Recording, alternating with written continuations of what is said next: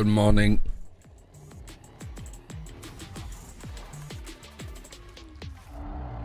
Everything should be golden. History has been made. Yeah. I think my journey here has definitely been a roller coaster. Just a lot of turbulence up and down. Revenge for the grand finals at Masters Madrid. I think they outclassed Sentinels today. But we're here now, and that's all that matters. Except for the game. Yeah, me too. This should be a really fun one. Next game I'm not as fussed on, because I'm not really that big on BLG. I mean, it feels really good to be back at But I don't know much about KRU either, so. Play the first one, right? Yeah, that's it. I played up against America's teams are hard because I don't know much about them. Like SEN I know a bit more about, obviously. And I achieve it, you know, that feeling like, oh my god, like the weight from come out from my shoulder, like really heavy. It's nice. Gustavo, I want to win jumps. Teach me. Show me your ways. I'm telling you, every time China #1, let's fucking go. Yeah. feel like I'm glad that people are seeing one monsters. seeing the real side of Valorant. Like that. How it's supposed to be played. Never enough. What was I thinking? Yeah. Are you ready to win another one? Yeah, I am. Are you ready? I need to win my first. And then when we get to finals of champs, I'm gonna have Faker come out and sell the SEN bundle. Chachi upset today? I think both of them can, honestly. I know they always play like wonky comps. I'd say that there's more of a chance of FPX beating Sentinels than BLG beating KRU.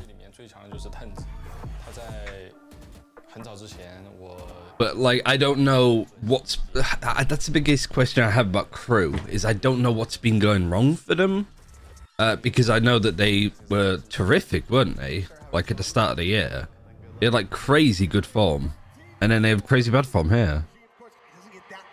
Stage 1, Fury, MIBR, Evil Geniuses, they beat Loud, they beat 100 Thieves. Maybe this was just an element of the teams that they beat in groups in the regular season. Were overrated, maybe. And then you get to your Leviathan, your G2. They lose to Leviathan twice. And then they lose Sentinels, NRG, G2, beat Cloud9 twice. So I think that it just feels like KRU is like a level that they hit. Like they're the bar.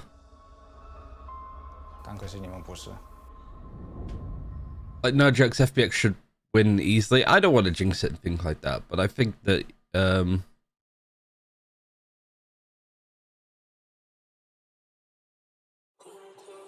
we go. I don't want to sit here and say that it's going to be easy because it's Sentinel. They won an international event this year. FPX. Hey Breeze. Hey Lucky #1 fan. Hey Petalins, Enoch, CQ. Sentinels. What username is that? Hold on. Being Kaushal. Kaushal? I couldn't see it on my monitor because your name is in like brown font. It's our first elimination. The bad boys. Of the day of the event, you got Sentinels and FPX, and I'll be honest, I don't know. He's got the caddies on. That's Find Lotus Hey, man, the Abyss. vibes are good, but let's take a look at the Oh, they're gonna try and take on the triple controller. If necessary, we'll be taking a trip over to Abyss. Brent, Great. I hope we get that map 3, genuinely. I need to see Sen's Abyss. I need to see them tested against an FPX team that honestly this... And then I Sentinels? think it's one of the best maps in their pool, despite the fact that Don't know they're who it was then. losing it to Heretics. And their binds, they are clearly opting into. They think that this comp has legs. I think that, honestly, a lot of it is carried by Why is... teamwork that they have rather than the actual ideas of the comp. But at the end of the day, it's an FPS game. Do And they sometimes, change it up again, though? sometimes the gunplay I is all don't that think they're going matters. to change the comp. There's not enough turnaround time to do something like that, in my opinion. And I think they are committed to that idea. For Sentinels on map #1, I think they can figure out this map, and I think this was predictable that they were going to be playing. When did they... I think the #1 thing is not getting caught up. It's here, isn't it? These are the China games. FPX has 2 contact agents, the Yoru in the chamber. They can take a Autumn Chamber, yeah. Fade, Yoru, Omen, Viper. Sentinels attack fundamentals need to be on point. I think this is not a bad veto for Sentinels though, right? I don't think this FPX comp I don't know what Sentinels' bind has been like. and play the retake. And I think FPX might end up on the back foot there. Yeah, I had agree with Fade that. Gecko deadlock. B long take as well on the attack side, maybe a slow take a shot. So no Viper, but they lost 13-6. And then they were running Gecko Sky. They're running Sky Gecko Fade. But is that just the rolls instead? I'm not too sure, but still. Yeah, no, this is new. No? Teams playing, and this comp is good for a reason. It's the meta for a reason with a lot of teams playing. We haven't seen them play since week 4. They were trying. Did they play Shung? They were at Shanghai. I don't know. I'm checking that. Here, this is the match that Sentinels. I think they need to win map 1. Hey, Chow. SEN have a identity crisis on Bind. That's good to know. Thank you. Like, yeah, like Americas is the region I've not be watching the least. So if you could fill in the gaps of my brain. But it says that Sassy was playing Fade before, so. Oh yeah, he was, right. It was John Cutie was playing Deadlock. All right, well, let's go ahead and get into map 1, shall we? We're going to send it over to your casters, making their champion Seoul debut. It's my boys, Doug and Baby Bay. Thanks so much, Handsome. We've got a banger of a match for you guys teed up right now. Dre, there isn't a ton of story between these two teams, but when you think about the individual path that they've taken to get here, it's vastly different. FPX seems like they're on the up and up. Meanwhile, the Sentinels feel like Baby Bay. on like a tragic tumble. Yeah, I mean, they started off great. Really nice guy. And then it was just like a slow burn where they slowly just faded and faded. And FPX. I remember we took a break in the podcast that we did, and I went to the toilet and I had my headset on, but it's just like wireless. So this is going to be a banger match. And Baby Bay and Frost went to the toilet, and then they came back, and Baby Bay was like, "Oh, Ryan's so good. Like he's like such a good guest. Like he's so smart, man." I'm like, "Oh." Big things out of this guy. He's already on the move. Look at that aggressive line he's taking. Super aggressive, trying to get ahead of that Viper. But poised so far from Sentinels. With Berlin over his shoulder, he creeps up further and further. A couple of warning shots. Takes a quick step back. Meanwhile, Sentinels, as you mentioned, on the attack side of this. Had some shots in the Headhunter and a Ghost. More tempered approach. Yeah, and I think they understand that, you know, FPX's history on the defensive sides of almost every single map have been a weakness for them. So if they don't drop early like that and give FPX an inch, they might be able to get a big lead here. Seems like Sassy's making a little bit of noise here. He's dropped the Hunt, he's dropped the Prowler. Good shot.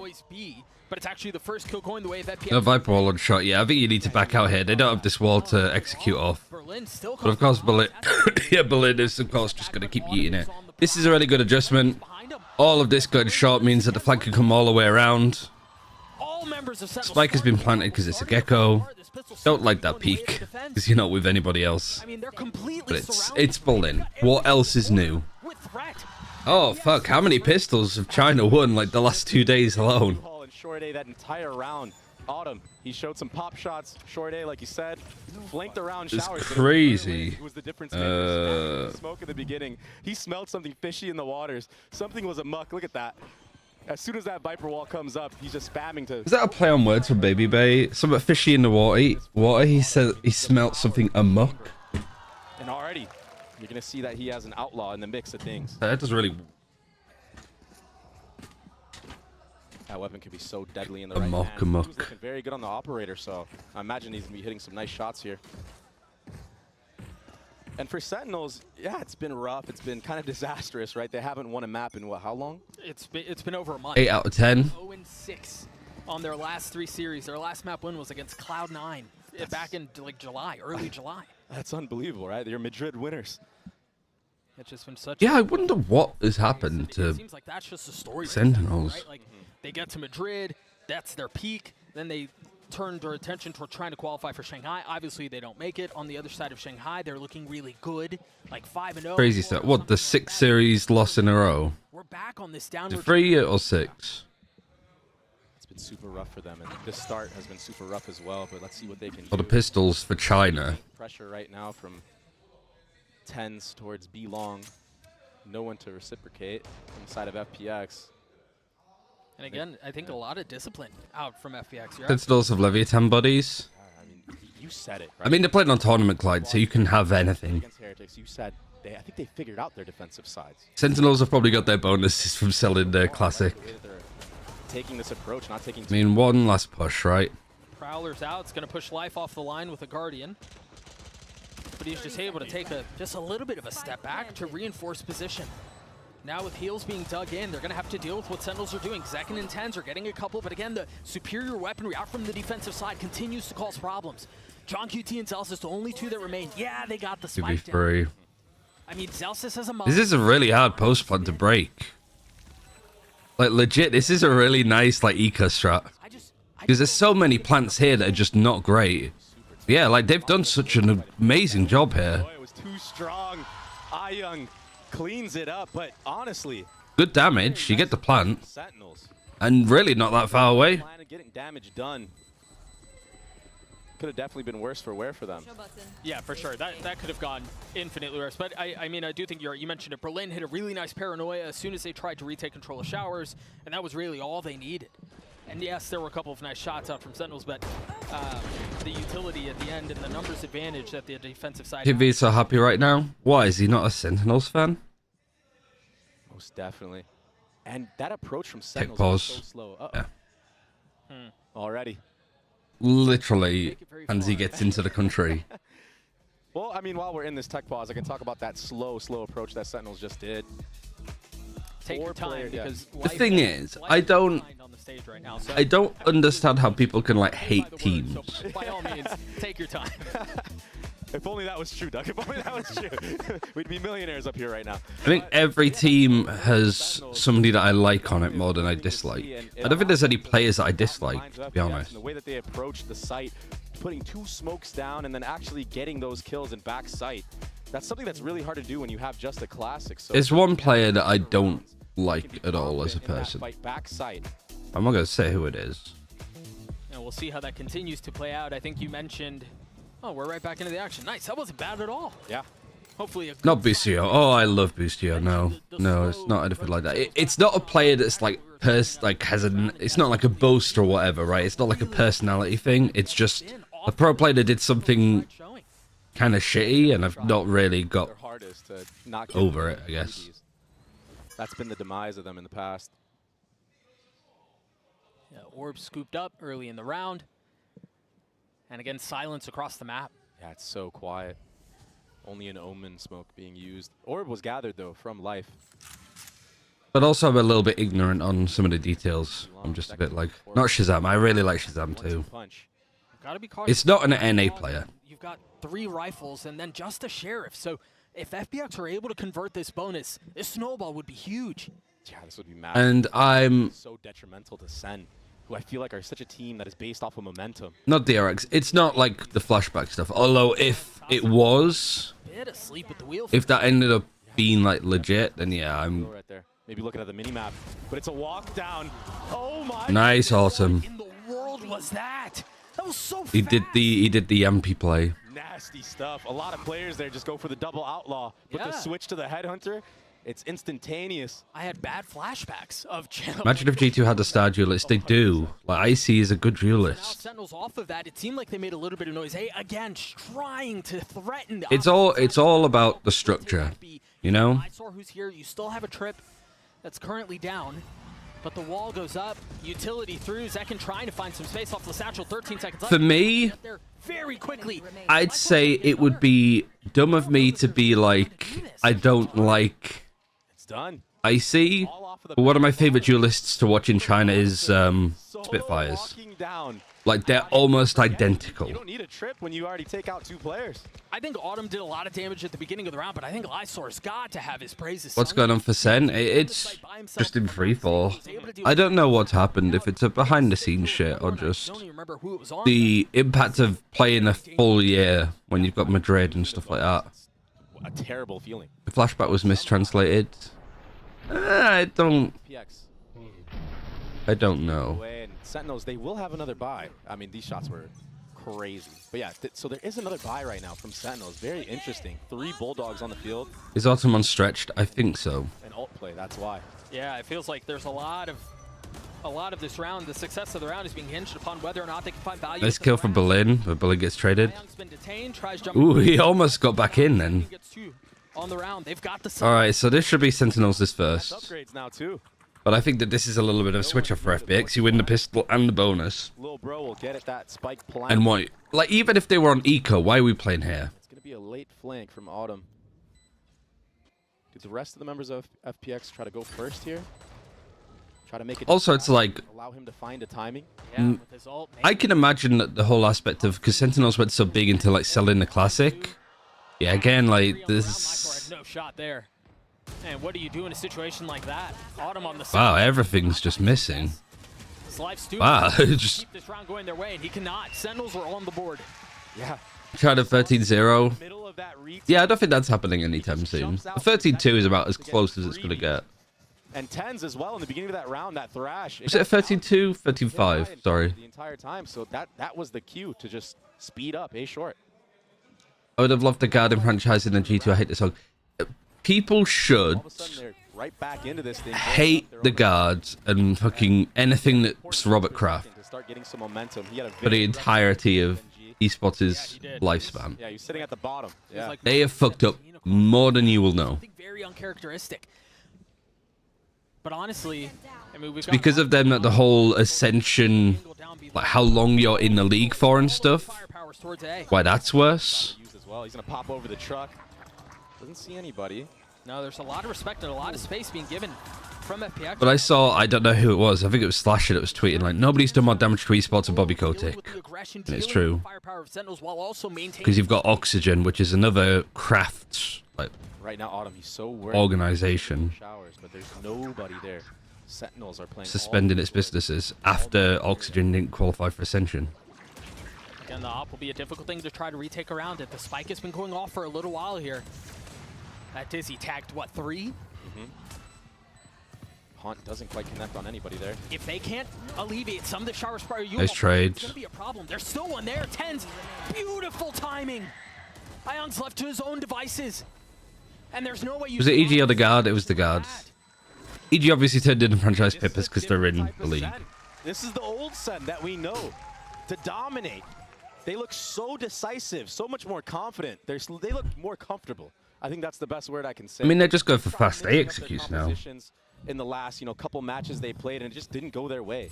Yeah, they had a little success on Lotus with the deadlock, But on this map, the last time SEN played, they were running a deadlock solo smoke brim. It's so hard to play, especially on the defensive side, when you only have brim smokes on the field. So easy to bait out. So I really like this change going back to that 100 Thieves composition, the double initiator. And Zekin is the type of duelist that requires teammates to help him throw you to good timeout for him to entry.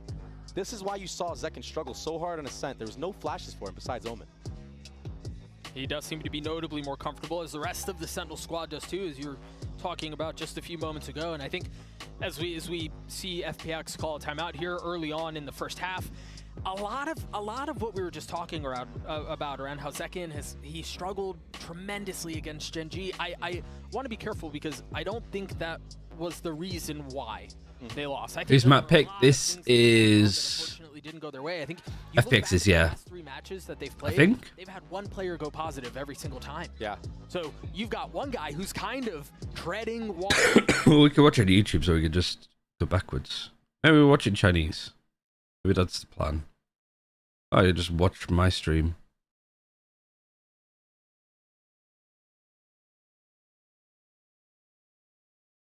Where are we at? This one? Bringing it within one round. Yeah, FPX's pick. Was looking really dominant from FPX. I don't think FPX was ready for that force buy from Sentinels. That thrash. That was such a big call. It's a really good call from Sen, but yeah, Baby Bay's right. It just felt that FPX had switched off. The purchase for FPX here, 2 rifles, and a couple of sheriffs. Not tracking the economy. Lean towards A again. Lysource being asked and being called upon to hold B on his own. 150k total views. What, on this stream?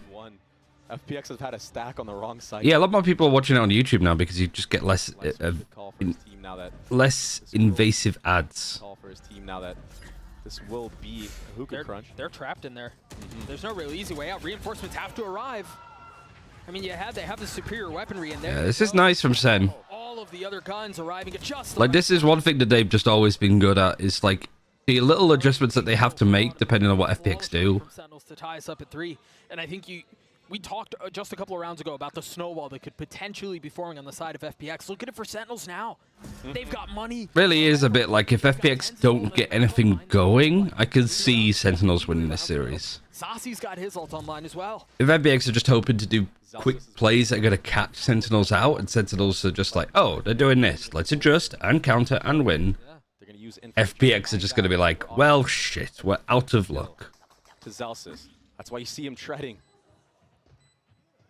He goes. Even if he dies, he still gets it. So that's a W for Zelsis. It's now 3 ults that they're going to have. Yeah. While Autumn's going to do his best to hang. FPX's attack side is cooked. Yeah, he wants to keep. It was their defense that kind of got shafted before, wasn't it? Corner. No, he doesn't.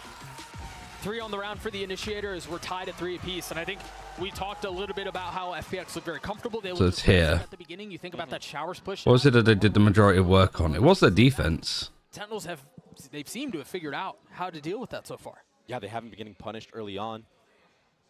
This time they're at an 8-4 half, and now they have to win every single round to basically do that again.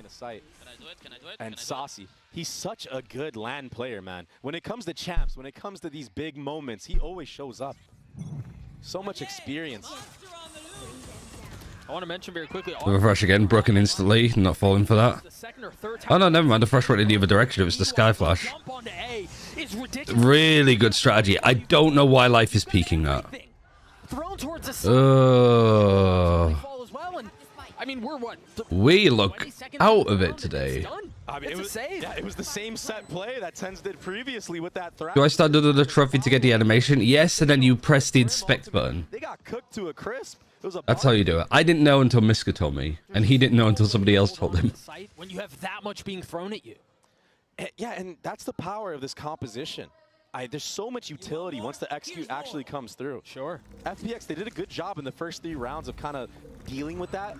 But I mean, on pistol rounds, you don't really have the full amount that you want for the side of Sentinels. So maybe it's because we got like a lot of fun moments and like good discipline stuff with Trace. Like we watched 2 good series of Trace kind of back to back for China. That now, like watching EDG, you notice a lot of the mistakes that they're making a little bit more. And it's the same here with FPX. Against Heretics, and they you don't have to stand directly under it, it'll pair above it. Yeah, you just need to be in the vicinity. Again, if my memory serves me right, those are the only 2 he's had all map. Yeah, he's had some outlets. This is a really nice nade though. And the orbital strike just to cook him up. The fade ultimate into the raise nade. The brim wasn't even. I don't like that peak. The haunt is really nice here too. So the snowball's still in full effect for Sentinels right now. You still got to buy about half armor, yeah. For the defensive side. I mean, Iong's ult is online. Lysor's 1 tip away from his. And again, that's what she said, Christ. Holding down Belong with the op. There is a little bit more presence here, though. Zelsis is close by. Ooh. What a shot. No. Omen. Brimstone. I'm still waking up. And honestly, that was such a bold swing out from Autumn, too. He was past the point of his TP at that point. I mean, you got to make something happen, right, with that operator. Him just sitting back in passive angles was not working for them in the last couple of rounds. Oh, it's picks across the board right now. This is tough, man. This throws the attack into such a tizzy. If you're not finding success on either side of the map, you're thrown into plan C, plan D of your approach. And you have no smokes on the field right now. Berlin took a little bit to get there, but he gets the kill. Life, he might get a 3rd into this round. Nice. But it's Berlin to clean good stuff. It all up. And that's off the back of that aggression from Autumn's operator. I mean, worst case scenario, Autumn there, like he peeks there, no one's there. He has all the info for his team. I need to make a cup of tea soon because my voice is shot. What do you think about the next game? I don't really know. Advantage when you're peeking riflers with an op. And you got to play to it.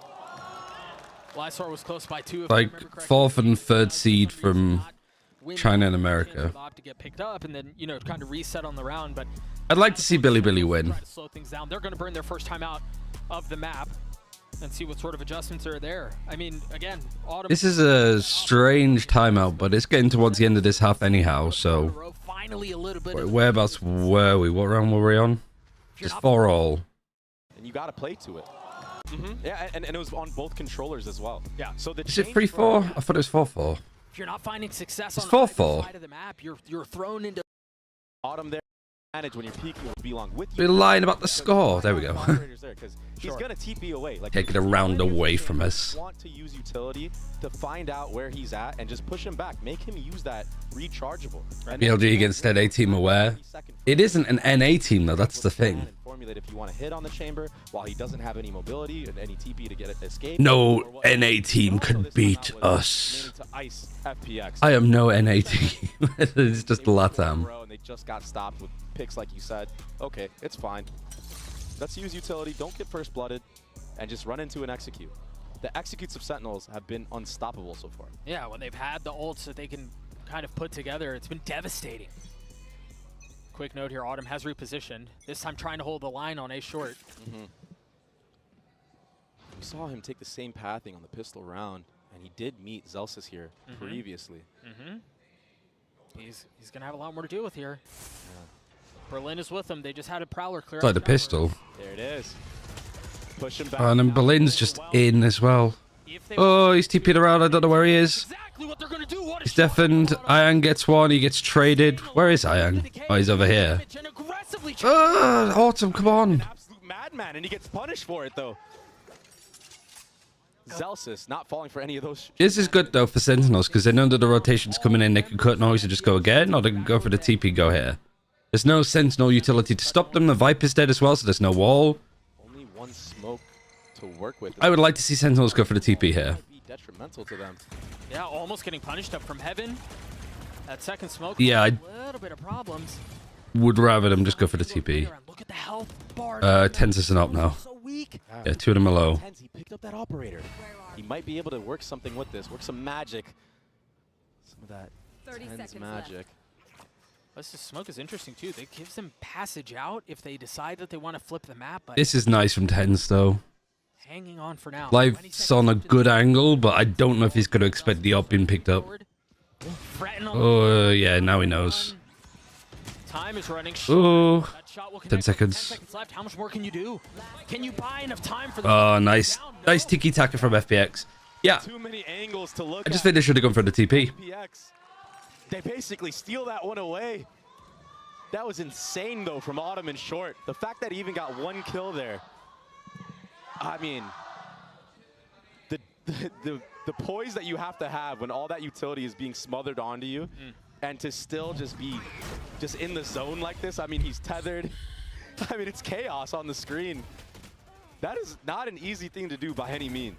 No, A lot of players crumble in that moment. Yeah, to ignore all of the noise and man. to stay focused. I mean, we can have the same conversation about Ayang, who was able to track Zekin as he went, but back into the next round we go. A pit already invested down belong. And the whole purpose of this is to kind of force SEN to do what you want. They want them to lean towards either that hookah area or go towards that 3-man fighting squad at A. Yeah, and that 3-man fighting squad that you were just talking about had taken a lot of space down showers. It seemed like they wanted to try to fight there early on. They don't meet a threat, but you can see what the intention is for FPX early on. And it's so hard for Sentinels to entry into these sites knowing that you have to go against these operators. Life! Holding down. Sorry, I just need showers on his to own. ask something. A 2 for 1, you'll take that any day. He almost got 3. Zelsis was able to see that smoke come, but oh my gosh, Ayang and Berlin. Little in and out. Have Sentinels done anything towards B? This round and the last couple of rounds, to be honest, this Tens is, as you mentioned, 1v4. Like, have they planted B The once? crazy thing about that too, very quickly. I don't think they have. Went into that round, FPX had 5 ults. They just obliterated Sentinels without having to invest just one. They invested Lysors at the beginning, but that was it. Yeah. The ult economy has been insane for FPX, and when you're Sentinels, when you see Oh, they did. The only time that they went towards B was when they were trying to farm the op away from Autumn he was saving. consistently, they're trying to see and bait out any type of thing. But FPX, they just held on to him.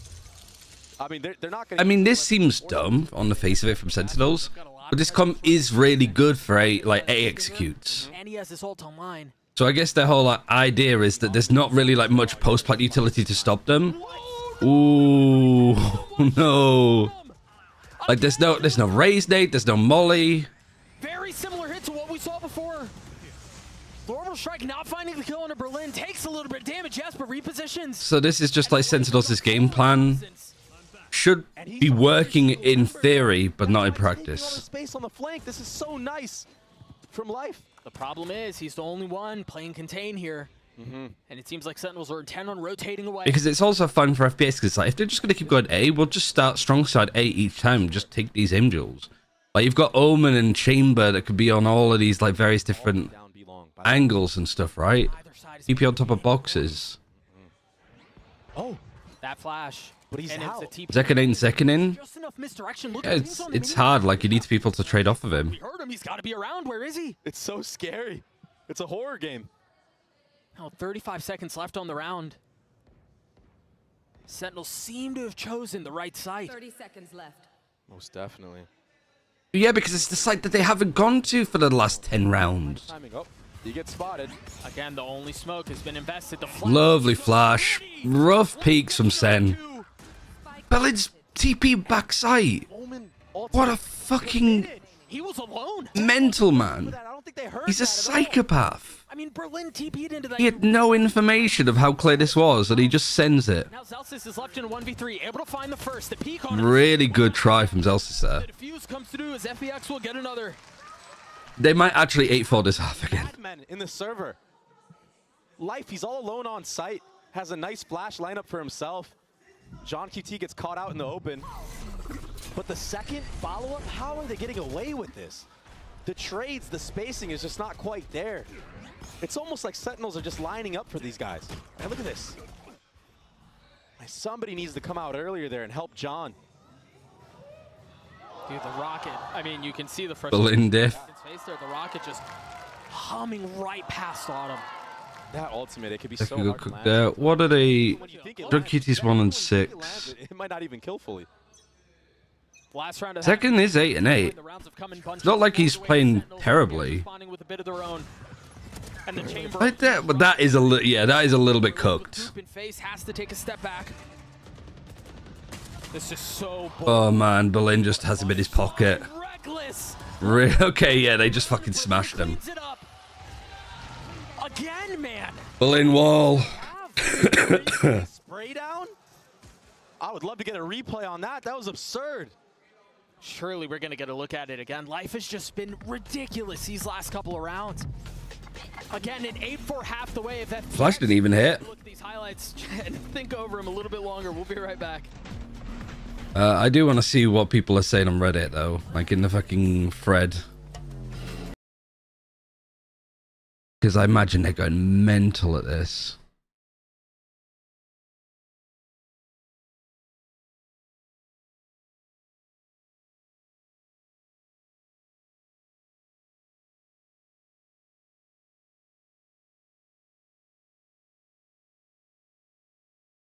A lot of people just really hated the fact that they're here.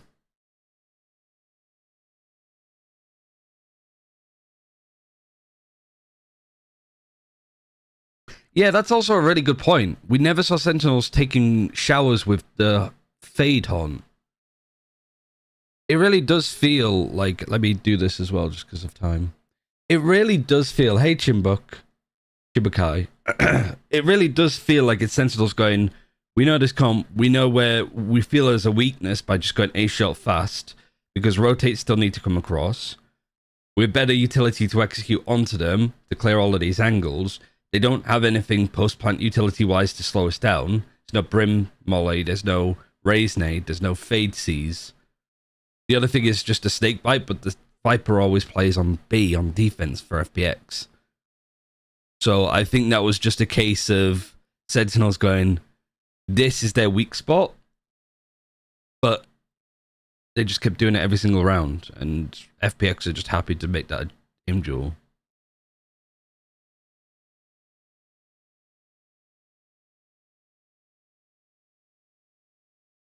People are really ripping into Sassy.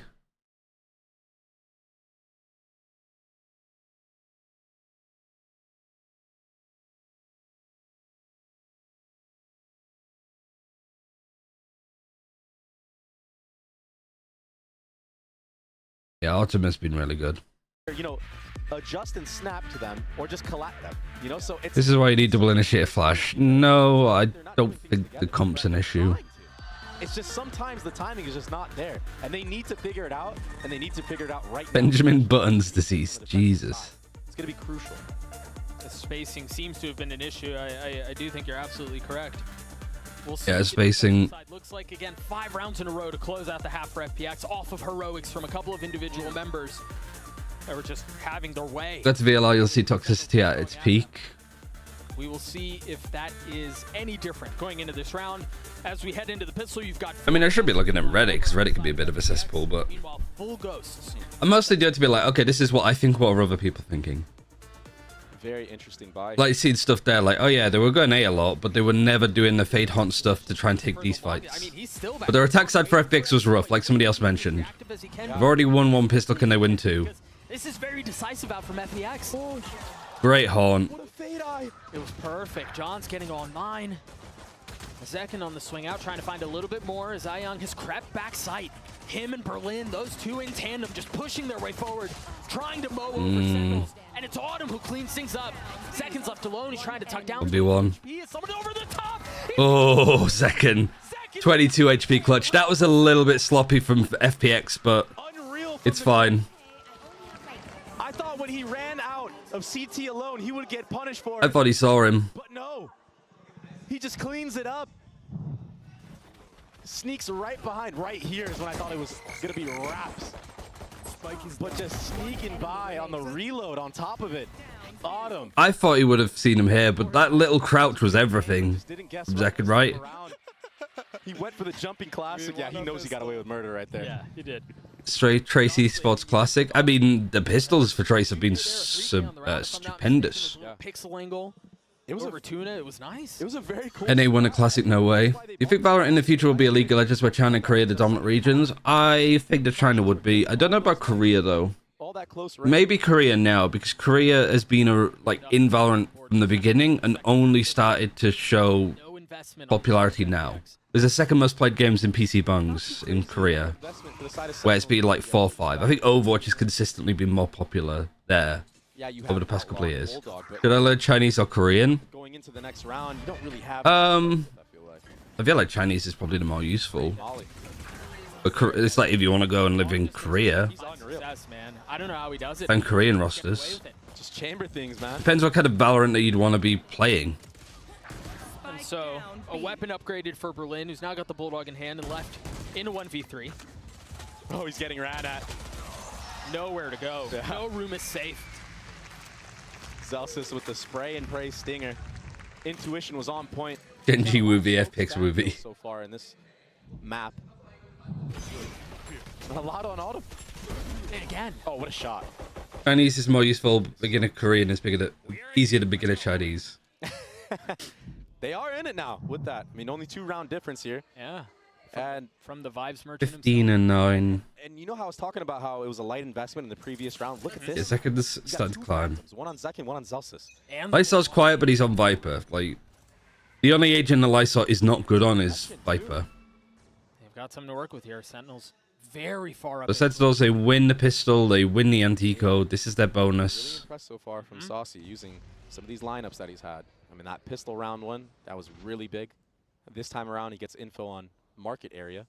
Lysol was also playing Rotate Simulator. Clear showers, but Autumn, he waited that out. I think you just want to give him an agent where he can, like, do more. Meanwhile, you saw Life grab that ult orb towards Belong. I think that's going to be a key part. That's why Chichu's really good on Viper, because Chichu can do the same, like, pathing like he did against G2. So many ways you can play around a Yoru ult. Yeah. But he gets the timing down so well. And they're actually going to lean back towards A, I believe, and use that clone as a feint for the hit. Yeah, I think in this comp, the Viper is the hardest thing to play because it just isolates you to doing like one thing, you know? Send it, and then they go through TP, they head back towards showers. Yep, and the problem here is if Autumn doesn't win this 1v1... Push it in, Paranoia. And that's exactly what happened. They seized them, Autumn went down. Yeah, like here's a bit of a rough one. The spike is all the way up base short. Saucy, he's just going to delay right now. This is a weird round now. They have a good read of this lurk through. Really good read from Sassy. He does a majorly good job this round. You hit the nail on the head, Dre. If that kill goes the way of FPX and Showers, they have so many things at their disposal. But that goes down. Did at any point they put up the Viper wall? The Spike is in this awkward, like, well, do I go up A? Do I TP back B? Or are you guys going to come to us? What's the play? I hate that default. Right now, he wants to take that one. I think doing anything, like having the Viper not here. Holding an off angle and waiting for your squad to come up and run in with you and get the trade instantly.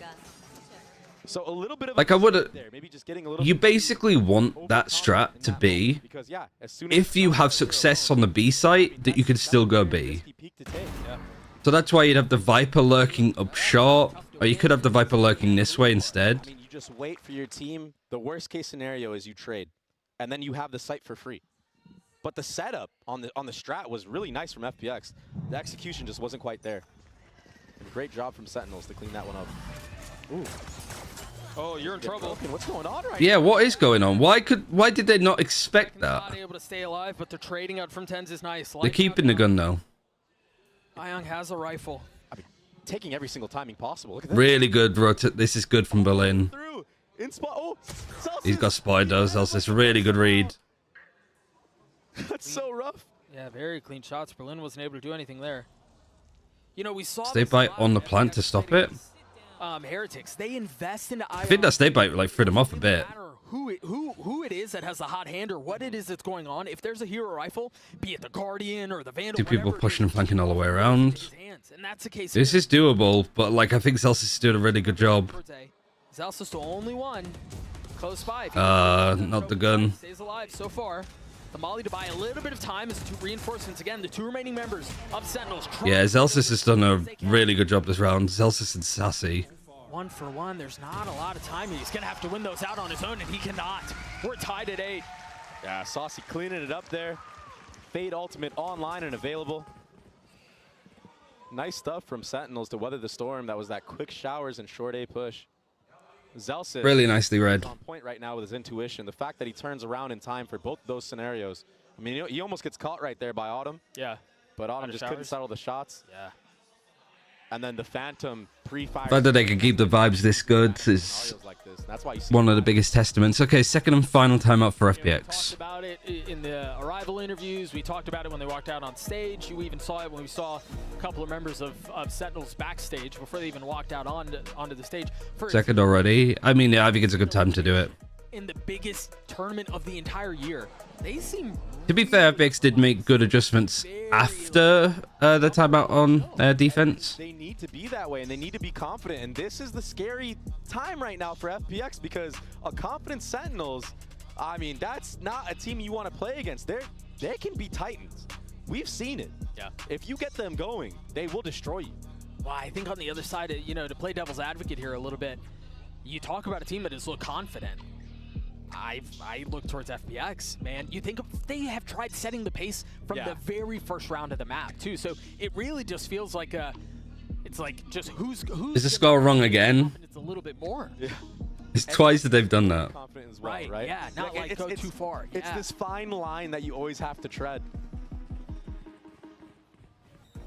And it's a really good sign for Sentinels fans out there that they're playing in this way because I feel like you watched their last couple of matches. Ooh, dropping my pen. You really haven't had that same spark, that same, motivation. Even in the reactions of the players, it's looked very serious, like you said. Now they look a lot more loose. And I mean, considering the scope that Sentinels as having the Brim start over towards A to smoke this off though, maybe that was one of the calls. It's like they are starting strong side A, but this, I don't know if FPX got the right read. Well, Celsius was over towards here last round. So the adjustment for Sentinels is to swap the controllers. Now we're going to see Live Salt for the first time. But they faked that there's 3 on A. 3 members here, though, from Sentinels. And then the Brim is on this side too, so you can smoke it. That Nightfall's really good. That's going to tag a lot of members. Berlin's already dead. Yeah, free spam kill. Yeah, this is already looks done. His teammates crumbled around him. I mean, this is just a really good timeout adjustment from Sentinels. The spike is. It's out. There's no way for them to recover it. Center looking so good right now. Yeah, but this also feels like a plan that was poorly executed on the side of FPX. Yeah. I mean, sometimes it's just I don't mind what FPX did. I just think the adjustment from Sentinels was better. Smoke kills so far. Oh, what a shot. Good shot. Oh, he almost connected onto that one. The tens. He'll clean it up along with Second, the 1-2 punch.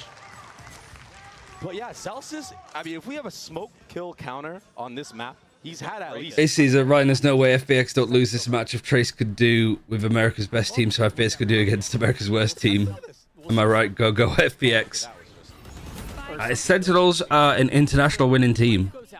Haven't really been playing like it recently, and I don't think they're playing particularly well here. But this isn't surefire from FPX. From that point forward, there was really no. Look at a lot of the teams that FPX have lost to, like across stage 2. Spike was in no man's land, and that's where it really felt like the round fell apart. Yeah, I didn't catch that TP from Berlin. That was so insane. I mean, that was so risky.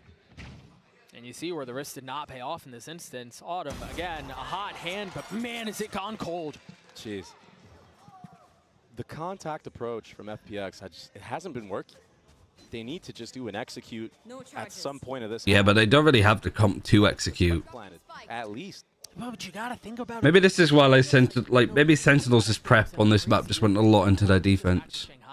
One of the things that people were so excited about was how FPX played their attacking side, particularly how they played the entire map. Yeah, with all the smokes and stuff like that. Right, there were double pump fakes, there were triple pump fakes. I mean, they played everything so beautifully on the attack side. And yes, there was some like heavy exec rounds, but that didn't really feel like their DNA. Because Second's position. It's not been working for them, so They're gonna like walk out into it, and yeah, it's just easy. Corner's not being cleared. Trained on them. There's too much for the fade to do when you don't have a Gecko. Not great ult from Second. Not going to connect onto anything, but this delay. Nice nade. It's just so difficult to navigate. Yeah. This is why Sentinels kept going A on their attack, because FPX had none of this. And if you look at the ultimates, there's still so many online and available for Sentinels. Look at that. Life is done. They're the C's, yeah. He was tethered, fried. Really nice from Sentinels, but FPX just look completely clueless right now. Sentinels are definitely at the cookout. And Tens, he didn't even have to use that thrash. He has that available for another retake if he wants, or an aggressive play, but they don't really need to do anything. Them just holding off angles has been the key to success. I think FPX on Lotus could... And then what? It's 5v3. You have full confidence. Like, I feel better about that. I would tether right there. Life can't escape, even if he wanted to. No, I even think about that off angle that Saucy was holding a couple of rounds ago in Shower. Yeah. Right, when the intent was to go back and hit back towards A. It really has felt like that's been their success this whole time. Yeah, Sentinels don't really have a good read here. 6 rounds in a row. I also know that Kaplan does like really respect the Chinese team. It's just been so dominant. Kaplan was also telling me that he took Mandarin lessons. So all of the China fans that watch this, or whether they watch the VOD on Billy, another reason to cheer for SEN. I was talking about how they like to put the hero rifle in the hands of Ion. Coach likes the region. Because Kaplan gave me a lot of advice when I started with attacking Seoul. Activity with the thrash, but a great bait. Yeah, that's really nice. Because I saw their interview where they're talking about like a lot of the team fixing and like what, Ten's had some backup, like the environment adjustments that they have to make. And I was like, for me, I don't know how to start with an environment really. That's why you see them taking space. It's John QT and Saucy. And Tens, he leaned towards Which A. player do you reckon bakes the best pies, Pavlos? Players go hookah. Sassy, probably? I reckon Sassy's a pretty good chef. It's going to be a B long hit, though. Paranoia goes out, Life goes forward. They have a lot of space here. Yeah. The thing is, I reckon I am, considering how ripped he is for FPX. Sentinels, they're comfortable with this for that reason. There comes the crunch. Oh, it's slowed. There comes the crunch that you mentioned. And yeah, with 3 people for the TP. I like the push of elbow. Celsius has seen them. Celsius is like just one of the smartest players to watch for shit like that. Celsius, he spotted all 3 members there. It's just easy pick'ems for John QT. 3 on the round for the leader. He's walking with his knife out. The last Sentinels will get to 11.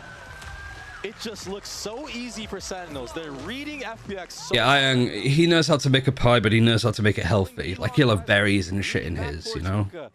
Tens, he goes all the way back around A for that thrash to go through the TP. It's beautiful. It's beautiful Valorant we're seeing right now from Sentinels. Night and day from the last time they played. I mean, it's got to be pretty when you win 7 in a row. But I think the other thing I want to mention very quickly is... Really, like, you look back to that pistol and how close it was, like how... I swear, every pistol for China is a must-win pistol. You can be 8-4 up, you still need to win the pistol. Are reading FPX If this goes differently, I think this map is done and FPX have won it by now. Firepower is starting to come through, like John's, as we saw a moment ago. Yeah, he did something. A little pat on his back. Hey, sometimes you gotta hype yourself up. Only Trace know how to play attack combined, and that requires them to exploit one of the best attacking Is a new look right now options right now with Deadlock. Side operator, and Tens is all alone here. I say that, but I mean, Judgma's family own a bakery? Oh, did they? in Octagon. Right, good. Attacking up. Yep, that was his backup. I wonder here if you're... Good smoke, good fake for Tens. It's going to get cleared. Really nice from Autumn. Unbelievably quick. All right, 5v3. I'm really tired of watching China lose 5v3s. Given the fact that Saucy was playing another off angle, but the discipline and the poise out from Autumn. Yeah. You have to respect this, naturally. Autumn has had to play against some of the most ridiculous plays we've seen in Valorant China. So he's got to be ready for stuff like that. People finessing around smokes or even just running through them. They've got to understand that Hookah hasn't... Really good respect given by Lysol here. And Lysor knows. Like, we don't know where Zelsis is. This is a really good adjustment. But it's so hard for him to do anything. That's been laid. And it's almost like you know he's there. The only thing he's basically there to do is to make sure that they don't have Hookah. Be on timing. Meanwhile, Young falls. Zelsis on the swing, and now the threat has been realized. Zelsis might have won this round. Still in the hands of Autumn, but Berlin not around for long. Meanwhile, Life only has 10 HP. John on the tap. The shot's not going to connect. Zelsis still playing up in. All right, nice. Oh, they line up. But it's a Moroccan miracle. John gets 4 on the round, and the defuse comes through. Oh, for fuck's sake, man. All right, go next. How did they bring that one back? Why would you say nice early? Because it was nice there. I'm not saying nice. We won the round. Biding his time. Oh, the retake utility was beautiful. How was I supposed to know? I didn't even know you could line up on that angle. What a shame. They both get headshot as well. For FPX. Autumn did so much in that round, but he lines up with his teammate, and John, he executes. Just beat next time, yeah. I'll just not do the thing. To take Bind, to take map 1, to take FPX's map pick. So much of it, though, so much of it is Zelsis in this position. Again, like, I can't... Interesting approach there. Do you see, I can't highlight it enough. Like, every little decision that he makes is a solid one.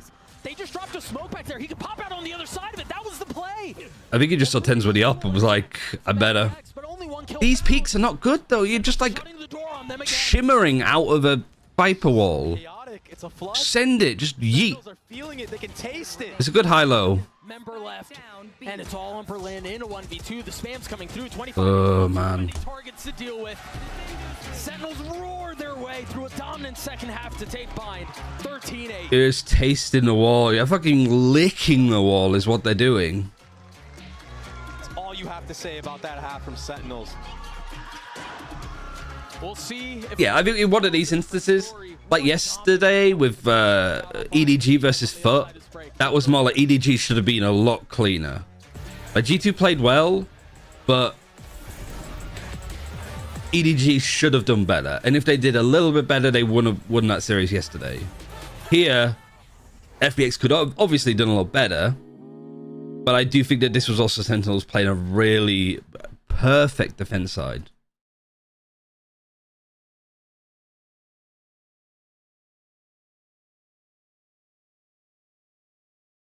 Jesus Christ.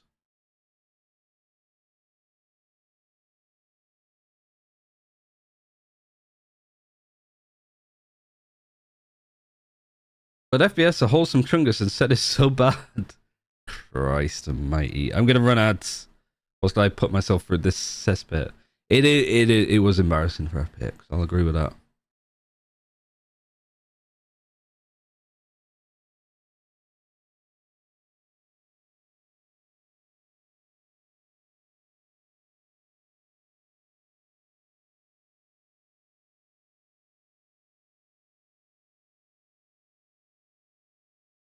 Ooh, it does. If Sentinels win the series, it does mean it's going to be like maybe Genji Sentinels. as a elimination game to get out of groups. That's sick, though.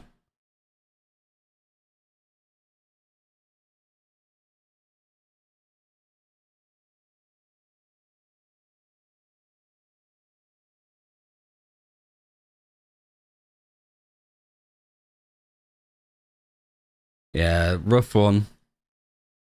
Really rough, but what can you do? Lysol 5 and 15. He only died first once. But like on their attack, 0 and 9 on their attack. He didn't get, like, stop putting him on Viper. His Viper is not good. That's why Lysol looks so bad at Madrid, is because he was put on this agent. If you don't want to run Viper and run something else, do that.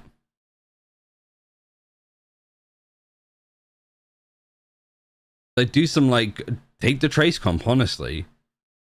You got Ayang on Initiator, put Autumn on Cypher, Lysor on Deadlock. Or put Berlin on Deadlock, and then... Or put Lysor on Omen, and then put Berlin on something like fucking Brim. Do something like that. It's a bit weird for me to be seeing, like... You've got some... This is different from usual. This is different from usual. This is different from usual. This is somewhat the same, but like not the best first option as in, like, you're not going to solo initiate Fade. That's weird. Like, why is it that Lysol has to play on the role that everybody supposedly needs to play on this map?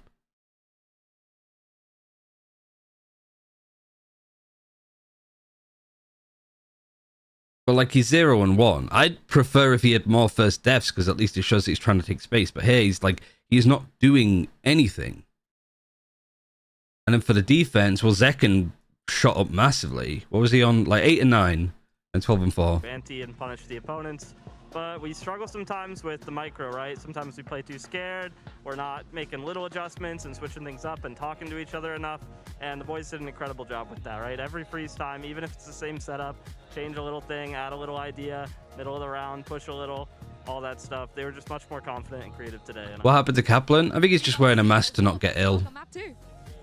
And maybe he's got a bit of a cold. Maybe he's trying to avoid getting, like, COVID. Flawless defensive side, absolute magic from the boys over in the SEN camp here. And you know, we were seeing glimpses of it early on when they were on the attacking side, what they were able to really begin to like muster up. And there was some... And then on the defense for Lysor, he's always playing B, so this is again fine. Oh shit. You see in this one, FPX inching out from showers, going for a walk. Yeah, there's literally the A players that were getting a lot of the kills and doing a lot of damage. The B players were not finding that much. Because of it, 8 out of 12 rounds, they started at an advantage. But after that, and like a lot of defusers. Finding some of these hard hit rounds with the ultimates, and then a perfect second half to win it. I think their game plan... Life also 2 and 9. Like, that's bad. And it's exactly like Kaplan said. The micro was going wrong. It was the spacing and that kind of trading. And you can see their game plan was good just from their overall XX and as well how they were playing it, I think, on their flood defense. But in particular, I do really feel like you change this for Cypher and you find a lot more too. But they didn't have the ults to get in, which is why you started to see that 8-4 beginning to the map. But it all came together, it all started clicking. Yeah, a little bit worried. They really started to flood in. Nice to see Zekken doing well. Zelsis was really good. Making sure that life could capitalize. Yeah, I think one of the biggest issues of this FPX comp is it struggles to stall out plants, and I think they hit the nail on the head once Sentinels started to go for more of these hard execute rounds. There's not a lot of util you have to bait out in FPX. Bristol people are really sweet, right? I don't know if I'd describe them as sweet. And on top of that, Zekken has had such a turnaround. I think can FPX win second map? Let's look. So the next map is Lotus, which they've had really good form on. They've made a triple controller comp like their way of playing. This is a map the Sentinels did pick though. So they lost to Trace 13-11. They lost to Tech. Getting involved a bit more, and I think that if they can continue to do that, same comp.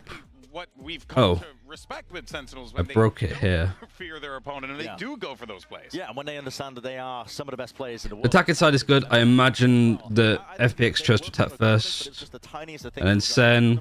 Life is a skill. Running the Cypher Deadlock. Skilled enough player to put them down. Lost against G2. Lost against Loud, where they're running the old comp.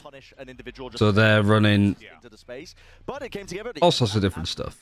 The fan reaction, I think, overall to Zekken was just calling for chops and changes to the roster. Both teams are really good on attack, kind of rough on defense. Big overreaction. A little bit better on defense for FPX. I want the fans to understand. But playing different teams entirely. Orientated. They're so team-pilled. They need to play together as a team. They need to have the right page and the right ideas. And because of that, individuals don't really shine unless the whole team is clicking. When the whole team clicks, that's when players individually are going to be empowered to move forwards. When they know players are at the back, the util's there to support them. It's like if you were a Sentinels fan last year and you were watching their bad 2023 season where they also had Zekken on the roster. Why do you think Americans still say USA #1 after years of proof that it isn't so? Because everybody says they're country #1. He wasn't set up for success.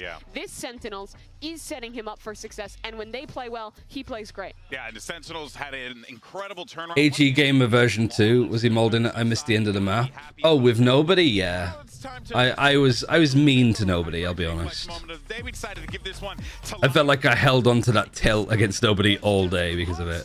On the kill feed with multi-kills non-stop. He actually was great in this map. He got, you know, a little shut down toward the end there, but he had some awesome moments and moments just like this, Brent. Yeah, and I think it highlights as well kind of the spacing. Oh, right, yeah, I see. The initial half for Sen, you can see they kind of just lined up for him, but I don't want to take the credit. It just, nobody needs to just tighten up his game a bit more. Yeah. This entire game, these individuals were on point. This is what I just don't understand. Like, it feels to me, under the amount of pressure that you are, when you see how successful Trace have been with their playstyle, that all of the Chinese teams would go, okay, it shows that if we tighten up our gameplay, we can beat other good international teams.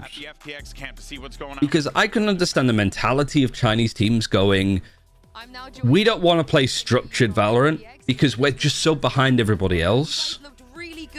It's like me and my friends going up against Team Heretics and trying to play the Gecko Fade comp into them. Like, if we try and play their game, we're going to lose because they're much more experienced, they're just better than us. So we need to, like, come out with comps like FPX did to throw a curveball. Sorry. 但是我觉得他看 TH 把我们赢了，他可能也会拿回了个阵容，想尝试去赢我们，但我们也准备了不一样的东西给他们。I think their difference is their comps, but if they think they saw as how we perform that good, well, when we faced against Team Heretics, might they will change their comps too. But we prepared something different for them, of course. Oh, I can't wait to see it. Thank you very much, Coach Nathan and Luna as well. Let's see how they can do on map 2. I saw running. All right, well, let's go ahead and dive into what we should be expecting. Yeah, attack first for FPX. Sentinels starting on the defensive side. And then Sentinels is on Abyss first. Defense. My big question, do they play the... So FPX tries to attack first on Abyss if we go there.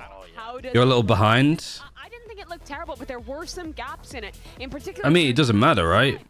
Well, slightly behind because we're on YouTube. Over and kind of blocking off waterfall. We saw rounds where they weren't clearing around that, leaving gaps in the setup where the fundamentals were slipping. Hot take? You just won without Deadlock? But I'm fine if they go back to it. I think Deadlock is good. I think it just comes down to implementation. Implementation and how someone feels using that particular agent. They just picked up a big win here by switching things up. Lofa's in the... I'm pretty curious. What did he say though? As well. I'm trying to get a sneak preview. He's doing fucking breakdowns. Not quite, not anymore. They're playing. Okay, this is they're no duelist chamber. Double smokes, double initiate. She's in such cool compositions with set an idea in mind. The FLT's light is in a way it was designed. Shen Shuka's discipline, defense protocols, good util combos with the fade C's. In general, decent fundamentals during their defense. Problematic side was the attack. The fundamentals are not that great. They actually have to be more proactive. And be able to fight into A, things like that. Get opening picks. Even when he's typing too much, I can't be bothered to read it. On this agent, and I think their retakes will probably... Worth mentioning also Berlin inting his ass off on attack. Yep, I mean, that's what he does. Welcome to FPX. That's comfortable. They played it before and they've been great with it before. And Kaplan did put an emphasis saying that we're focusing much more on anti. I saw Cypher Deadlock on the background screen. Which I think there was tons of exploitable elements with that composition. He has gone insane, of course he has. do if you're SEN. You're going to be adapting on the fly. If Sentinels was going to prove Triple controller versus double sentinel, though. I wonder how this comp is going to feel. something weird. Let's see if they're ready. Couldn't agree more, Mimi. Let's go ahead and see if this one can go to a third map. We're sending it back over to your casters, Doug and Baby Bay. The thing is, like, if I'm behind but I'm watching with somebody else, that makes sense. From the room is that Sentinels have won a map for the first time in what feels like a really long time. It seems like they're going back to the fundamentals, the basics that Mimi was talking about on the desk. I would say that Sentinels' prep is usually pretty good. Theory is always nice, execution isn't. I feel like they might And Sentinels have gone back to the old comp. And FPX have gone away from the triple controller. What you're comfortable with, what you're used to, and FPX's triple controller comp, it's nothing like. I hate this. Go back to. I don't want this. Comp as well isn't like anything they've ever played against, but Triple controller, please. What a crunch. They sent This feels like it's. I feel like I'm watching FPX like Madrid, like FPX. Yeah, that's what promptly allows for the speed up of FPX. This series is so done. Break the Killjoy turret. Probably break it after the smoke fades, but it's gonna shoot him right. They're trying to get in front of it. Know about this right now. Yeah, but the poison cloud drops there. It's still up. That pesky thing is still up. I mean, they got what they wanted. They got the spike down. Now they're in a 5v5. This is a really nice adjustment now because of this trip's turret not been broken. Life still playing in it. I mean, they know. SEN surely know that there's somebody. Life of Viper. Yeah, that's crazy. Where's he going? John and Zekin getting a couple openers. Now they can turn their attention over towards Tree. The spike has been going off for a little bit, but it's all been so decisive. And look, they're going to crunch. Sassy trying to deal with the first, and unfortunately he cannot. Zekin gets in on it though with the sheriff. And they're just defusing anyway. All the way, and there's nothing that can stop them. Sentinels get the pistol. Oh my fucking god. Why would you play this comp on attack first? Why would you pick to go attack and then run this dog shit FPX? Come on. Just so bad for what FPX were trying to accomplish in that round. Even if you're trying to. I'm infuriated. And kill Stairs. Who picks to attack first and then goes, yeah, we don't want any duelists. It's gonna shoot at you no matter where you're at on site, and that's free info the entire round for SEN. But right now, Zelsis he's just calming to his team. Yo, turrets up still. Turrets up still. Wait for the smokes to fade. It'll have a. No, Sentinels didn't like. FPX got because this is Sentinels' map. But it's not over yet. It's going to be an AD. So FPX got to choose the side, and they chose to attack first, which is fine. It's their better side when they're running like triple controller, but they decide to go no duelist. For that. Again, another spam kill. What are they thinking? Berlin waltzes into his death as well. SEN have got to be one of the scariest teams to play when they are feeling it. Whoa. I guess this is why they decided to just slap him on it on this map. Spike should get planted because of that entry. This is our EDG stage. We've just reverted back to fucking pre-stage, like, kickoff FPX. Autumn might be able to finesse this round. He gets caught lacking. Saucy going absolutely nuclear right now in the back of sight. Cleans it up. Young couldn't do anything, and Zekin is going to defuse the spike. He's getting closer to that showstopper, and another strong start continuing from that last half they had. Yeah, I think, you know, it was funny as we were watching some of that play out, it felt a little reminiscent to how Sentinels looked on the first half of Bind. Yeah. Where it just felt like, and again, yes, it was Nico. I understand. Perfectly smooth brain. The way that they approach some of these swings, the way they're approaching some of these fights felt very much like what Sentinels looked like in the first half of Bind. I agree. But Tens is on a Bucky right now. Bucky light armor. I think Sentinels paid FPX. A Vandal and a Bulldog, but as far as big guns go, that's it. He did give his rifle. I mean, it's not even like this round. It's the next round. You need to have like an 8-4 half. Autumn's been good. Swing, man. It's got to be a one pump. There it is. And like, who entries into? Who goes? Who goes? Who's gonna be like fucking going into this position? You're like missing a showstopper. That Tens got after getting that kill. He has all And you can't do these walls when you're not running triple fucking controller. You need to be doing this one constantly. Otherwise, you have no like A control. Not enough help that'll save you there. Lysor now getting a little bit of high ground repositioning though. The spike not committed yet. Tens is starting to rotate over. And then they're just gonna flood because everybody's here. Oh no, they're backing off. Tap of the door. It's all just a threat.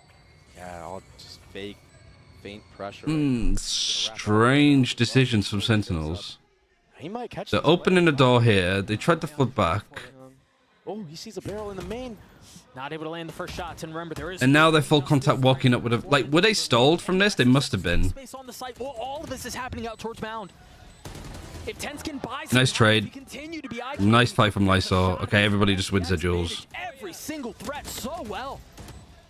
Second dance to the Thrash. Zekken's left alone in a 1v3.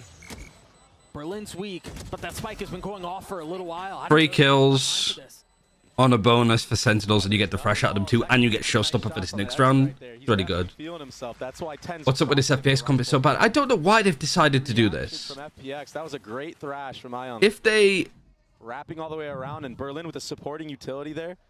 If they were defending first, I could understand it more. But they chose to attack. You can only smile there. Yeah. But I want to talk about how well FPX handled this situation right here. They knew that Tens was on the flank. They knew they were going to have to deal with some of the pressure, with some of everything that was being thrown their way, and to be able to effectively parse all of that info out in the chaotic moment is really difficult to do. Yeah, and Lysor, who had a really rough map. Ooh, nice pick from Autumn. Wait, he's not stopping. They're not stopping. Sen? Tens is here by himself. Now John QT is joining. Genuinely, I'm really interested to see fucking Lofar's little article analysis in the daily thread. And yeah, sure, FPX has a couple of weak members as well, but... What an A fight. Yeah. That's with no duelist on top of it. I mean, it's almost impossible to get out of that choke. You wouldn't know it. But the power of Chambers, you're able to take that quick peek. I mean, we saw how good... I believe it was Foxy9 against Fnatic. I mean, he was dominating around A. And that was against utility as well. Autumn still getting value, just getting bombarded. But to my point, what I wanted to talk about was Lysor. Sentinels are basically saving at this point. And we still haven't planted. But when he's on point for this team of FPX... I've never seen a team leave to save before the spike's even fucking planted. It's crazy. On C site in the previous I don't even know who's playing bad. I mean, this is just what you can't do as Sentinels. That Paranoia got some value. And it's going to be a full save. I would love to see what FPX could do with a deadlock. Now you got to think. Like, that's the... maybe that's how, like, off of it I am. Even the fucking production's getting bored. Like, showing the highlights of the replays now. Because Sentinels were saving for 30 seconds, and now the plant's just gone down. So they're saving for another 40 seconds. It really felt like Autumn took the fastest timing. It's the power of Chamber on this map, and... They really don't know if these players are going to try and retake this or not. Are a little wary of playing Chamber. They think it's like, you know, not as good as, you know, Cypher or Killjoy. And to be fair, they could be true, but it doesn't mean that Chamber is a bad pick on this map whatsoever. We've seen a lot of teams make it work, most notably T1. Saw Saya player on that, and he made it look really, really good. So if you have a good game plan with this Chamber, it could really... Such a weird series too, because I feel like for FPX, round 4, after you win the pistol and the bonus on bind, and then you lose against like the very quick A execute shot, and then obviously the pistol round 13, defining rounds. On the side of the attack. But again, we're going to see this A fight. But like the streaks of rounds, especially with FPX's attack. On this area of the map. Full dump of util. There's the showstopper. He had nowhere to go there. He was lit up and then obliterated. From the top. You gotta wonder why Life was out there first, but I guess again there's no duelist, so who would it be? I just don't like this wall. So far in the air. But it's interesting. Sentinels are... I think what you're really saying is like, we're gonna do this wall to put pressure on C instead, keep people rotated over here. And then if there's any defensive aggression on A, we have so much util to just effectively stop it. We can fight this head on with a breach. The Chamber can TP out, but you don't have like any nades. Make sure he can't. Other than like Mosh. It's gonna be an A reclear though. And like, yeah, this reclear is hard because you don't have that Viper wall here. PHP to his name. And Tens is in such a good spot. Zekin smoked off, but That did he? It's too easy. Falling. It's way too easy. Hold the fucking phone. I'm losing my mind. Oh, he didn't have any flashes. Never mind. Tens is in such a good spot. So he's like, I am the That was duelist. still a pretty strong position from FPX, all things considered. That was a 5v4. It wasn't like they were super down in numbers and they were heavily outgunned. They just didn't peak together. Berlin way too far ahead of his squad. It's something that you see him do quite often. He's a maniac on this team, honestly. And we saw it a couple of times on Bind. We've seen it here as well. Yeah, he's kind of like Kerrigan-esque, where he'll be the entry as the IGL, and then once he's FPX equals low budget G2. G2 would never run a comp like this. But when you're already down a player, It's like some Paper X overcook. Tens, he's starting to heat up now too. You give this team confidence, or the individual players on this team confidence, any one of them can take over the game. We see that second. I just think it's going to be really hard for Berlin and Ion to... Who are you setting up? Is the question. And that's a swing you When you're like breach stunning and you're flashing, who's peeking off of it? not in a position to trade yourself. And again, I want to go back to the first half that we saw of Sentinels on Bind, because you mentioned it. Spacing was an issue. And if the spacing is not in a position where you can trade out, when you're down in numbers like that too, the trading has to be on point, because it's only going to go from bad to worse if you can't equalize in fights like that. Yeah, and oftentimes when you swing together, sometimes players get overwhelmed and they don't know which target to choose from, and you might even just get the kill clean, and all of a sudden it's a 4v4. I mean, when you're going against 10s, probably not likely, but there's still a chance, right? At least get the trade. And that's why you see this timeout coming out from FPX. Coach has got to be telling them, guys, chill out, start playing as a team more, stop trying to go for these crazy plays. Remember what got us here. Yeah, it does feel, man. It's a very early timeout. It is. I don't want to say desperate. But again, some of the swings felt a little bit like they were just throwing lives away. It almost felt like we were watching an eco round where Sentinels had full rifles and they were just in classics and like, Literally. all right, let's kind of move on into the next. And it was anything but that, right? Tens had a bulldog. If you peek somebody together, Today might be a sad day for China. It could be. 9 times out of 10, he can't connect on both. Right. It's like have to line up perfectly. FPX going out first. Come out on the other side of this timeout. I think on the side of Sentinels, you're seeing some of the adjustments. We've talked about this dump of utility towards A main these last couple of rounds, and this time it's been anything but. Yeah, they changed their game plan. They were anticipating a front B walk. That's why you saw Zekin and John QT posted up right there. But the problem with how FPX are taking this approach on the attacking side is they're just 5-manning everything right now. So while all this A control is happening, Zelsis is just jiggling C for free. You look at the minimap, and he has all the info. So that's why That's one of the things that was actually really nice from the triple control, is that Berlin's like mid lurks were really nice to just find space and find these picks elsewhere. It's a 3-site map. You would think that's what you're going to want to lean into. Yep. More than even on other maps. And especially when you don't have a duelist. Yeah. I mean, even if you want to go for this A execute, who's going to close the gap? Well, 2 bits of util, but they're pretty early off of that. You've got the Nightfall and the Paranoia and Tens and Saucy holding 2v3. on the counter. Optimus and Op. Cleaning up a couple of his own. You can pick up a rifle though. Breathe here for the attack. 30 seconds left. Right now, Autumn needs to drop that spike to Berlin. At least FPX think before going in. Yeah, they're just like full walking though. And you can't, like, you're not putting pressure elsewhere other than with this wall, which means that this rotation from Zelsis is going to be a bit slow. But you've not conditioned this at all in the slightest. They're cutting noise again, hoping that they've like rotated back. But you've given them no reason to think that way. The cleanup on John as well. Why would... Now been left on his own with an op in hand trying to Nice try, but... it, and he just can't. No, Why is Berlin here? If Sentinels want it. And they have. Yeah, they've picked it up. This feels very uncharacteristic of the FPX that I think people saw in Shanghai. The same team that took maps off of the 2 finalists in Shanghai, the team that looked much stronger leading into Seoul, and then the team that we've seen here as well. And this is the problem of when you're trying to The thing is, you lose on this map in overtime against Heretics. Aren't good at the triple controller comp that they run. but I think they just put too much stock into maybe Sentinels counter-stratting them. Losing to Heretics wasn't the kind of series that would Now all of a sudden the FPX dictate you to change your comp, I don't think. hero plays. Or trying to make hero plays, and you're getting punished for it by a team of Sentinels who now have gone I am to their comfort zone. somewhat glad.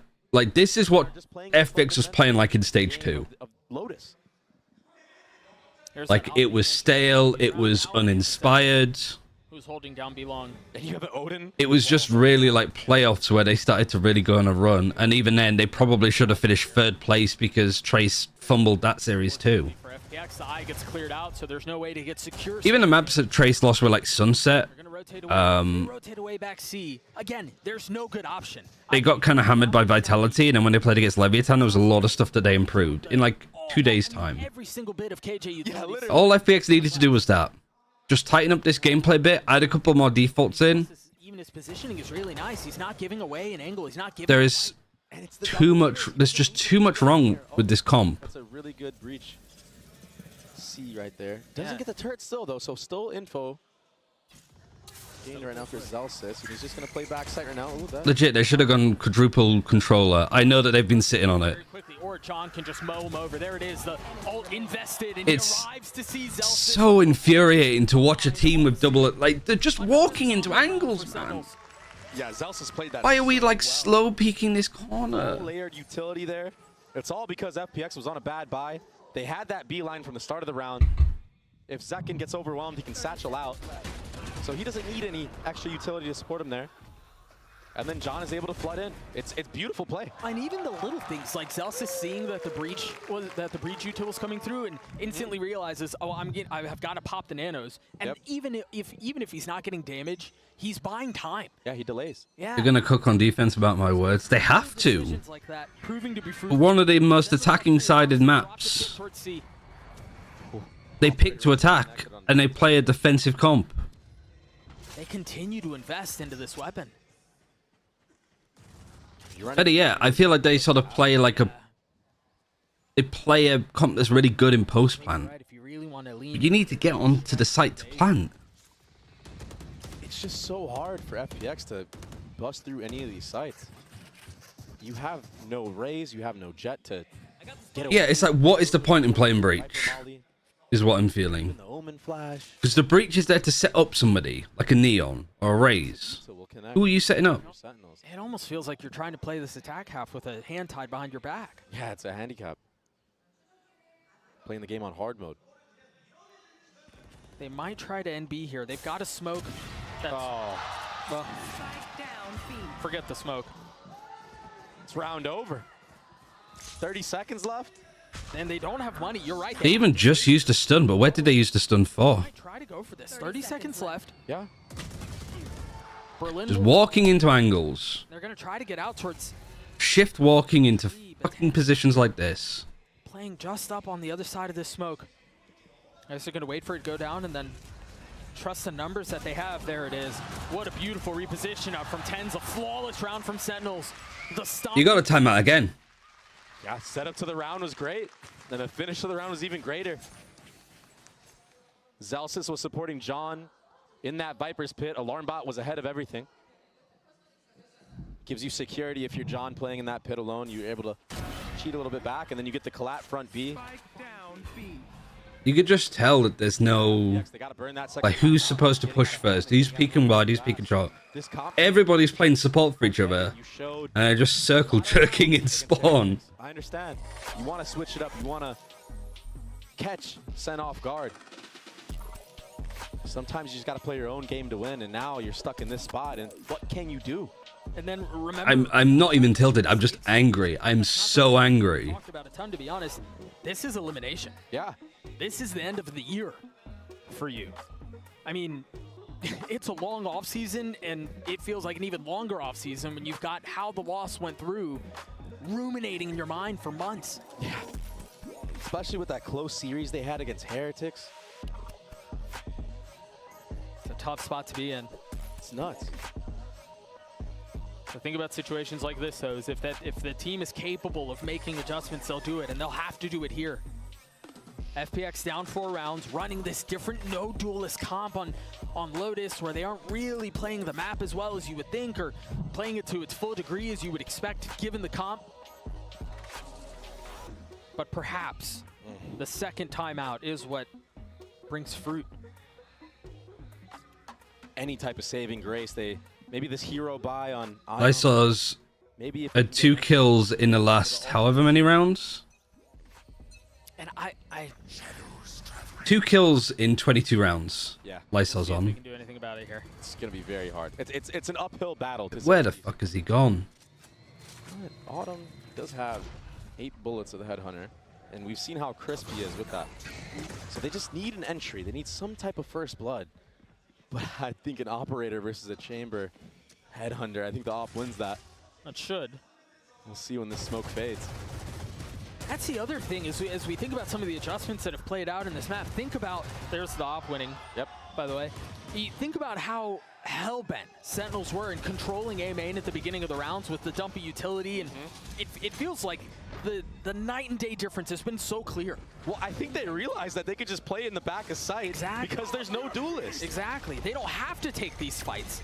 They can play ahead of it. You see both. You get rolling funded and Gecko flashed, and he's trying to plant first. Gonna find another, not able to connect onto the third, but now 4v2. Make that a 4v1. Life with the Stinger cannot connect. It's unreal. I'm pretty sure Tens did that Omen thing where you could just get us on to the next series. finesse it. I think he did as well. And that's why it was full support right there. It's unreal. Yeah, the state of gameplay Sen is showing right now. Hopefully we get that on the replay. There's that op kill that you mentioned. I mean, a really nice flick. I mean, Autumn tried. He hit him, but it just wasn't a headshot. You got to connect like that. And Zekin, he's feeling it right now with the Operator. Don't want to see China versus Pacific for elimination. I mean, over a month. And honestly, all signs are good when Zekin is smiling if you're a Sentinels fan. And another new look right here, right? Aggressive tether. This time pushing Autumn all the way back. They understand that Autumn could purchase an Operator, and he's taking that peak almost every single round. So instead of tethering to... And back and I see this. It's atrocious. It is single-handedly the worst half that I've seen this year. I'd rather watch Tyloo. Yeah, it's Zekin on an off angle here at C2. I mean, he's been so mobile with the Operator. He showed front B a bunch. Last round he was A, now he's C. Are FPX going to read into that? Right there. And even if they do, can they do anything about it? Yeah. I mean, that's half the battle. I feel like the adjustments that Sentinels have made have been really nice, but maybe FPX can find a little bit JDG would have been better. That's a given. JDG are probably, I'm not even joking, probably the best team in China right now. If they weren't in a single elimination game, I think that they genuinely, like, make top 4. And they had to play up against Trace, right? Zekin manages to find No, sorry, Billy. Top in hand, a second dip in. Boom.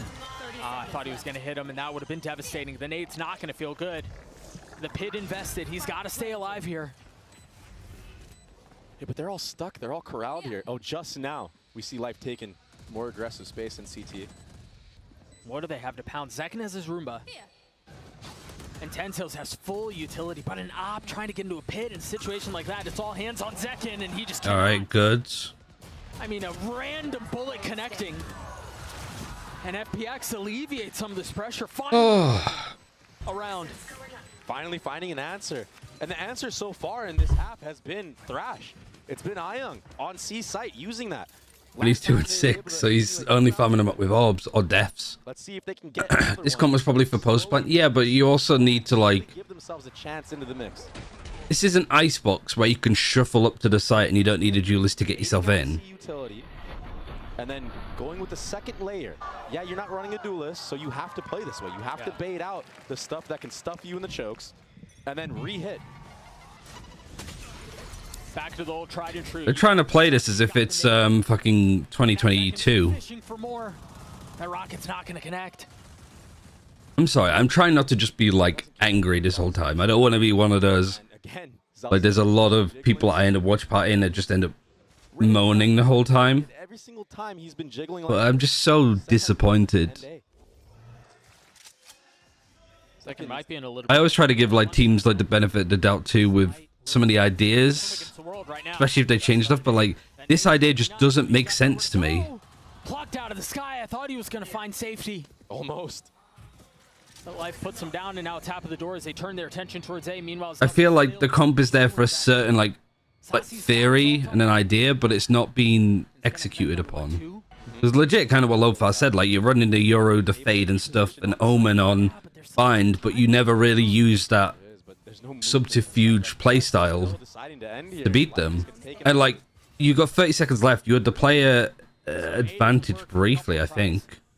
Like, where do you go? You're not able to put much pressure on here. You've not really gone B. This adjustment from Zelsis, again, is so good. The turret's gonna... Oh, wait, what's going on right now? Must be a glitch. Yeah, it's just pointed directly forward. Just out of the cone. But he still gets info regardless here. And a ping. Maybe they know. They understand he might be front B. It seems like they do. Oh, Zelsis buying his time. Saucy joins him for the kill. And that's another one for Sentinels. If you're going to run this comp, choose to defend first or something like that, you know? The last round of the half, Zelsis will be 1 point away from having his ult. And I wonder if you're going to see, like, maybe an A setup this time from Zelsis. Or maybe he's just going to stay C and just jiggle infinitely again.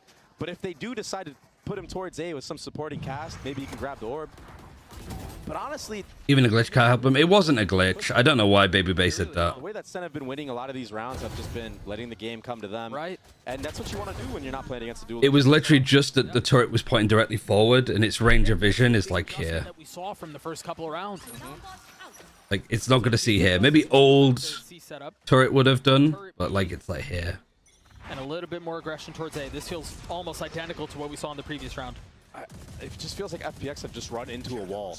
And they want to make this A fight work so badly. It's just not working for them. I mean, they just dropped a paranoia all the way out towards Broken Door. With a one-way as well. Oh, Celsius gets orb off of that! He's going to have his ult. There it is. Again, like, why is Berlin there as the breach? I guess he's like stunning across. FPX, that ultimate, it's so unconventional. Saucy with a big fight here. If life gives him the swing, now he certainly won't. Now with the threat of that on the other side of the wall. Oh my gosh, it's so scary if you're life right now. The smoke on the other side. I mean, look at his position. There's literally no room to breathe. Lysor and Autumn, the only two that remain. Zelsis is so good, man. There's 20 HP, so he gets out, like plays off of other people. 9-3 half on the side that you chose. Half out for Sentinels. Yo, this Sentinels is fired up. They're back in form, Doug. I just don't really know. Yeah, this 3 attacking rounds out of how many? Right now, a ridiculous half to get us to halftime. We'll see if the second half provides any sort of hope for FPX fans, because this very well may be it. So how many runs did they lose here? 9?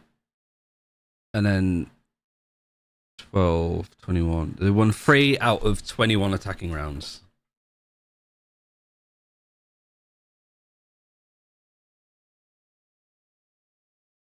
Like, yeah, it's all on this side. But if it was all on this side in the first place, why wouldn't have you chosen it?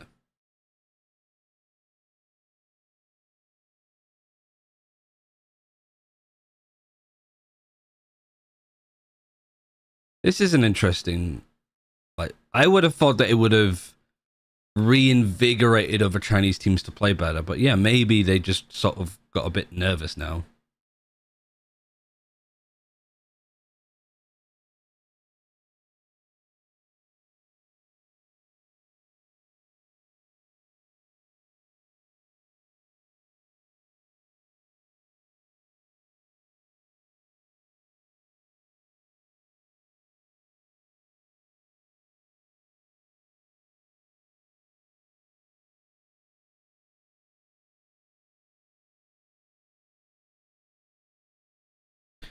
Yeah, man, I don't know what to say. Elimination is on the line for one of these two squads, and hopes coming into this tournament could not have been higher. Again, FPX seemed like they were competing to be the kings of China. They were pushing EDG to the limit. They were getting the best of all of the other teams that are here, and Sentinels were 0-6. They had lost against G2. They lost against 100. It looks like Sen is returning. Now, legitimately, I haven't seen anything from Sentinels that is like... This is an entirely different situation, Dre. crazy smart on this. I think on Bind, like, they had a good read. Here, Sentinels didn't have a read at all. There was no way for them to know that FPX was going to come up with a different comp. Never mind this one. And they changed nothing. They didn't even call a timeout. Sentinels just had to play the most de facto level of Valorant, and that was enough. With the most basic comp. On this defense. We're going to have to see a lot of value from the chamber. Well, unfortunately, it's just atrociously overcut. It just feels like they've not been practicing it. When this used to be one of their best maps of the year. A little bit of space, though. An early A fight. I think they got rattled that Sentinels picked this map against them. Like, legit, I think that's just it. They were, oh, we need to come up with something. Maybe overstaying his welcome. I mean, there's no way you stand to that. They're so decisive on this hit. As soon as the shoulder was spotted, Zekin was satcheling into his face. And he's already here, close and personal. Right, at least a better peek there. Shots out from Life. And it's leaving Zelsis on his own. He's got light armor. And the spike was planted through all that. He's got lineups, bro. And they're waiting to go and play together. And then Lysa's going to flank all the way around. This Molly will buy enough time for it, but he needs to be very careful here. I just don't think it's a very interesting... You got to get on it. They don't have time. It's going to buy a little bit of time. Now Lysor's gotten it to half. Autumn has been spotted, not able to connect the shots. He's got to spam into the smoke, and he can't connect. Wow. The pistol goes the way of FPX. Is it Baby Bay? Yeah, Baby Bay's casting. I think it's a good caster. Life back into FPX in that pistol round, getting 2 in Broken Door. And he's sitting at the top. And take a look at it again. It seemed done, yeah, honestly. I really thought with the reposition from Zekin, I thought it was going to be done. I thought he was feeling it, but the wide swing from Ayung. He broke the crosshair of Zekin. Zekin couldn't connect. And Life, he stepped up big right there. So they're slowly going to crawl their way back into this. They need to win this round flawlessly. Maybe dropping your weaker weapons. That's it. Zekin's got a shorty. Ooh. And 2 satchels. All right, okay. I didn't think they'd commit onto it there. Okay, nice. Doing a really good job of weathering some of this pressure. The only upside, I think, for FPX is if they manage to win this map, Sentinels are going to be boomed. And they're going to continue to push them, or at least attempt to. Maybe it's all about a false sense of security. Life gets another on the round. The remaining members of Sentinels trying to do their very best to stay up, but Autumn gets 4. And he's going to get that spike as well, so he's building up towards... Sean Pacific so much on casting. I don't think that's true. I don't think any of the casters are biased against other regions. I think they're just biased towards their own. And that's not like that's what they're purposefully doing. It's just easier to talk more about a team that you're more familiar with. Get a little bit closer to having the ult online. Like if I used to watch like Hull City versus like Man United on Sky, naturally the desk and the commentators would talk about Man United more than Hull City. If Hull City beat Man United, it'd be more like, how did Man United screw this up, as opposed to what did Hull City do well. Just was able to handle it. He's so good. Not because there's more Man United fans that are catering towards them. It's just because there's more history and more knowledge going on about it. That it's the same with like FPX. People don't know what we know from watching these streams all year. Getting a little cheeky here as well. It's just individual heroics that are trying to happen, but I don't think he was going for heroics. He was just going to break the boom bot.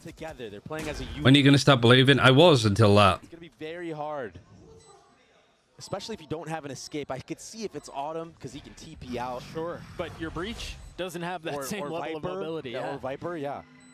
It's tough to get out of dodge. I said they're cooking on defense. I mean, it's a long way to go. They had to win this round. He's been tagged. He's been and they might not even get a kill. Oh my goodness. Another kill. Like this flawless is a bonus. Okay, you get 1. That's not good. And the way that round went initially, with Life just dying instantly and then Berlin doing what Berlin does. Now, this is where things begin. This is where the rounds or the half starts. Excuse me. Get a replay of that. Punish from Zekin. Yeah, Life just sticking around for way too long. And then Berlin doing a bit of the same. Yeah, I don't think he was aware of how exposed he was to that. This comp wouldn't work in China. This wouldn't work against Tyloo or Tech or whatever, you know? And Zekin's having... I struggle to believe that this comp works in scrims. Just going tit for tat. Who's going to be at the top of this game? It's like they're competing with one another. But like that can't be the really far ahead of that. That's why the duo was put together. It's so much more worthwhile. I mean, this is what was Like you lose tens, you lose controller, and then there's a showstopper to take all the space. clearing so much space towards C. Look at how far back Berlin has had to run away. It's a free spike planet as well. There is a lot of utility, though, for this retake. Saucy is sitting on that Fade ultimate, though. This could be very deadly to the side of FPX. And the Q is just going to be the Killjoy utility. Yeah, it's such an aggressive alarm bot. Look at these mollies. There's 2 mollies pre-placed. This is a crazy post plant from Sentinels. The paranoia is out. There's the first. The molly pop. The alarm bot's going to get some info. FPX haven't really gained very much space other than what they already had. Lysor's the only one who's now further up. With a little bit of help, Berlin's able to get the best of Zelsis. Keep an eye on what members are still back towards Mound. You've got Second who's running amok on the site. Berlin's almost getting the defuse. Gets it to half, but now... Oh my gosh! Does he have time? What in the world was that? No, he doesn't. But it wasn't enough. I don't even think he needs to go take that fight. That's the funniest part. We're going to fall the way of FPX. It was planted in a really rough position. It was hard to plant to spray from. It was all that post-plant utility off of the showstopper from Zekin. Yeah, he gathered all that space. Everyone was so scared and just not in reach from the side of FPX that it bought so much time. Saucy has that Fade ultimate. Like the sprays were missing. Oh no, maybe not. With an alarm bot that's aggressive. There's too much stall, too much delay. Oh, that's tragic. That was not, oh. That must have been on purpose, sure. No, I don't. We just... I don't know if it was. Right, into the next we go. I don't know if she had something on her fucking phone and she didn't realize it was a camera. Getting the best of Zekin. That's a big, big entry. But now SEN have the info of where the chamber is. And what they don't know is what's threatening them towards C. They don't care. They're just gonna go, hey. Utility was used, so Zelsis did hear that. That's why he's slowly re-clearing it, understanding that with the tap of the door at A and the tap of the door It said SEN win. Oh. off of C Mound. That's why you see this heavy lean of Sentinels. And then all they do is open the door and reset towards C. Mid-rounding right now is very good. It's a flow state that John has hit. Remember, the only real gun in this situation is Autumn's ult. And he's still back towards A. I wonder if FPX decides to commit the Thrash into this round, even with the gun disadvantage. It kind of feels like you have to in a way. Hail Mary here? I mean, but like if you don't and you lose the round, yeah, then what? It's match point for SEN. For what? Right, what are you saving it for, the next year? Yeah. Sure. It seems like, given all the noise the Sentinels have shown, given the spams towards B, the smokes that went up, it gave FPX a little bit of time to adjust and to rotate over, but... It's so done. I mean, they definitely need more than that.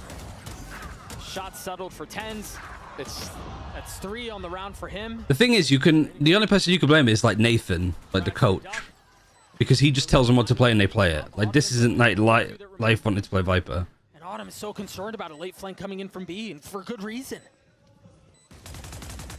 Zelsa spamming onto the first, there's really no way in. This is such a heartbreaking way for things to close out for FPX. Yeah, Life definitely should have had that kill on the 10s. And 10s ended up getting 3 more because of it. Or 2 more, I should say. Just feeling an immense... It's all on Billy again. Crumbling in it, Doug. They're crumbling in it. At the worst. Yeah, it's not even like your best duelist. It's like you put your most aggressive player on the most supportive role. But that whiff... That one hurts. That's tough. Are there any notable coaches in the China region? SLK's there now. I don't know if he'd be there next year. Meanwhile, it's still all smiles, red and black. Outside of that, and who's gonna be the one on top? 10s or Zekin? Potential last round of FPX's year. Coming in to the biggest tournament as the #2 seed from China. The Rolling Thunder causing so much havoc. There's no crunch coming in. All right, at least there's that. Young's able to get to. You got the spike. Lost control of the spike. Sentinels have been thrown asunder. Yeah, they can just go and pick it up. Able to scoop that thing up, and now it's a mad dash towards A. A mad dash towards Autumn with the op. Does the Viper wall go back up? I wonder if you pick up after at this rate. That's a good move. A lack of communication on FPX. They should have told Autumn that The Omen ultimate was committed to grab the spike, but he was worried the whole time that he was getting flanked. Oh dear. Not able to find the first shot. You mentioned how good he's been under pressure, and there's all of it building up to him now. It was a good read. This might be a 3v5 loss. Committing to getting the spike down. The Thrash invested. Ion trying to find anything that he can. At least retake utility should be good, but Berlin doesn't have anything anymore. Round win. Can they keep their year alive? Utility over the spike as FPX now pushing their way forward. Zealous is holding line, only able to find one though. As 10's on the spam, connecting onto the second with John QT over his There's shoulder. no chance. You'd used a wingman to try and clear it instead of getting on the defuse. Can John do it on his own? He's gotten it down to one. The spam, pre-connecting, and it will be the Red Bull clutch for John QT. What a joke. Down FPX. I thought they had to tell him to back off and play retake. He's played backside. What a comeback from Sen, being down 8-4 on bind. Having a Berlin's so much of a fan of 10s, he just throws the series for him. And then to win this map the way that they did. I mean, I'm just infuriated. It's too good in the post plant. You hold mouse 1 wherever the plant is. Like, if your stuff on bind doesn't work, that's... But, like, everything around this was frustrating. You wouldn't have guessed that the first team to get eliminated would be fucking FPX. Again, a team that came into this tournament with a lot of hopes, with a lot of aspirations, a team that seemed to have figured out their struggles. It's somehow seeming worse than they did domestically. Strong on what got Yeah. them to this point. But they just fall apart in front of Sen City, and there's a lot of reason to be excited. And I want to mention... Yeah, well played from Sen, but I don't think they did anything spectacular. I think that was all just self-damage to FPX. Just beyond me. Second, you know what you're going to get from 10s. I mean, you know all the other pieces are going I can't express... Because when John is not just calling an immaculate game, but fragging on top of it. Yeah. And we saw hints of that today. And also when he's doing it on Viper and Cypher and these roles that we know him to play. Not the deadlock. Yeah, and it works. It works sometimes. I get it. But his bread and butter are those two agents. And the way that they're able to play with the double controller comps, they look so much better. It seems like today was all about going back to bread and butter. Yep. For Sentinels, they got rid of their deadlock comps. We didn't see them bust that out at all today. And I don't want to say Reddit was right, but maybe Reddit was right, right? They've moved away from some of that stuff, and they just seem a lot more comfortable, Trey. And now, you gotta think about the timing of how they're coming together right now. They're going up against who? Why did they even pick bind? That's not even a problem for me. It's why do you pick to attack on Lotus and you pick this comp? It's like what I want to tweet. Ever since Madrid. Yeah, it's going to be a banger. And I think there's still plenty of time for Sentinels to think through what worked today. And honestly, some of the things that kind of got away from them. I want to go back to that first half of bind. It wasn't pretty, but they're able to pull it off. Sentinels stay alive. We've got 10 standing by on the stage for the Verizon post-match interview.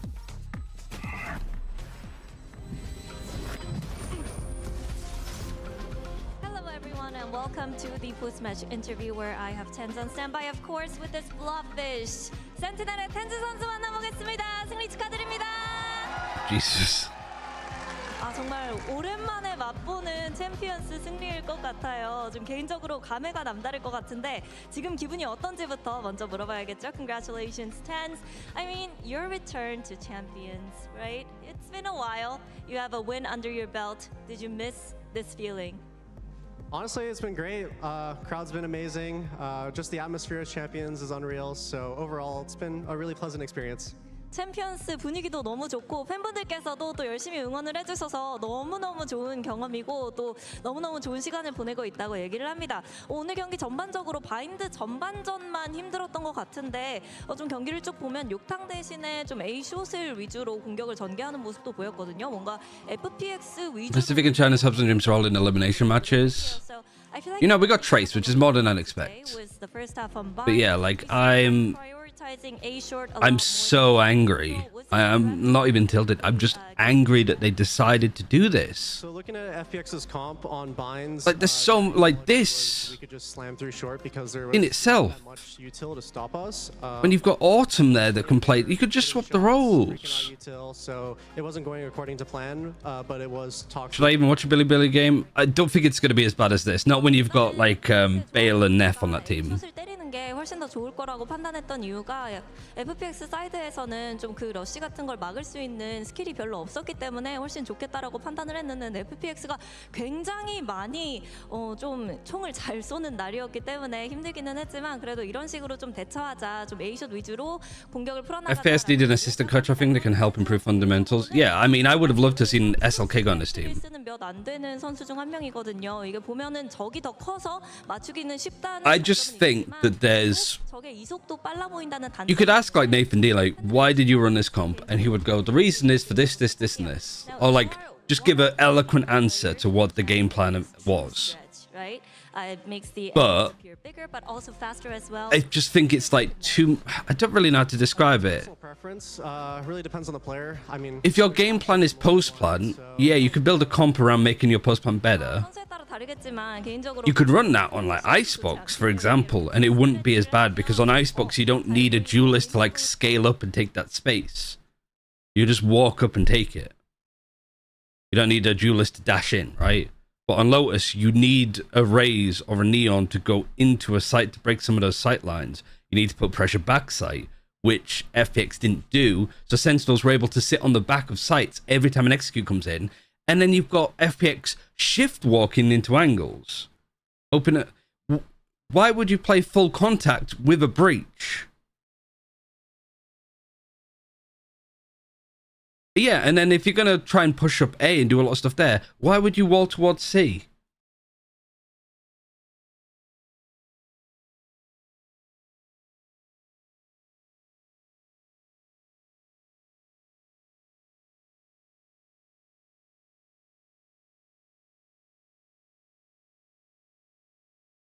It really does feel that since Trace qualified in first place, EDG and FPX both rescinded. And I'm at least glad to see that they're still making those mistakes. Because otherwise, I'd feel like I was going crazy. Because they were... FPX and EDG were trash in Stage 2. They were not good to watch. But suddenly, once we get into playoffs, they're back into like major form again.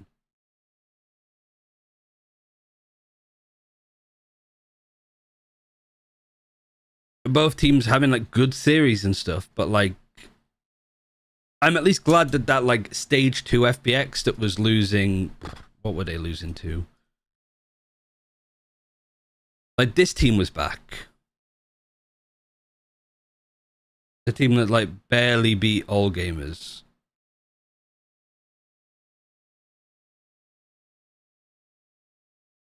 The one that got like destroyed on Sunset last. And then, yeah, this was fine. This was awful. This was awful. This was also, like, pretty bad. This team is back. I don't know what happened here.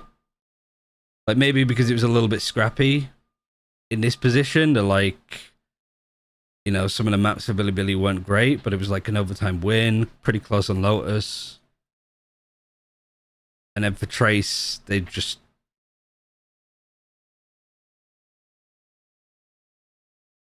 But I don't know, man.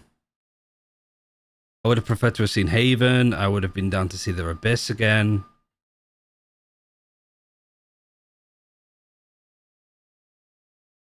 FX is just inconsistent. I don't understand why. Like, it's not as if, like, when they lost to Heretics on this map, that it was, like, they got hammered. It was really close. It was a lot of individual mistakes. So I don't know why you'd go, okay, against Heretics, really close series, just tighten up a bit of our gameplay, to going, let's run this instead.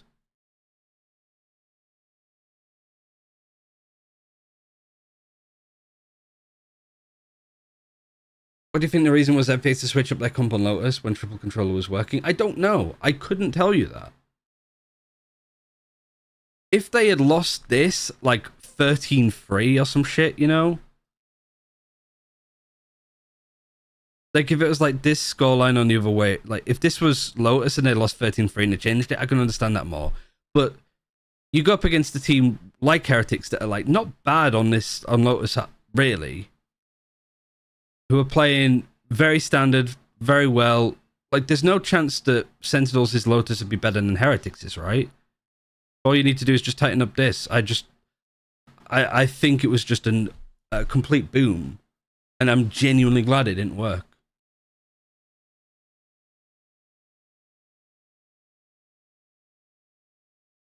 Said did not need to be anything substantial or more than just good. Yeah, I mean, that's the thing. Like, Sentinels put out the most cookie cutter. Like, on their attack of Bind, they just kept going A. They just kept going for A executes. Because they spotted, like, a weakness, I suppose. But, like, on Lotus, Sentinels didn't anti-strat them because there's no way for them to know how that comp would work.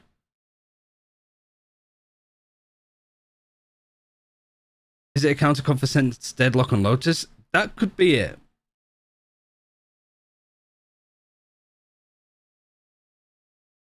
But then also, why would you not assume that they would change it when it's not really been working?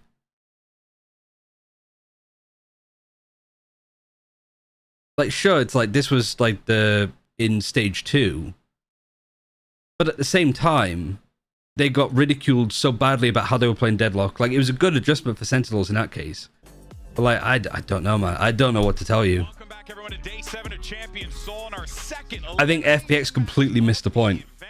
It's going to be KRU Visa taking on Billy Gaming. I'm Golden Boy here alongside yet again with Mimi and Brandon.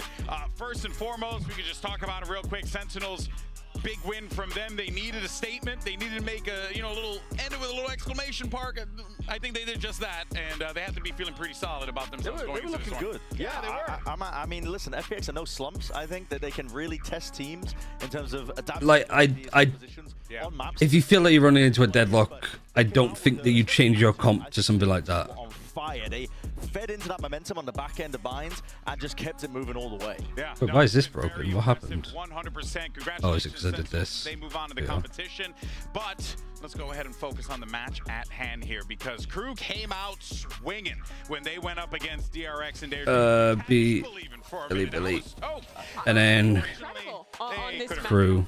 Right? I think they had great protocols. Their defensive flood retaking, especially around this one smoke on A. DRX just didn't find a solution to it. They were freezing up. But the rest of this series, I mean, DRX had a complete... So what? I don't have all of KRU stuff, naturally, because I've not really been following them that much. But I want to look at what maps they have options. And slow it down and bait KRU to go a little bit further. That's when they could punish it. And Stage 2.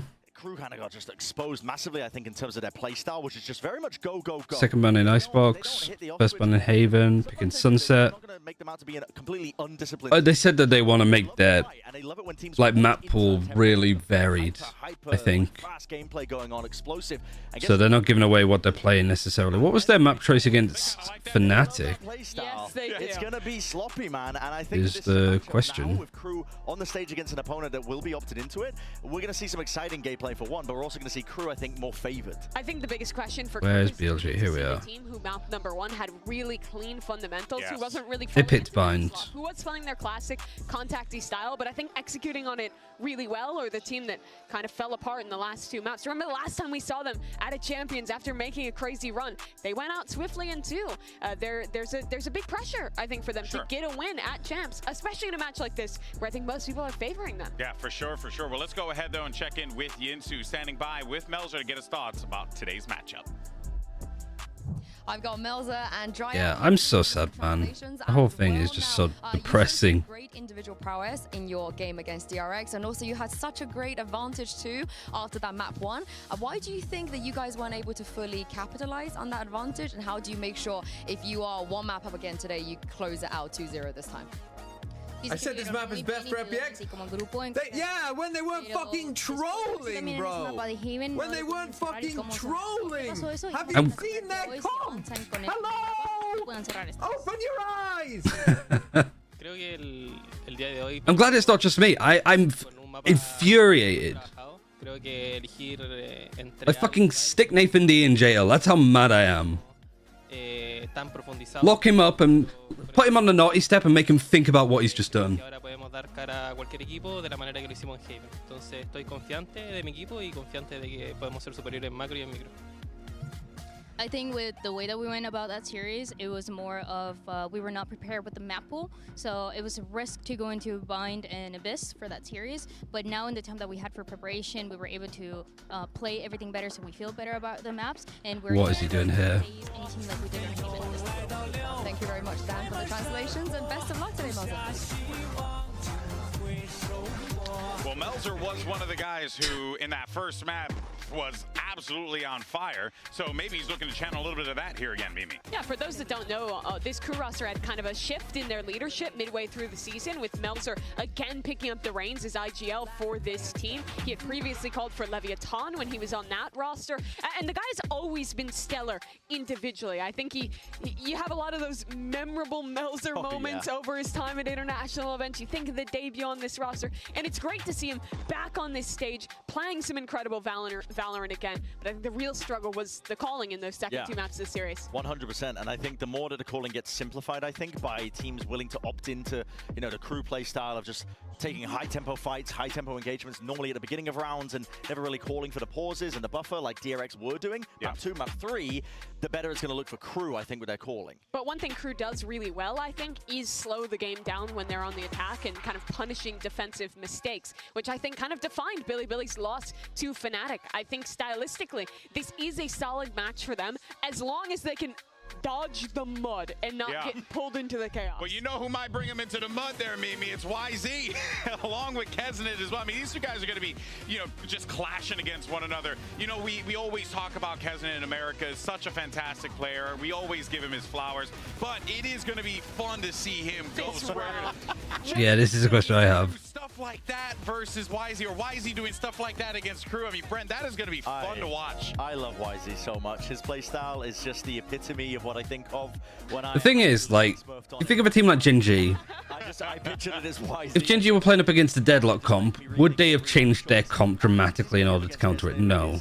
Because this isn't fucking 2022. This isn't EMEA as well. That's a very EMEA move. He isn't this superstar player that takes over games as much anymore, because I think crew as a whole, they tend to be a lot more team play oriented. Yeah, I think since Shy and Melzer have kind of come into the team, they found that balance. Yeah, absolutely. So they don't really need Keznit to be that star player to shut him down, but I think it's going to be a factor for sure. If YZ is just going to be taking over the game and doing crazy stuff, which you know is going to be pulling out instances of that, you need heavy hitters like Keznit who are able to just shut it down cleanly with no real mistakes.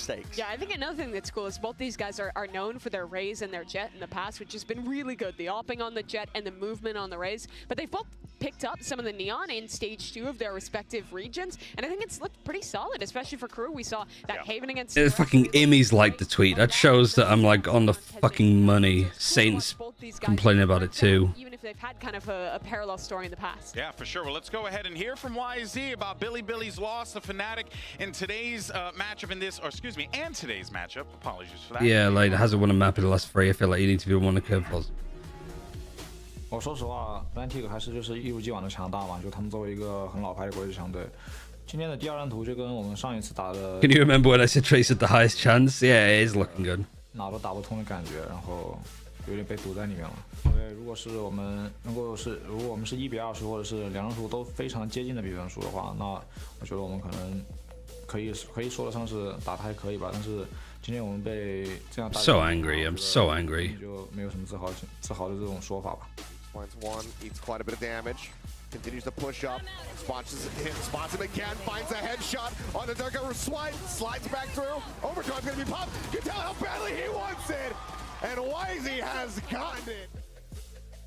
今天也有在赛前看他们比赛吧，然后他们也是。Oh, at least we get to focus on Billy a bit. I need to like put the AC on or something because I'm 很惨，但是我们会从中 in a sweating rage 经验吧，然后把这些经验用来在对抗KRU上面。就谢谢大家一直以来对 BLG 的支持吧，然后。I'm also gonna make a cup of tea for me and Beth, so BRB. 争取下场比赛拿下。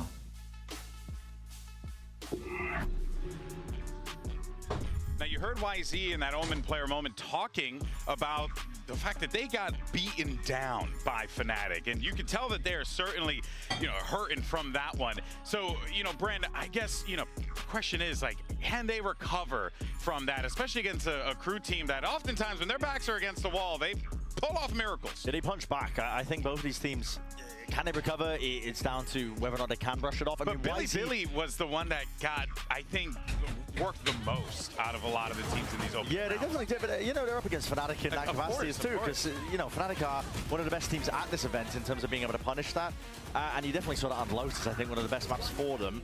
Binder's a little bit closer, partly because you know, Billy they were throwing out a lot of the unorthodox plays that you love to see, to throw a team like Fnatic off guard, where it's not the usual, it's high risk, it's high reward, they're hitting their shots in the right times, yet still couldn't quite get it, but it was a better look for them, don't get me wrong. And their map pool overall has me just kind of scratching my head in terms of which direction the game's going to be heading into, because I think it's quite open in terms of the pick bans for both of these teams. Bind is definitely one of the best maps, but for KRU, they're probably going to be wanting to ban that almost immediately. Yeah. But yeah, I'm not too sure. I also think some of these teams have kind of some shared strengths. I think they both really like playing into the Ascent, things like that. And it's tough for me to think of a map that Billy is going to have a big leg up over KRU in this series. Yeah, they're going to have to be really digging deep on a few of these, right? And I mean, that game against Fnatic, I think they had opportunities to close out, but the game for me was defined by getting into advantage post-plant situations and letting it slip. And there was a round I wanted to break down around that, where they have a really good read and then kind of let it all slip. This is round 16 against Fnatic. If you look at Fnatic in this round, they have a pretty big ult online here, with Alfier having that Thrash available. The Thrash, of course, great tool to clear into the site, but one thing it lacks is the ability to actually knock players off verticality. And BLG have a cool setup here. YZ satcheled up on triple, and Flexen boosted up with a satchel of his own to get top truck. I think the setup is just a straight-up read that they're going to be hitting. I'm literally pacing. I'm literally pacing to try and calm myself down. Fnatic is going to start to hit into this site, as expected by BLG. In comes this Thrash from Alfier.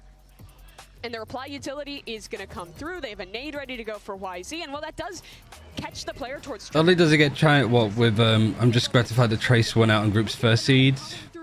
Shows that China's up there, but sends a message to the rest of China teams that Trace's reliable fundamentals and good macro strategies are the way to go. Not the forced dry solo peak duelist FPX way. Yeah. Things start to go wrong, because this race The thing is like, what, Nathan D was voted like coach of the year for China? I mean, could we rescind that? Could we give it to Destroyer instead? You're in a man-up position like this in a late round, is condensing the map, playing the fundamentals. And you see here, it looks like BLG are setting up right.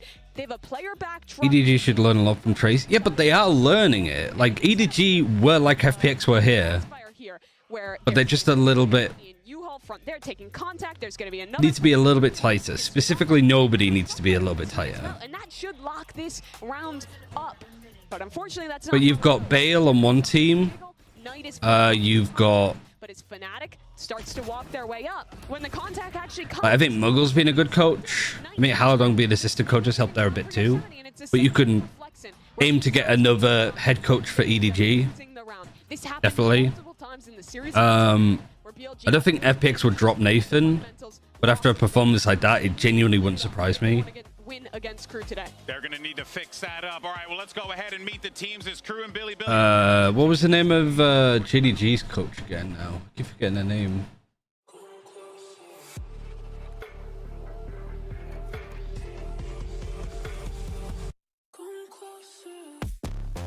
Anax. BLG balanced to win today's results, and they also keep the what's the word? Like the parity.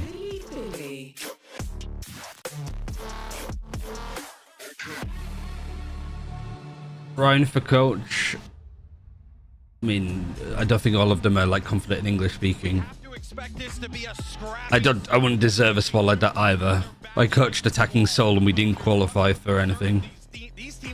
But also we had 2 players on 140 plus ping and a week to prepare for 2 tournaments. Both these teams have history making miracles happen at Champions. KRU in the very first one made it 3 tournaments even. Against all expectations.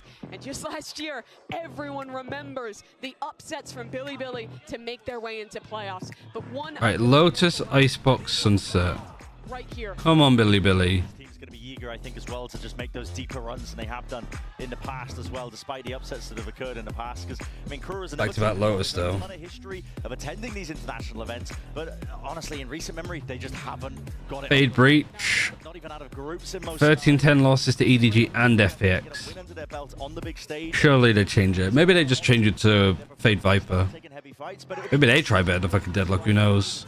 And then KRU's playing the normal comp. They beat 100 Thieves, lost to Cloud9, beat G2, lost to SEN. Slow down the game, just in taking those little pauses into the mid round, making sure they group Rough defense side for them. make sure that they can punish a player with Pretty even. swings, whatever it takes. They are a team that can slow it down in that capacity for sure. Yep, Billy Billy actually making a nice adjustment with the neon.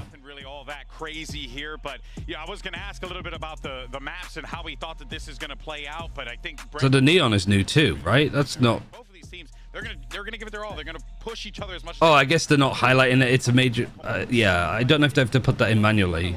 It gives you way more global map pressure on your attack side lurks compared to the. Because what am I stupid? Am I?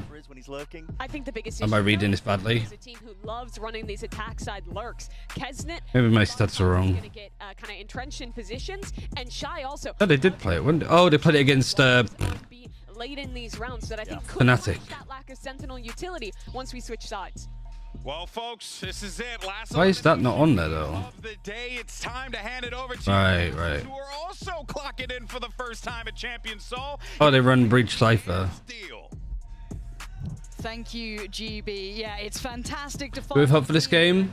Yeah, I think so. I think it is going to be a bit of a slugfest. teams. It's all on the line now, right? Elimination time. Only one can continue. The brutality of champs is no stranger to these two teams as well. They've been on the other side of the killing blow to some heavy favorites before. However, talk to me about this head-to-head, Josh. Tell me how we get a close series, those win cons. What are you looking for between KRU Visa and Billy Billy? This is going to be an interesting matchup when it comes to the stylistic approaches. And I think really it comes down to these first picks for both these teams. It's going to be so crucial for them to get a good lead into this. Billy Billy opting to start attack on Lotus. They are so much better on their attack side than they are on their defense. And we Yeah, so they changed the Cypher for a Viper. Okay, okay. from them right now. That's the marker we set. The game against Fnatic. Gotta be fresh in their mind still. Gotta be at the forefront. But Billy This is immediately. I like this mod and what I saw from FPX on their attack. YZ. Cause you see how much like pressure the wall puts? The KRU group up and try to fight A main. And they open the door, pull the rotation, and then what? Are they just hoping to break the alarm bot and then catch the rotates? This is smart from BLG. I just don't know if it's working. Because you got a high-low setup to go for those peaks, and yeah, they're spotted. And now suddenly you have 3 people on the site that you're trying to execute. Are you gonna go? Your C's misses. And then YZ's the one that finds the opening. You use a lot of utility though already for this fight where you have to reset, so you don't have much for the post plan. If KRU is smart, yeah, they're just gonna try and flood this. They're trying, but they can't. They were real close to going for that one, but no, they decide against it. Try and keep cool here. No, they don't have much. Plant in 5 standing, excuse me. And why is he still with that? What a stun. What a stun, actually, that came in from K-Knight. But it only hits 1. Suddenly it's now 2v2. It's still on Billy Billy's side. Melza. Oh. Nice high-low. That's what I mean. This is small stuff that you wouldn't see from, like, if EDG did this a little bit more, if FPX did this a little bit more, it'd be so easy. It'd be so easy. This whole fucking continent would be so easy for China. We'd just see more of that. If Billy Billy are doing it. Stacking this B site, we can't go in. There's a lot of utility traded. Both sides. Yes. They couldn't make it through, but YZ finds that opening at C, calls the rest of his team back, rotating door. That's a great start for them. That's crazy good mid-rounding from Neff. We need to see them getting a lot of rounds on their attack side. They have that breach fade comp with that neon. They're going to leverage that, and the paciness is going to be here and huge. And right off As I say that, YZ this time going to be punished though. It's Kesnet. Delivers the bullet to the I hope Trace's success make China teams consider playing a bit more fundamentally sound. Yeah, but also, I wouldn't say that like Trace are like they're the most fundamentally sound team in China, but they're still Chinese. Like they still go aggressive and do silly things. But a very early pick is fantastic. They brought over Like some of the peaks and fights that Luo King was going in for mid and stuff constantly. Against good teams, that would be punished more, and it looks stupid. You look silly, right? It means that they lose a little bit of that speed going into the sites. But what So I do think that, yeah, Chinese teams need to be more fundamentally sound, but they don't need to be as structured as some other teams in other parts of the world. they need to Like, lean into your strengths of just being a bit of a batshit crazy region. start to inch up, but the stack from KRU. You just got to make things a tad tighter. Yeah, Billy needs to kind of figure things out before they overcommit. It looks like they're inching their way over to that blue room. Kaznet down. Still call it blue room. Billy needs to be careful. Again, Oh, it's a shame because like the idea for BLG there are nice. Just a little bit of a pocket that the stun doesn't hit and the seize doesn't hit, and that's where he stands. MTA, do not forget his positioning. He hasn't been spotted so far. They can make a guess, but you can see that little consideration from your MTA, oh, okay. Is that MTA? Like, oh, MTA. Yeah, good peek from Neff, good read. I'd say that this is still good damage from KRU. And you keep your rifle. But a round nonetheless. A costly round indeed. And It's good that the trace of the meta right now is being aggressive. Specifically, it's an execute meta. to be able to convert a lot of these rounds on their attack side. It's punchy, fighty, aggressive utility. They cannot allow for these things to happen. So we need to see a little bit of tightening up. Sure, you get one sheriff in the head. Why is he swinging out A? It's unlucky. It happens. But you know, there's more rounds, and You're kidding me. You're kidding I'm not even going to comment on it. Don't say I'll let you do it. I'll let you do it. I'm so sorry, folks. You've had time from me. You've had a break. You've had to enjoy games at their normal pace. Yet here I am. I've returned and I brought you a tech pause. So I can only apologize. It's not actually me. Hopefully the issue will be fixed nice and quickly. Do you think the tech people behind the team speak their language? Probably not, because they'll be Korean. Some of the win cons when we talk about these teams, even Neff in the Like maybe they do have like talking about their post plants tightening things up as well. like Chinese speaking. Well, you're gonna have like a good amount of Chinese speaking Koreans, I'd imagine. It will be. I think a lot of the thing is. I mean, the team language. First pick, who gets it, it's going to dictate a lot of the round, because when you look at the kind of macro of everything going on in the game. Some Mandarin and Spanish, probably. You'll need to have somebody on board to like answer their questions and stuff. On an individual level. So But also, I think all of the players can speak pretty good English. Both sides. If that is not down to a science, then you create a lot of gaps. And on a map like Lotus, where there's 3 sites, there's these revolving doors, and you can quickly pivot back and forth. If you don't know where to go and when, then that's when things can just spiral out of control. We saw Billy doing a really good job of it on their attack side on that pistol round. YZ, you know, securing that C site. Actually, do you know what I do if I'm EDG? Round 2 as well. Or FPX, actually. If you want, specifically EDG because they need a head coach, Billy doing a decent job so far. bring Sword 9 back. Throw the bag at him to be like, do you want a head coach this time? You have good rapport with the players. You've been a player yourself. You've learned a lot from Ego. You've learned a lot under After. You know a lot of the things that would typically be done. Front of a lot of people's minds when we're talking about this game now. Fantastic IGL. Put him actually. Have him go to EDG instead of nobody, maybe, and have him play Initiator IGL. That, like, Sword 9 to EDG would be a fantastic move in a lot of different ways. If they decided they don't want to have, if they want to make a roster change and have a dedicated IGL in their team, which, if they were to do that, I'd imagine that nobody would probably be the player to point at, because Smoggy's controller players got infinitely better. For Billy, so they're not going to be in the best position in the bonus here. Couple of rifles. Teacher's a good sentinel. Simon's been fantastic. Smoggy IGL, I wouldn't want to put that on him. Wait, Melzer. Oh, he fucking fluffed it. The paranoia doesn't You know that the Yeoman's there too. He's TP'd on top. Oh, Flexi fucking buckied him. Takes him down and puts him in his place, and now a 4-to-4 situation. Now, all of this time, though, Billy were eyeing up, though, over towards C, right? Playing towards Mound, a touch on the door.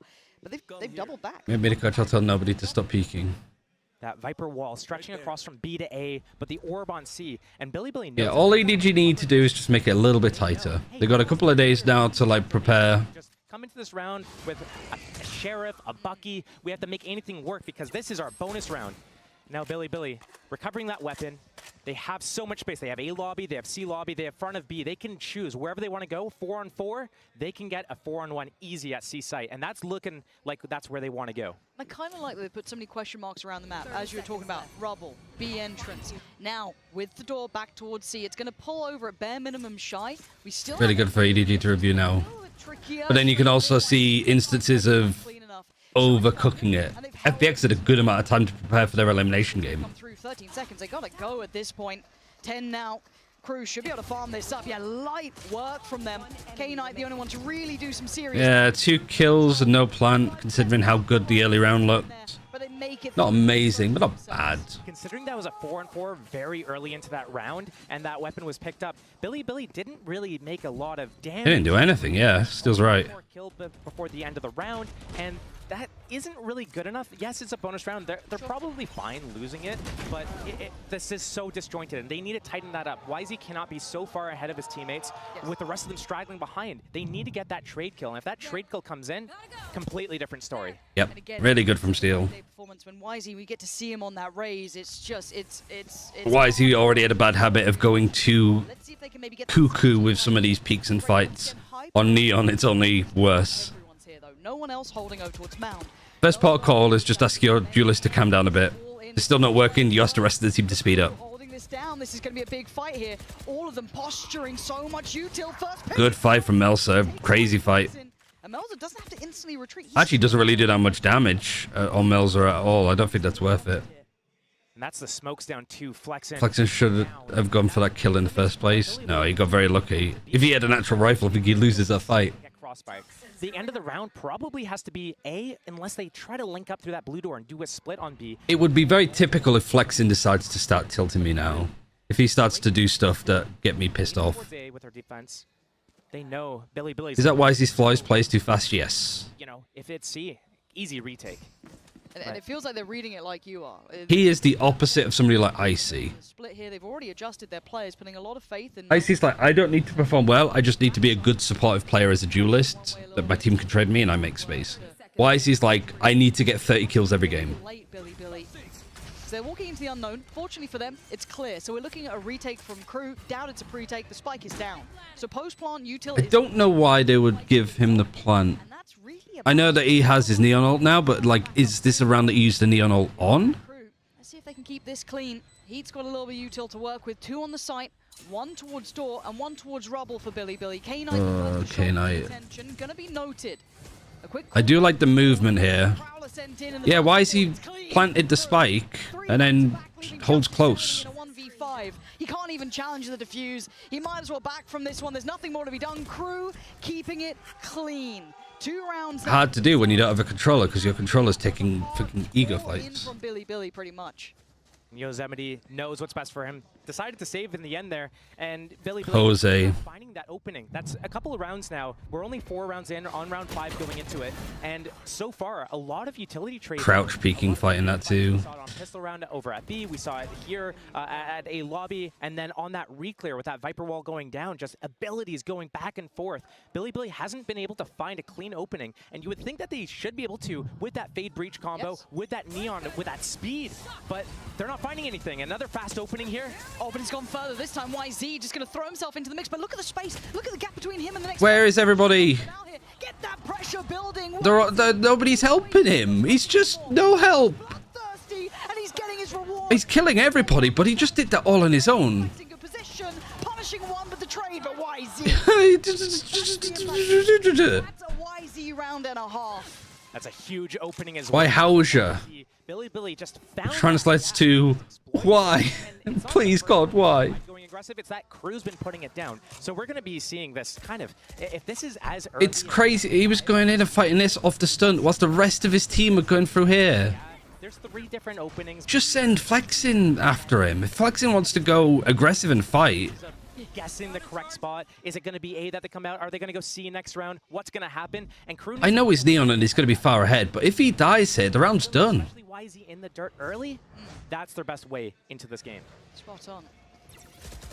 Early clip. Oh wow! Look, just headstrong in approach-wise. I like this from BLG. Like, just you dictate the pace. You're playing Neon Breach for Christ's sake.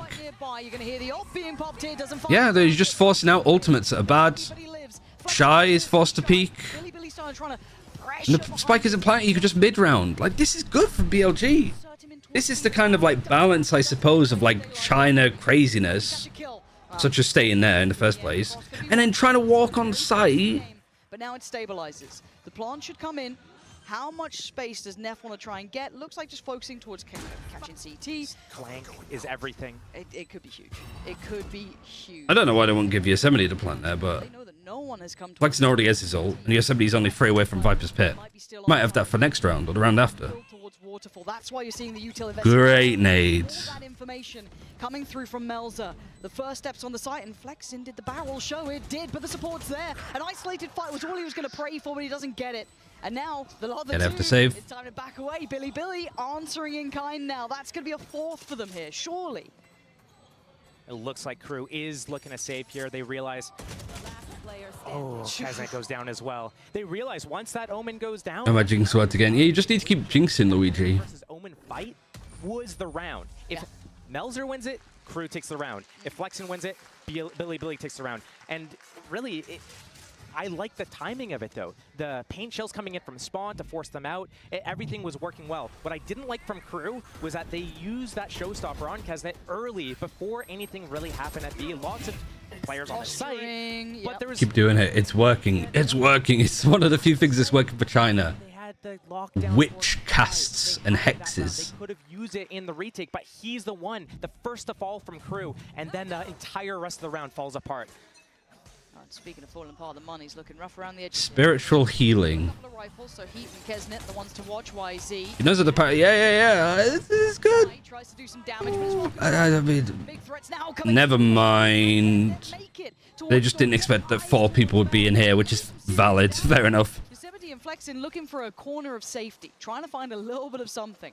Get the They had a bit of a buy, right? They had a couple of rifles. These rifles aren't really recoverable for the... Just the ones that they saved last round. It's fine. They have 2. They've got the Nightfall. That's going to set things in motion. Flexin playing forward in this. I mean, these... Flexin loves this, though. The funniest part is that he's on a Vandal. Reveal Flexin's position, but he's not really back. If you want to, like, be a smoke criminal, like, do your Marved cosplay, get a Phantom. Long way to go. And the first spot could come probably from Yosemite here. Cleared by Kes. Go on, Flexin. Never mind. As soon as I said it. As soon as I said it. 2 rifles doing everything they needed. A proactive crunch through door. And money is not actually that good. Early players, it works out well. I do get a little bit worried about... Yeah, but what is the equivalent of, like, Voodoo in China? They rely so heavily on these fast openings, but this chaos coming in from multiple different angles, they haven't dealt with it so cleanly yet. I do want to see them doing something where they split off the map. We saw it on their... The one thing that is punishing Billy is just there are some little pockets of space. Around Mound comes into place. I want to see them do... They do have witchcraft in China. No, I know, but, like, Voodoo is a very, like, Mediterranean thing, right? Or like southern USA. Some of these rounds, and KRU is doing a decent job. Yeah, 3 to 4. Close series so far. A couple of those ults cycling up. Shy still has his. You noticed it earlier. MTA, other side, Rolling Thunder, and a TP. Caribbean. Yeah, it's Caribbean. Sorry, not Mediterranean. I was going to say, like... Clear this. You can see already the Killjoy utility pulled back closer towards main. So YZ, yeah, going to get a spot on it. And Shy shoulders. But they're not going to springboard off this just yet. A little bit more patient on approach. That's the first committed attempt, but they still might pivot over towards C.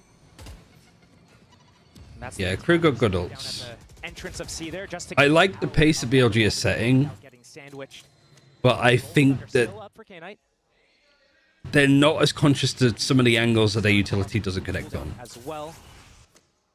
Melza being ahead of this keeps so much information. And I think the quick, like, ankle breaking adjustments are good, but you can't slow down. A little heavier towards B, You can't fake this and then walk onto C. They're starting to consider, well, we've seen no more pressure towards C. That's already being cleared by MTA. This has got to be this B piece coming in, already the util being sent.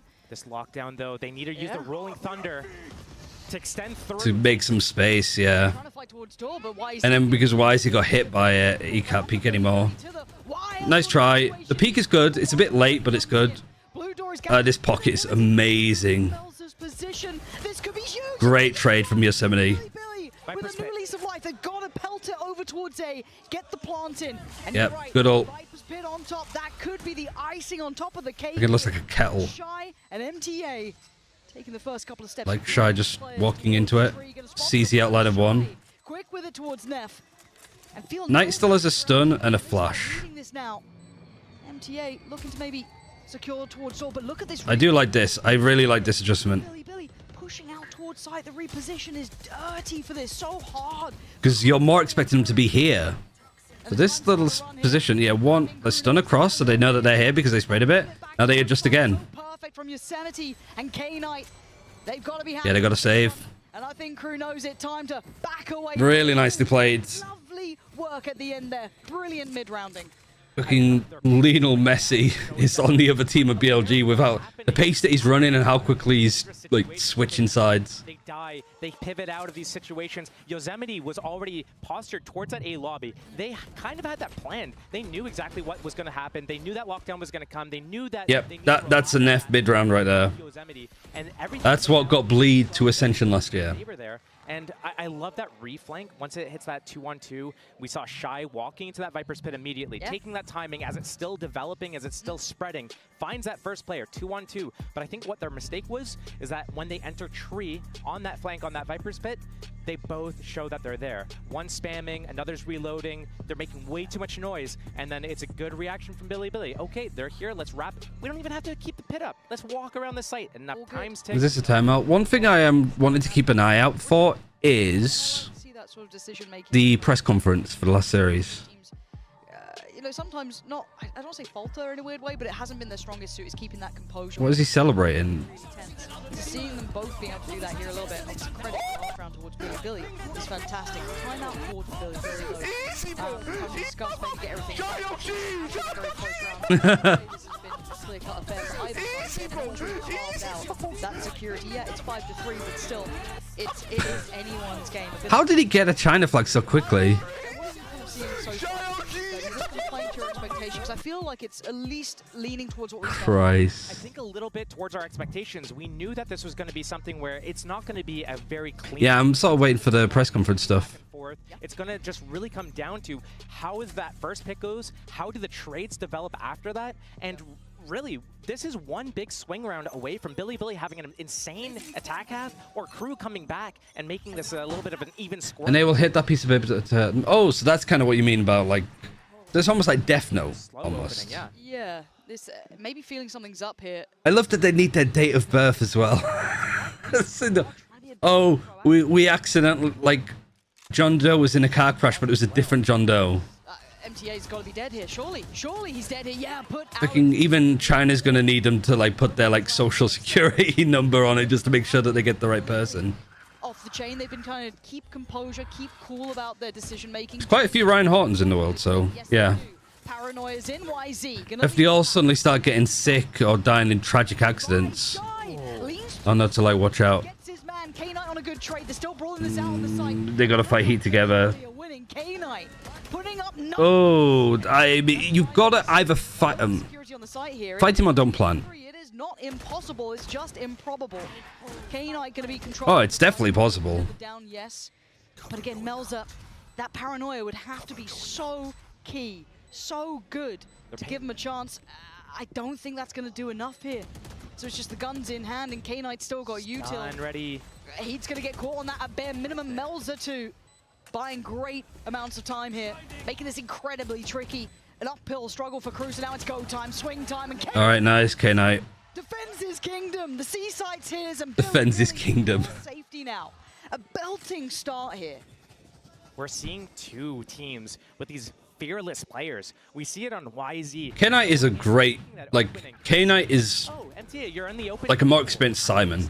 Slide at you, take you. Can play literally anything, but you don't want to test that. You don't want to put him on too many agents where he's not. No, he's in there. Like K-Knight's KO is quite good. His Sentinel is usually quite good. But his breach area is splendid. Here it's just walking through the Omen smoke. Cool. You're gonna smoke off Waterfall. I'll walk through, kill one. So one thing I think Nova had the money on is like the amount of breach. Like the read of like breach being good in his meta with the sky nerfs. Smart. Also the outlaw in like an eco round against an eco, sorry. On his hand, I guess. It's Kesnit to send him back though. You can't brawl this guy. Oh my god. You've somehow maybe got thrifted again. Just go somewhere else, please. Don't start trying to hit it. You're up against the Viper. There still has a wall there. You just... Oh, my God. Oh, dear, K-Knight, you clutched before. You can't do it now. That stinger deadly.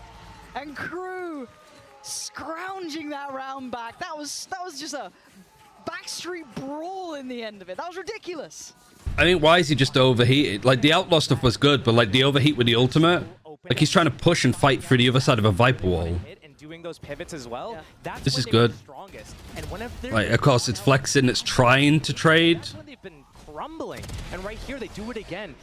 3 trades for each team. It comes down to a 2-on-2, and KRU walk away with that round. And that's a swing round. That's the swing round I was talking about. We might end up with a 6. That's how it happens. You gotta be safe.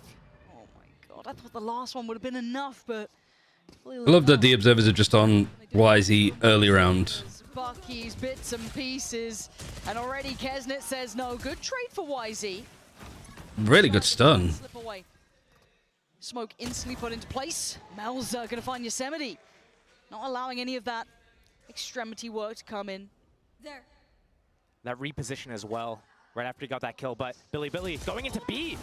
They just walk on in. This is an outrageous series already. A quick grab on the spike and get it out of there.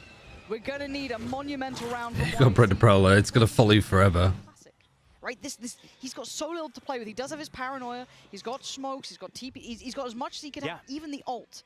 I like the read from Billy. They knew it was just Melzer up here alone. Melzer repositioned actually first on top of Rebel, but then he rotated towards B there. Now You're Flexing. It still has a Paranoia and a Smoke. There's both smokes now. Any trouble, Very winnable. dips out of there, uses his ultimate, but right now There's no haunt yet. That's gonna come online though for the retake. I like how they're proactive. They're moving. Paranoia, 1 smoke, probably 2 smokes here. Nothing for Viper other than this wall. Have the numbers. They don't care that much. They're not taking back sight though. On this positioning from YZ, he's trying to catch rotators here. And okay, you're in a 2v3 post plant. I mean, to be fair, a player like Flexing's a fine player. Like, he's fine with this, honestly. Flexing wins some crazy clutches on this map. Steps of one, but there's 2 players. He's gonna hear all of them. That's 3. YZ prime position to be the downfall of KRU. Ooh. They have no idea. None the wiser, and Flexin can just wait with The one way is so nice as well. Closing the gap step by step. It could be the downfall, but he's got to get it right. He can't waste his chance, and he doesn't on the first. Takes down MTA, but the tap on the spike will draw the attention. Nice. Well played, you two. Against the odds, turning it around. I told, like, Flexing's just like, I'll chill here. You gotta do your thing. YZ, knowing he had to be that guy. These rounds, they're just so back and forth. You can't even just read what's going to happen. Clever boy. You see it on Clever your screen, boys. right? Oh, he's listening for the rotates. He's going to catch the timing. Wait, they got by. Maybe he doesn't get them. But, you know, it comes down where that position was so good. Some of these decisions from Billy are very good. All right. Didn't really expect this after, you know, the match against Fnatic. They didn't really show this same prowess. And maybe that's like the difference between KRU and Fnatic that we're seeing right here. But, I mean, they look so good. They got that Rolling Thunder. They got the Nightfall as well. If they don't combo these, I'll be shocked. But Billy, they understand right now, hey, when we open fast, we lose. When we open slow, we're chilling. And I think this... All right, Viper's pit over here. MTA, he thinks it's good. They're creeping, man. The Prowlers, the Nightfall, and the Rolling Thunder, and the Neon on top of it. Oh, man. That full sense of security could be the death of him here. Nightfall is really good. And, like, Weiss is the perfect kind of person to chase up on it. Going up against the odds. This ain't a pretty They just don't expect that they would do this. Here we go. He'll be tagged by that. Prowler in. But they're rolling Thunder him too, and Omen ult. Last round, so you might as well send it, yeah. The one to do it.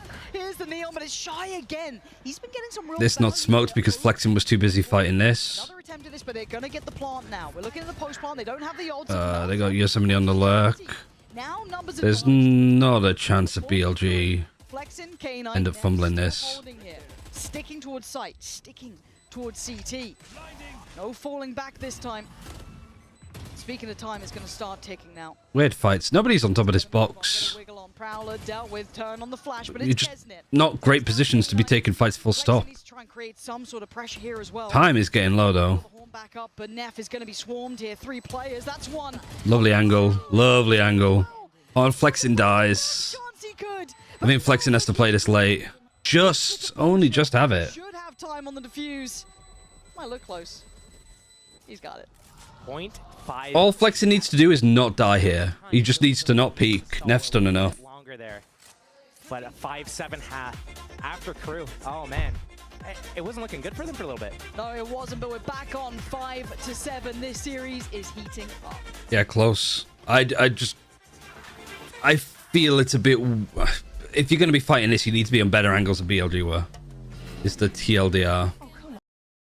So, Lotus, what's the defensive side like? Worse. The attacking side for KRU, a lot better than their defense. So that's concerning.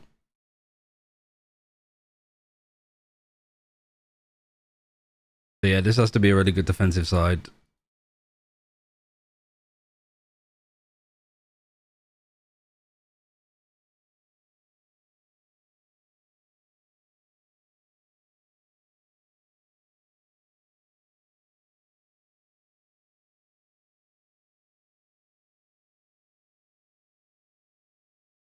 Oh, I'll run thingies as well, yeah, because we're getting low, so I'll do this. Should be good for time.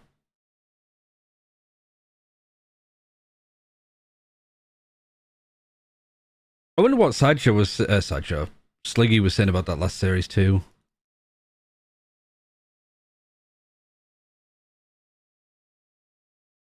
Because usually he tends to be very polite and not say that they're trolling or throwing. But I wonder how much he was holding his tongue there.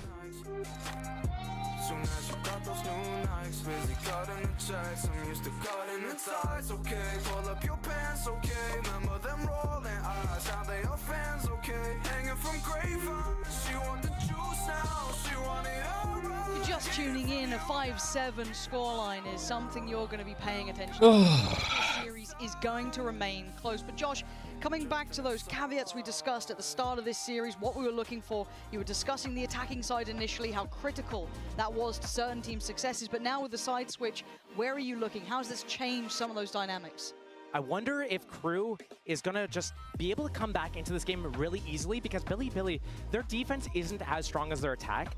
I don't know if 7 rounds is enough. We saw what happened. Even in this last round that we looked at before the break, we saw they had that opening kill, they had the site, and they end up losing. And KRU is doing a really good job in these chaotic mid-round situations. And now they control these reactions. And Billy, they're maybe a Pistol will be major from BLG, but I think their stats on pistol defense are atrocious.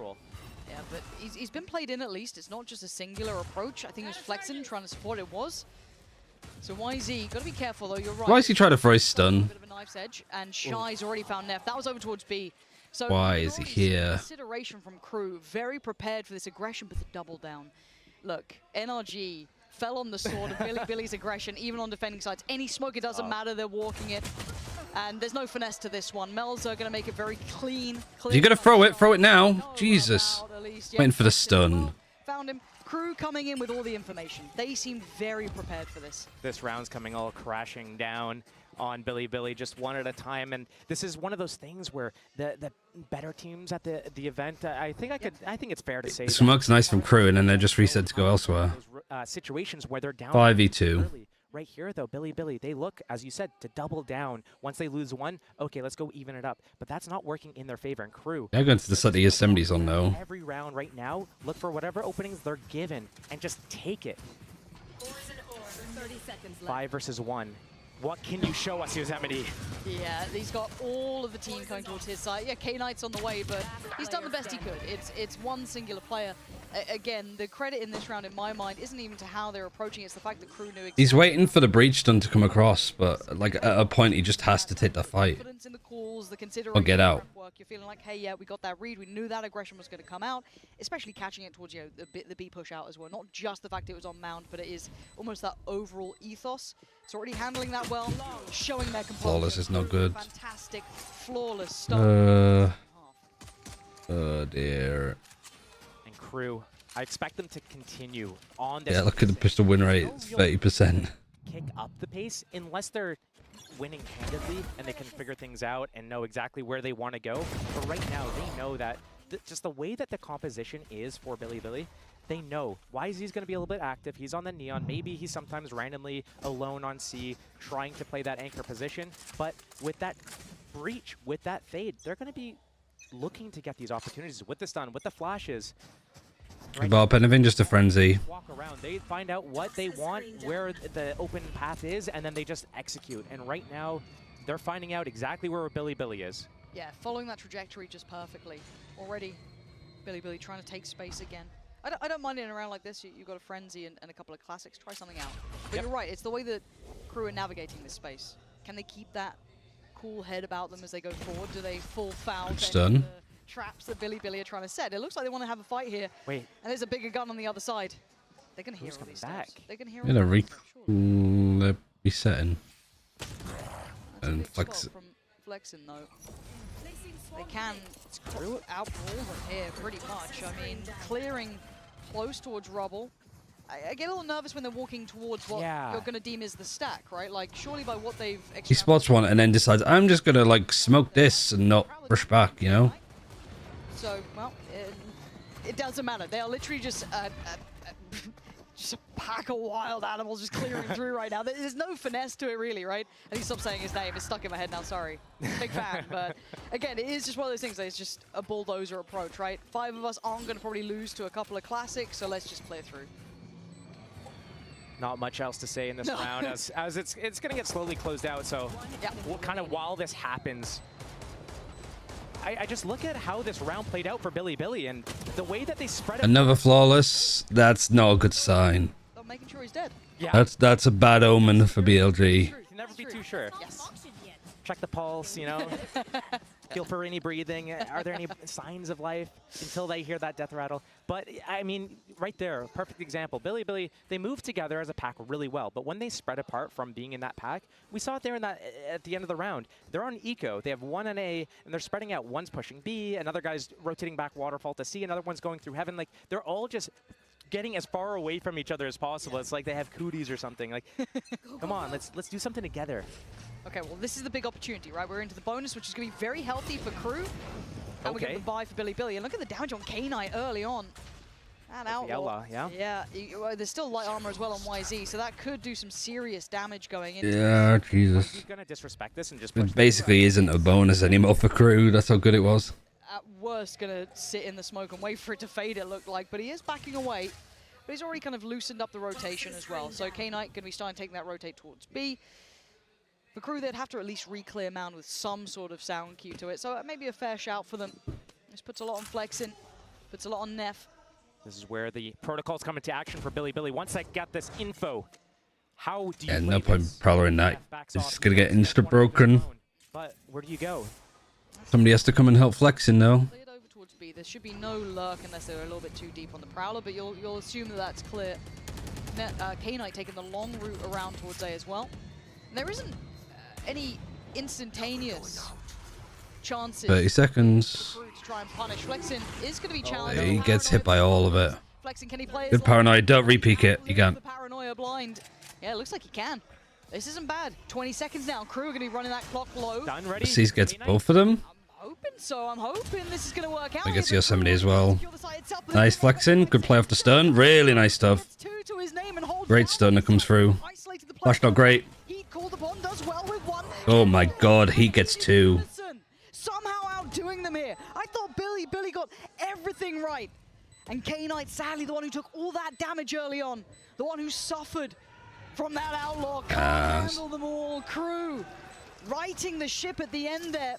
A valiant attempt from Flexing, but couldn't do enough beyond that. It was a good start, but he needed that support. He needed his teammates there. Here's the IGL, a BLG's, Neff. Just so slow to rotate there. K-Knight, yeah, he's in a position where he can get a stun off across the map, but really it's Flexing. It's Flexing. He's just there by himself. The way they approached this, though, for BLG was rough. But it's not enough. And KRU, they're just going to walk in and take whatever openings they're given. Right there, that's a big one. Nightfall up. Oh. You need to do, like... This was just literally like a little peek and a check. They're just going to run away. I'll give you going for this, you need this. An open C site. Yeah. Because this is still not very good. This is where it starts tilting. Yeah. This is when the scales start tipping a little heavier. You kind of highlighted, and I think rightly so, was 7 enough? Was, you know, with the rounds that Billy got in that first half. Yeah, money's built up so much, too. Present on the defending side. They're very strong on their attack. This is when it becomes an issue. KRU looking like they're coming in very well prepared here. But still, this is still early enough. I'll give them one more go at it. But then, as you said, it's starting to get a little out of their grip here.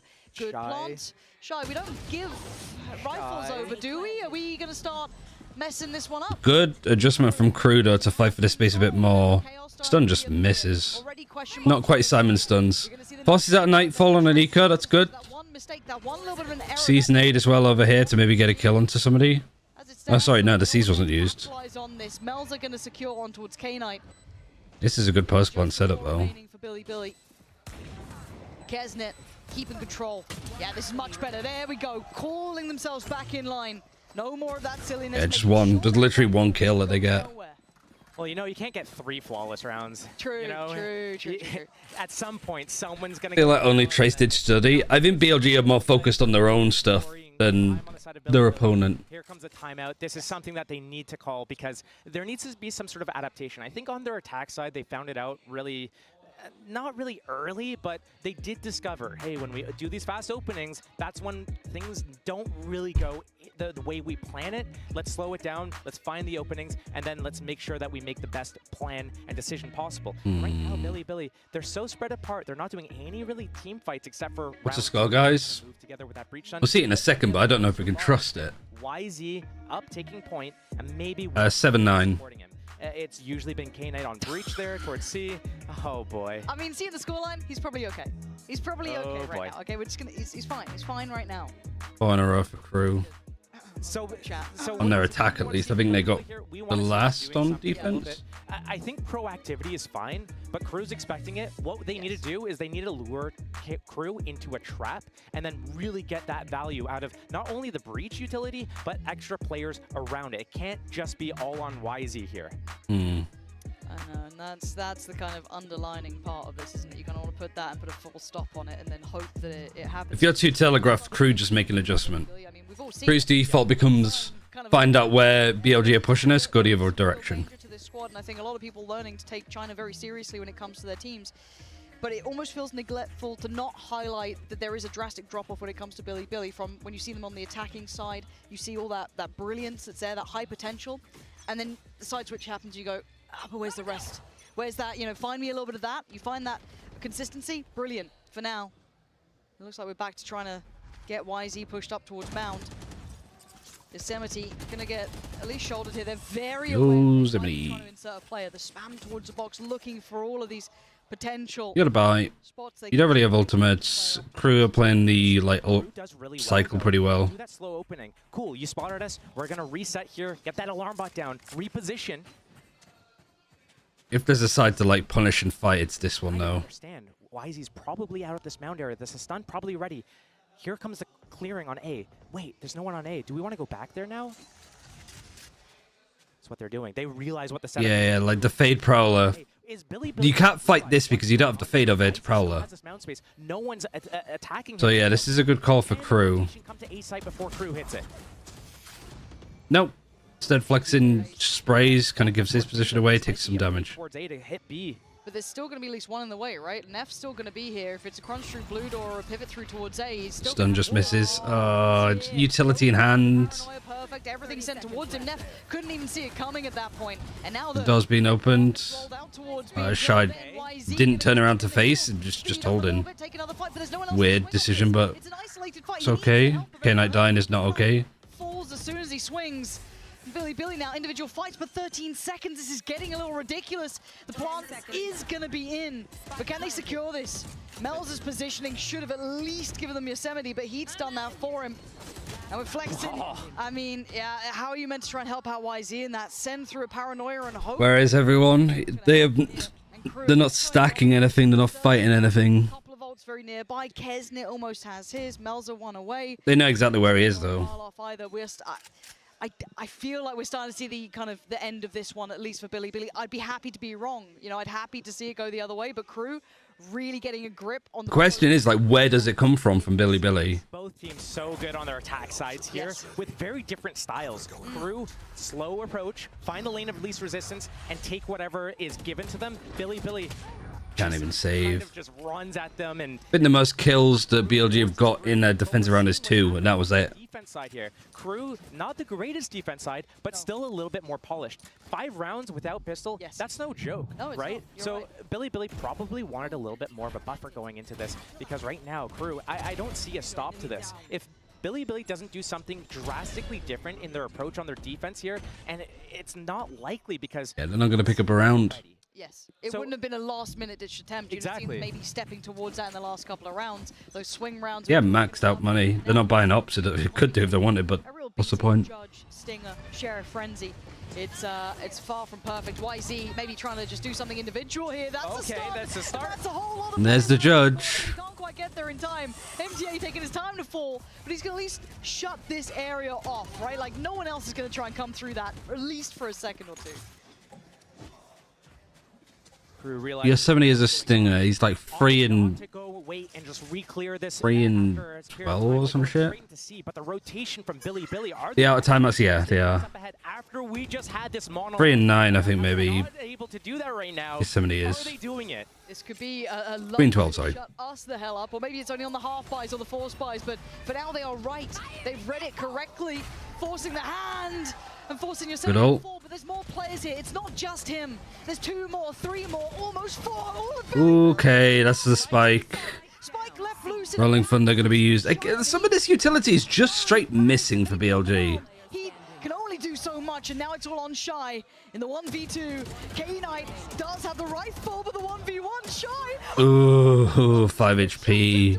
K-Knight finds stability at the end, barely alive, but a round finally claimed. BLG win this round, I said. Barely. Put me in my place. And that's a but it's timeout. What you wanted, though. It is what I wanted. It is what I wanted. We got to see so many different things there. We saw KRU kind of lose their identity on their attack side there. What normally happens is, okay, they kind of figure out what's going on, then they pause, they reset, they wait for their abilities to come off cooldown, and they find the lane of least resistance. Here, they try running away from A, going into C, but there's too many pauses along the way, and Billy stayed a step ahead of them. But will we see that again from Billy on a gun round? They had a judge there. They had pistols there. Timeout for KRU immediately. Or is it a tech pause? No, it's timeout. Something out of the ordinary, out of that standard. Okay, go and take mound control, YZ. I'll set you up with my stun. If we see something else on a gun round, that is perfect. That's what I want to see, because that's going to really put both these teams to the test. Yeah, it's almost that full sense of confidence in those half buys, those lower kind of invested rounds. So you're happy to take those risks. Yeah, but you have to. You kind of want, as I said, want to see them do it in a gun round. It worked so well for them there. They're above the timeout still, actually. I just realized that's why they're taking one now.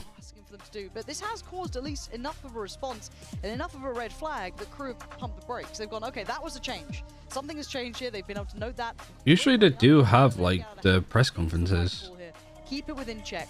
KRU Visa do not want to let this go. We know that Billy can be a momentum-based team as well. They get the window Curious. They start getting these players hitting. You don't want to be near it. It's terrifying to witness.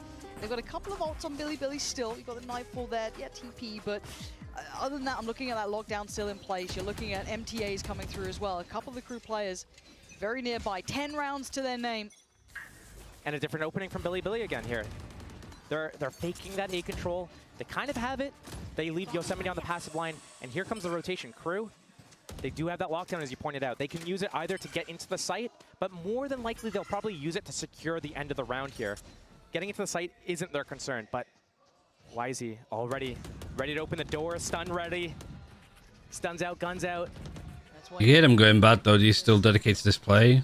You do? No. Yeah, I think you missed your chance. Already, there's the problem. It's a 1-1 trade out though. Shy so Yeah, I don't think you go for this. Still controlling this whole area. It looked like a disjointed, I guess, attempt. I don't know what happened there. Like 2 of them went for it. It wasn't fully set up.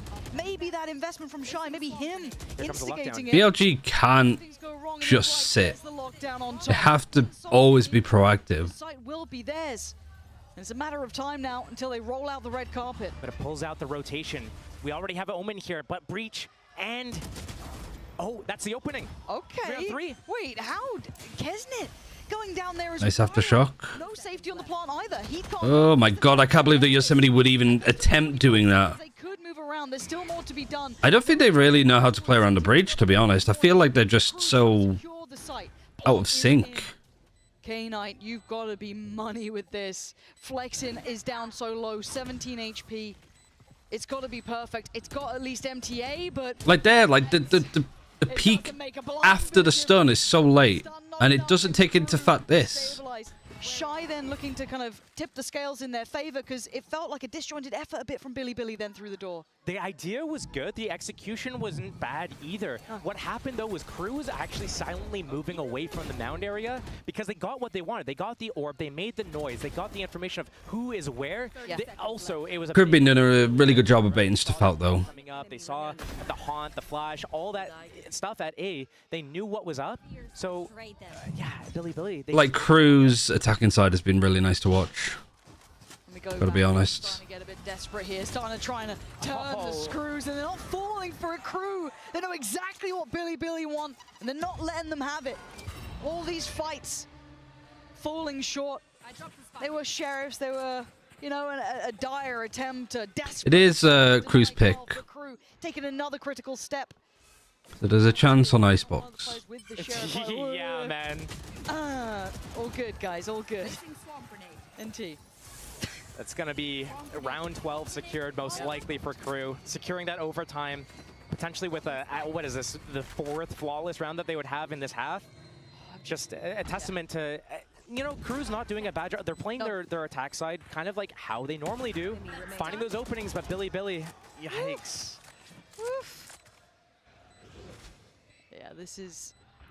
Again, I do want to give a lot of credit here towards KRU because they have played this out well. They suffer from similar issues as Billy when it comes to this, and they've been able to kind of navigate it in a very... So it's heard so much just about China teams, yeah. And that... How many flawlesses has that been for KRU's attacking side?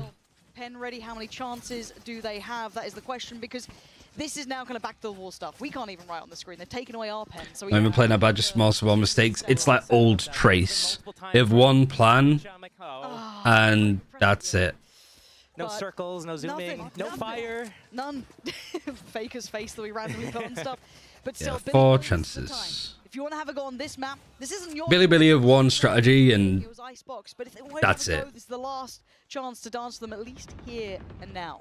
KRU have come out with the answers. They've looked ready, they look composed, they had a clear-cut approach in mind, and it's worked. And for now, they're walking towards B, they've got everything they need, the extremities are being watched. And you've got a 3v3 basically on that B side for now. This could be really good for Billy here. They changed their opening, silently getting YZ up into that A lobby. They didn't use any utility, basically, just a one-way smoke on the Omen that they keep refreshing here. And it opens up all the support players with that global utility, the breach stun, the flashes. This has not been the first time he's been here, though. YZ has played this position before, and he's not going to get played in this time either. He's got the judge. He doesn't have to move. They're drifting away from that. They don't like what they're seeing. So you've got 2 players, Flexin and Yosemite. That Nightfall is going to come in for the attack on this opening here. And I don't know where they go. I don't know what you do. Flexin looking kind of screwed here, barely alive. He's got utility left, right, and center. He's done this before, hasn't he? I remember this. Again, it's with a judge, so it doesn't have the same value here. A brilliant readjust from Flexin, though. Fucking pathing of that fucking... That Prowler's like, where am I going? Look who's here! Oh, that could have been everything! Why is he flying in? What are we watching? Because of that Nightfall, The rotation is good, though. Like, pace again. This is what BLG wanted to add into this map. numbers in K-Knight. He can tuck into the corner. They're not going to check in. There you go. More like that, but that's so hard to replicate again. I love it. I love it. These rounds are so, you just never can really know. You kind of know a little bit what's going on. Okay, here comes the execute, here comes the Nightfall, but you don't know what the end result of it is going to be. It's not as clean, as clear cut as you think it would be once you see all of it. He just managed to hide behind the box. Gonna go. That's twice in one Okay, round. okay. Yeah, a long way to go still. After you clear the corner out, they sneak. 3 long rounds. So tricky. You've got to be so on your toes. And the money is fabulous for KRU. Still a stark reminder. This is 12 for KRU. They just need 1 more. That's it. Billy needs to keep doing this. We do have the pit now for Yosemite. We've got the TP still with Flexin. 2 away for YZ, 3 away from K-Knight. Neff obviously invested theirs in the last round. Yeah, KRU just sort of pressing all of the buttons to fake whatever.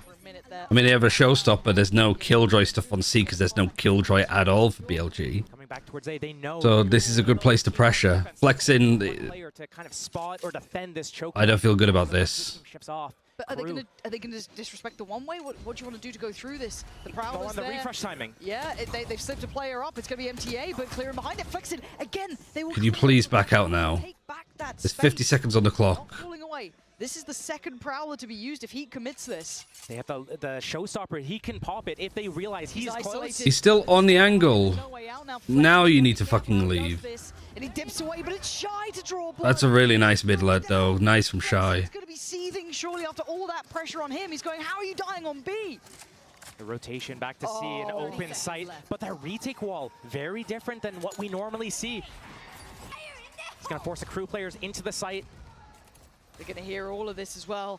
Yosemite going to be relaying this information. They can't do much about it. TB going to come in, so they can at least get a quick rotation through. Viper's Pit.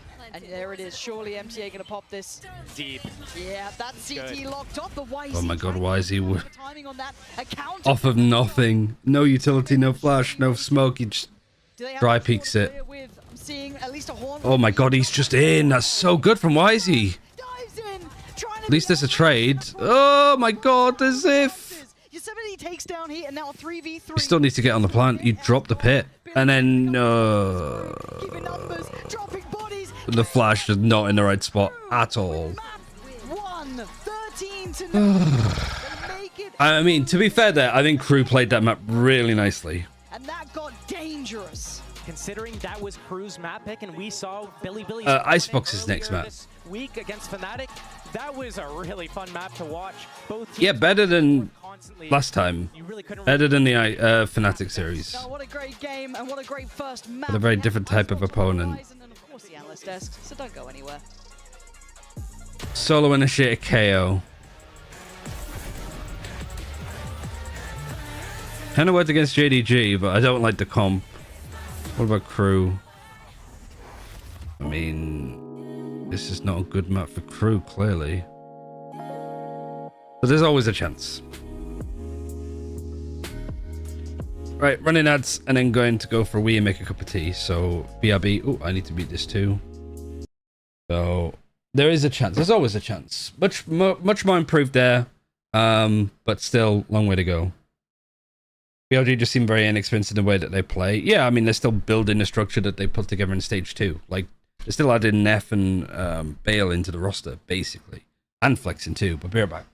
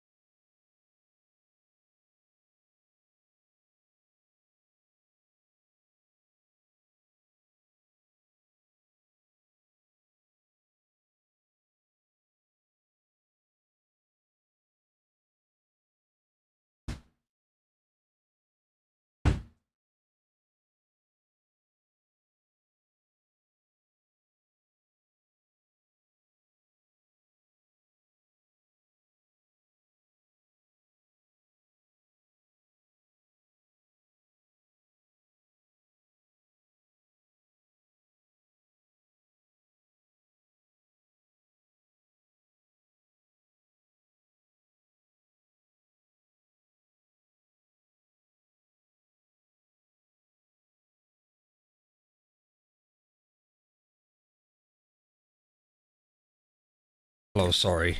Fights together. If you're just going to offer them constantly these solo engagements, like, don't get me wrong, Heat, Kesnet, saving a day in multiple moments. Yeah, we do have a chance. What this reminds me of, BLG on this map, it just occurred to me, it reminds me of watching EDG and FPX at the start of this year at like Madrid. Absolutely. But they have like one idea, and if it doesn't work, they look a bit out of sorts. On their defensive sides, take that time to group back up and play a little bit more structured. They were a little too far ahead sometimes. Absolutely. Sticking way too long. How much tea do you drink in a day? Probably, like, I have the big cups, so probably like 2 cups a day. I still think they got. I really only have like this. But the strong individuals from KRU, players like Shy having an incredible map there. I might make another one later because I have D&D. Complete team play diff, I think, for But KRU. that's kind of it. A map in the series here. Yeah, you know, if it works for them, right? The contacting around the map, looking to take those fights here and there, right? It's very strong against teams that lie like fully in individual. I can't believe it's only been like 3 hours. Yesterday was 6.5. We might be done in 4 hours today. On that first map. Yeah. Dungeons and Dragons, yeah. Well, technically Pathfinder. Get the picks, but I think KRU's playstyle will rip apart teams that opt into fight. Play a goblin from Zakara. Just back it up with even more utility, with even more bodies, which we didn't really see evidence of. Yeah, no, for sure. Well, let's go ahead and take a look. You mentioned YZ. Well, let's talk about him a little bit more in our Verizon high-speed moment. YZ picked up a 3. Most Western friends I have played D&D. I mean, it's the first campaign I've ever done. Be looking so, to be and I'm playing a gunslinger too. So, I'm like pushing probably what is allowed. Last time they played, right? YZ was. I mean, even in this round, look where he is compared to the rest of his team. He has ran all the way around the site before anyone else is even touching the plant zone. He does take the right pauses to wait for like a fault line, to wait for a seize before he peaks. Like that's the reason he's got a 3-piece. Yeah, it's because he's waiting for the key piece of util to set him up for success in those fights. Got to see more of that, I think, moving into the second map, 100%, because it was a little bit more of the ladder, which was just again individualism, hero plays to try and salvage them out of a really poor situation. Yeah. And when you think back to their big upset, I'm basically the carry of the team, so it's probably laid out. Oh, yeah, that's what I wanted to check. But I think we did see more rounds like that one we watched, where it did rely a little bit more on having util to set up. I think Billy in both series now has been better. That's crazy good. I think their protocols are a lot cleaner. This is questionable. A lot of times Neff died. Was it more defense? Yeah, 1 and 3. Because he was just... He always got picked off mid by Shy. Was their best shot at winning, one there. They wanted to take that shot away from them, but KRU's icebox isn't something to be too enthusiastic. It was 10, 11, 4, 6, 9, 11. So 11-11 on first kills. It's getting a little bit too silly. It's camps. We're going to be serious. You're getting too silly. No, but I do like his. Yosemite couldn't really get too much done. Completely agree. It's the strongest map for which is strange.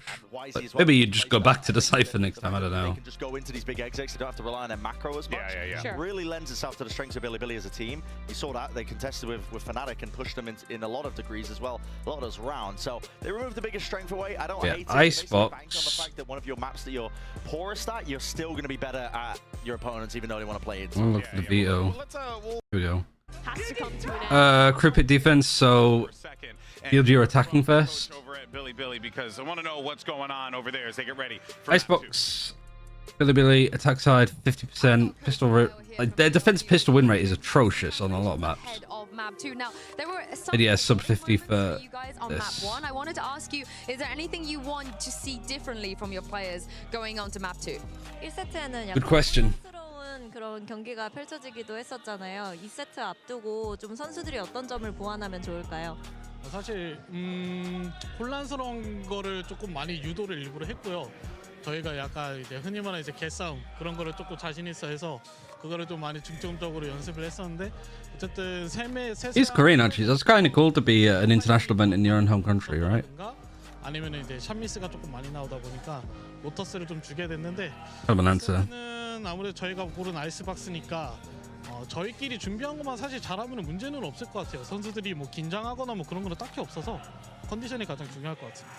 Well, they actually wanted it to be chaotic. That's how we wanted the Lotus to go. Kind of, you know, the so-called dogfights that we wanted to take. But I think there was slight miscommunication and mistakes when it comes to a little bit of timing and util usage and stuff.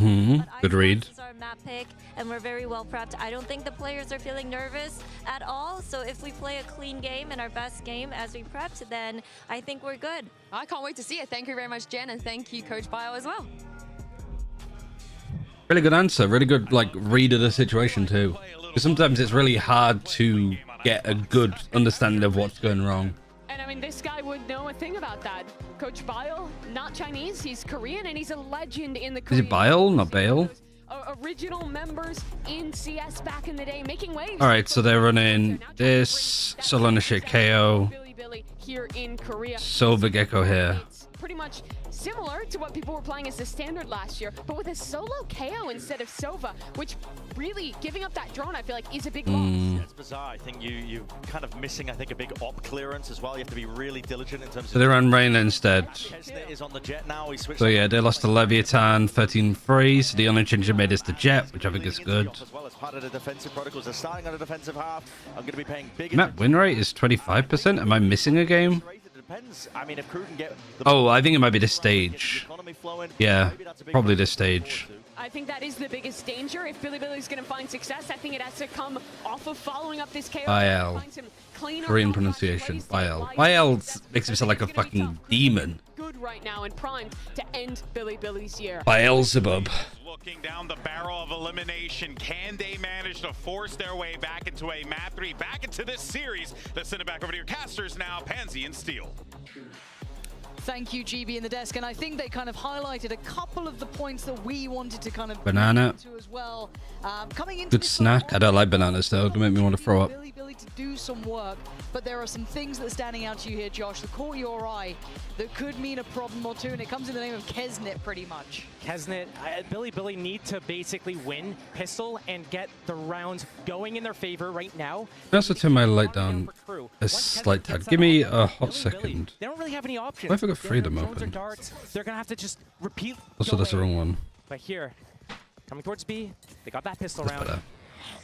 Melzer. Right, what are we doing? Can't really deal with this. Fighting this quickly. I mean, that's what they kind of did last time. They just this KO knife over and over again.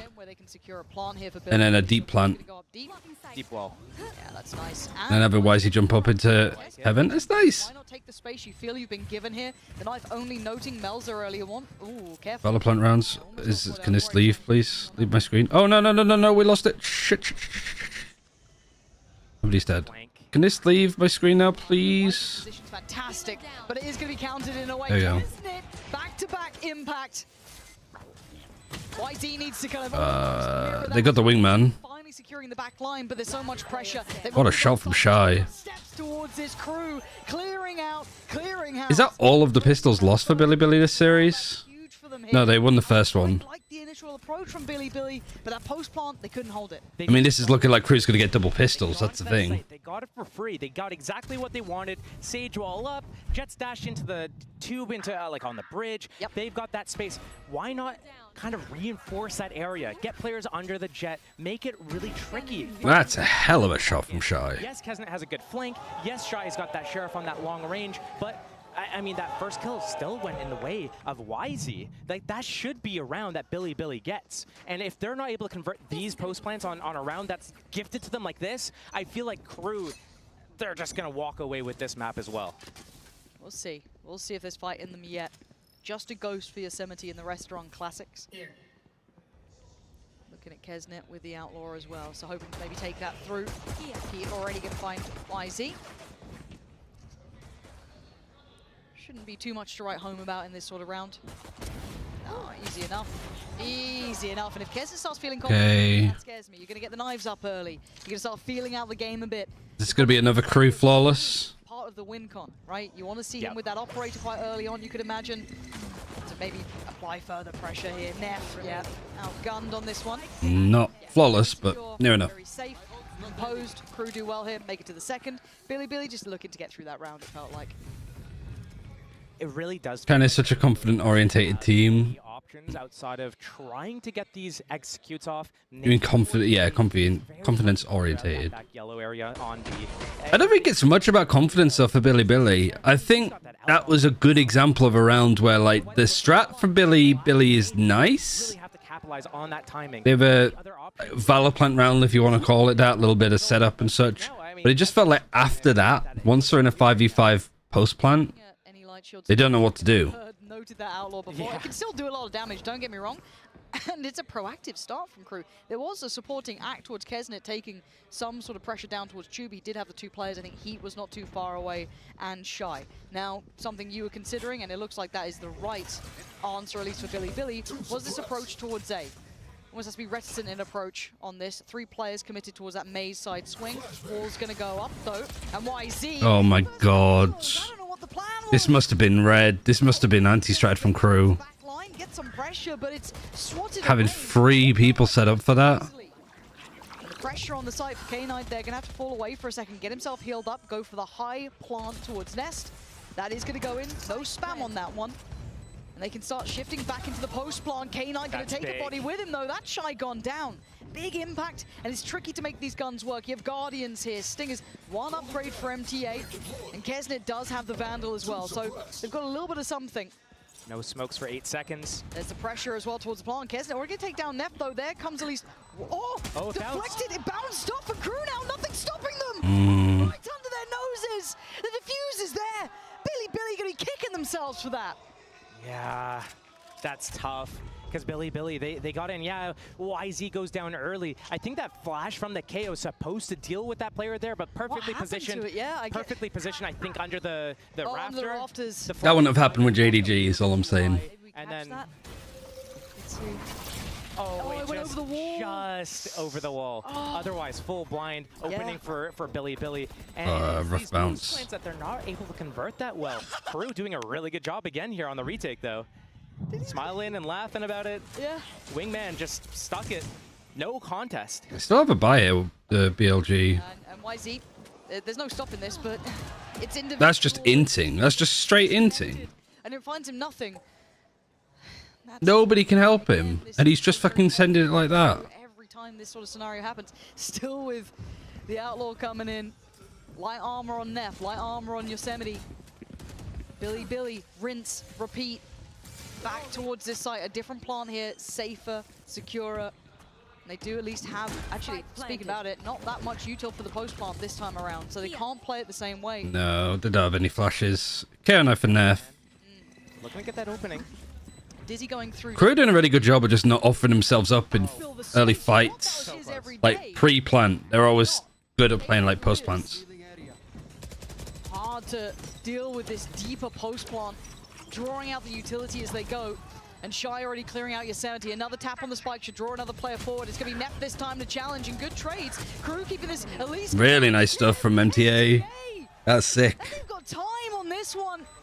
KRU dealing with this. I've got to say, I want an early timeout. Yeah, timeout for Billy. Post plants, those deeper holds are not working, Josh. They're getting the site, they're getting the plant, but beyond that, they're not able to hold it. Post plants have been pretty bad today for Billy, no? Naturally, but KRU's really Defuse. Okay, not too bad. Again, another opening kill for him. And yeah, I mean, a timeout would be nice, but I don't know how much of it will solve what Billy's actual... It'd be nice if it wasn't 4v5. That would have been like literally the difference. If YZ doesn't do that, you have another, like, he offers nothing there. Really that much issue. The problem is converting the late round. They're out of abilities and they're falling back, and here they just get the fuse under their noses basically. Wingman on round 3, and then here it's just they got to get some kills. Yeah, it sounds so simple when you say it that way. Just kill. But now we have the added issue, the one that we were talking about, the desk was alluding to, the operator with Kesnet. That in hand, it controls, it commands so much respect. A similar exec that we saw before. Nano Swarm's exactly where YZ might dash to as well. The lower side of rafters, a similar yeah, they know that like YZ's the win condition. And it's Shy. Flexing goes down first. That's alright. You don't have any utility over here. Billy can't sit deep anymore. They've tried it before and it didn't work out. And it's very forced out. I do like KRU are not afraid to use ultimates. Like on anti-ecos. player, they're falling, and the pressure, the issues compounding. K-Knight's gone. This is simplistic work from KRU. Flawless. It looks so easy. The slow strangle. Billy. JDG died for this. But the thing is that JDG would have to have beaten like FPX or EDG after beating Belly. Otherwise, we'd be sending DRG. Don't really have that many options with this composition if you're Billy. Maybe if you split off, do a 4-1 instead of a 5-man hit, you're getting into the site for free. Yeah, timeout now. It hasn't even been opping. Like, Don't like doing it now, but right now, and they haven't even been opping. it's kind of like Steel said. If you were timing out the last round, you're doing it because you're upset that Wisey did what he did. Here, it's like something is just not working. I think it's just been anti-stratted hard. The crew are like, we're just going to play retakes for this. And then again, once you get that plant with that wall down, what is the next action? But they have the res. Maybe they can go somewhere else. Maybe I was kind of I say maybe hoping to get a lurk on top of this, but it's still going to be like there are options for Billy, but you're already 5-0 down. It feels uncomfortable. You still need to find out where Kesnet is early on, right? You still need to go through that protocol list that gets added in. Maybe you can activate a lurk to pressure on that on the post plant. Maybe, you know, deal with a little bit of something, but it's still not easy. You're banking on them maybe not having utility in the right place. There's still so much for them to work through to deal with KRU here. And they've tried that lurk, actually. They tried inserting up tube early. He put them down in that tube early. Thrash is up now for the defense as well. I do want to see Billy utilize. I'm not going to be mean to DRG, but right now, KRU's letting the form the BLG was on, I'm glad that they qualified. But maybe I would have liked to have seen JDG here, though. That early fight on that long range. That was next year. Picks up the player with the res, and then once they've diagnosed the setup, they make a plan and go somewhere else. I want to see them use middle a little bit more. It's going to be so tough for them to go actually commit to an ending on B, but it looks like here they're posturing to start there. We wanted to see this. This was the worry. This was the threat. The operator in hand. Right place, right time. How does it fare? Kesnet getting curious. Deep Molly at elbow. Giving that opening for Kesnet to post on Garage. Careful. No drone to clear him out. This looks like a death sentence if they keep going this way. There's the first Good shot. flash. He's forced off the first Another up is there. steps. The knife gonna be The knife gets broken. They still, lovely follow-up flash. That is fantastic from Neff. You know that there's one backside. Heat's here, though. High Dizzy gonna come out though. No, Dizzy. Very early. There's only one player to really work off this, that being Melzer, and they can't get any value for it particularly. Yeah, much better from BLG instantly after the timeout. We haven't really seen him get a 5v4 post plan, yeah. They're not being flanked, everybody's in front. Why is he sticking close here? Maybe trying to be a real nuisance. Yeah, perfectly timed. It couldn't be better. Expecting that level of pressure. And now Shine Heat, this is tough. So many players that can just swing, catch it, invest a little util, but for me, Neff was the MVP in this round from start to finish. The knife, the flash is Shy, putting up some work here. Oh my god, Shy! Stop it! Right now. Stop it, flexing! Ooh, not really that far away. Keep it on track at least here. Costly as hell. Yeah, really costly. Money's great for KRU. The effectiveness of that KO, and it put so much pressure on Neff for those flashes to be perfect, but they were. They were, both flashes used so early, just to take that space at too long. But I love this play from YZ, getting through that wall on that retake, knowing that the players are going to be close. Luckily, he got that lineup. Yeah, it felt there that like they didn't know whether they were fighting it or not. They were playing time, but they were also sort of peeking, and then they just get chipped away one at a time. And it is going to be something that they need to keep. A little bit silly. A lot of pressure and weight's going to be on YZ's shoulders to keep repeating Up this. again, Blade Storm for YZ. Playing with the pack this time, he was taking a look towards middle. I like what they're doing though. You see where they're positioned? They're positioned so that they could get rezzed if they do go down early. YZ sees nothing, realizes maybe it's an... Yeah, everybody's positioned if they go down early. Other than YZ, who is like balls deep on the A site. At least of where Kesnet resides. And all this space. YZ, the protagonist strat, basically. Nearby, but it's a gamble, right? You're banking on it being through that maze side rather than towards default. Though. Gotta be careful with that barrel, but actually, they managed to kind of pass by each other. YZ securing a lot of security here. This is good. This is good positioning. If he doesn't get cleared, he could be good for them, but I don't want to jinx it. He's got those Blade Storms out, and it's really... Good Viper's Pit too. Oh, why? No, leave. Fucking hell. He comes out on top of that. 10 from the judges. He only has one knife. He has to back away here. Viper's Pit on top makes this There's a lockdown. secured the back line as well. They've got a lot here. That's the Nothing to break it. Gonna force that. No, you got a molly. Does it get dealt with? Seems like. No. Oh, no, there it is. Just about at the end, so they get to keep their positions, make it harder for KRU to try and clear house. How do they get them out of this Viper's Pit so far with a kill on K-Knight?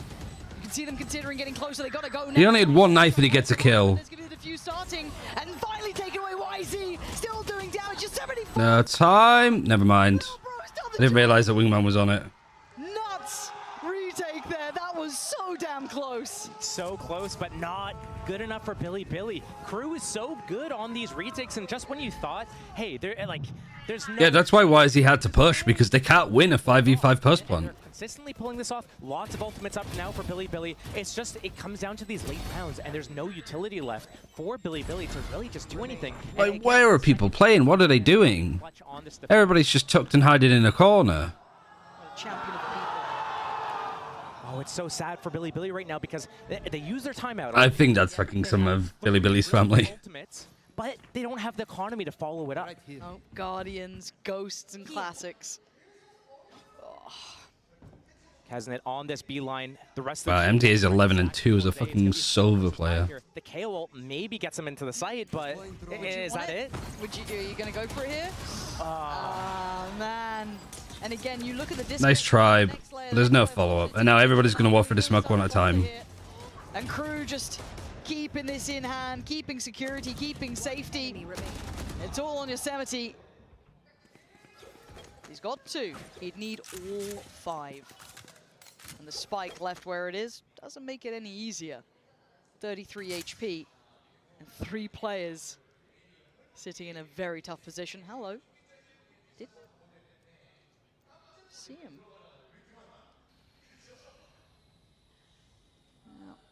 No layers, no nothing, yeah. On the free cams, look at him. Catching the spike, proud of you. And this pause for thought isn't going to go too far. Left. Again, Yosemite would have to get that spike back, and they're still so cognizant of where it's dropped. And that's position noted now. No one's taking that fight. You may, well, I say that, Kesnet does. Okay, fair play. Why is he looking for a pick? It's got to find something. It was a low buy, was it not? 7-1 here. This was the map you kind of hoped, right? And they're both Another timeout. Round 9, double timeout. You have to. You're going into round 9. You're down 7-1. You have 3 really big ultimates. You've been getting into the site. You've been getting the spike planted. You've been losing on the post. Is it over? It's similar to Lotus. I don't know where the win is going to come from. Sometimes it's just straight up. Because it's not YZ. Spawn, we get the wingman on the spike, force them to peek us. It can't be YZ. It's just how it feels. A little bit different because this is our map pick. Yes. I almost be molding. Yeah, but I don't know. Yeah, I just don't know what Billy can do here. And we're starting attack. Which is meant to be. It's meant to be our stronger side. So if we're going into defense and we're at a round deficit worse than like maybe 4, it's just going to be so hard. So not only do they have to come back, they have to come back at 7-5 almost if they want to have a chance into the second half. So here, second timeout burned, and they need to have a good plan coming out of this. Kesnet still has that op. He's been shifting around, namely starting towards B. Once he did a mid-walk with an outlaw, but we haven't really seen Billy do anything other than 5-man A or 5-man B. Occasionally they did send one player towards middle to kind of sniff it out, see what they could get, but to no avail. Yeah, it's sad. These ults are so impactful. But my worry is that if Neff doesn't do what he did before, I mean, Neff's only got 1 kill, but again, it's what he was doing in the meantime to try and set them up here. How much freedom does Kesnet get? Do the ults even matter? It comes down to this. Knife goes in, that should at least catch towards Melzer. Good show him. It's caught both. But Kesnet doesn't care. He's sticking around enough for a shot. There's going to be the ult coming out. We spoke about these ults. But there's no respect being shown from KRU. You got to force it. You got to. Where's YZ? Oh, they're going. KR's going first right because he is old. Now, where is YZ? They're locking this down. Now does it swing though? Billy's starting to clear out, but Heat's made it here. The whole crew is on site. Yeah, it's done. Moving. It's not enough to force them away.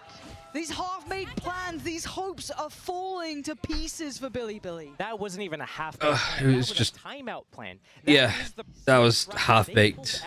After deliberating for 30 seconds. This is like, okay, we go B. Yeah, he's got off there. It's okay. He gets one early. We res. It's okay. We pop KO ulti. We go in there, lock down the post ban. Easy peasy. But it's not easy peasy. They can't even get past that yellow, and they're getting crossfired. Melzer sitting behind the box. Billy, what else do you have? You got to use it right here.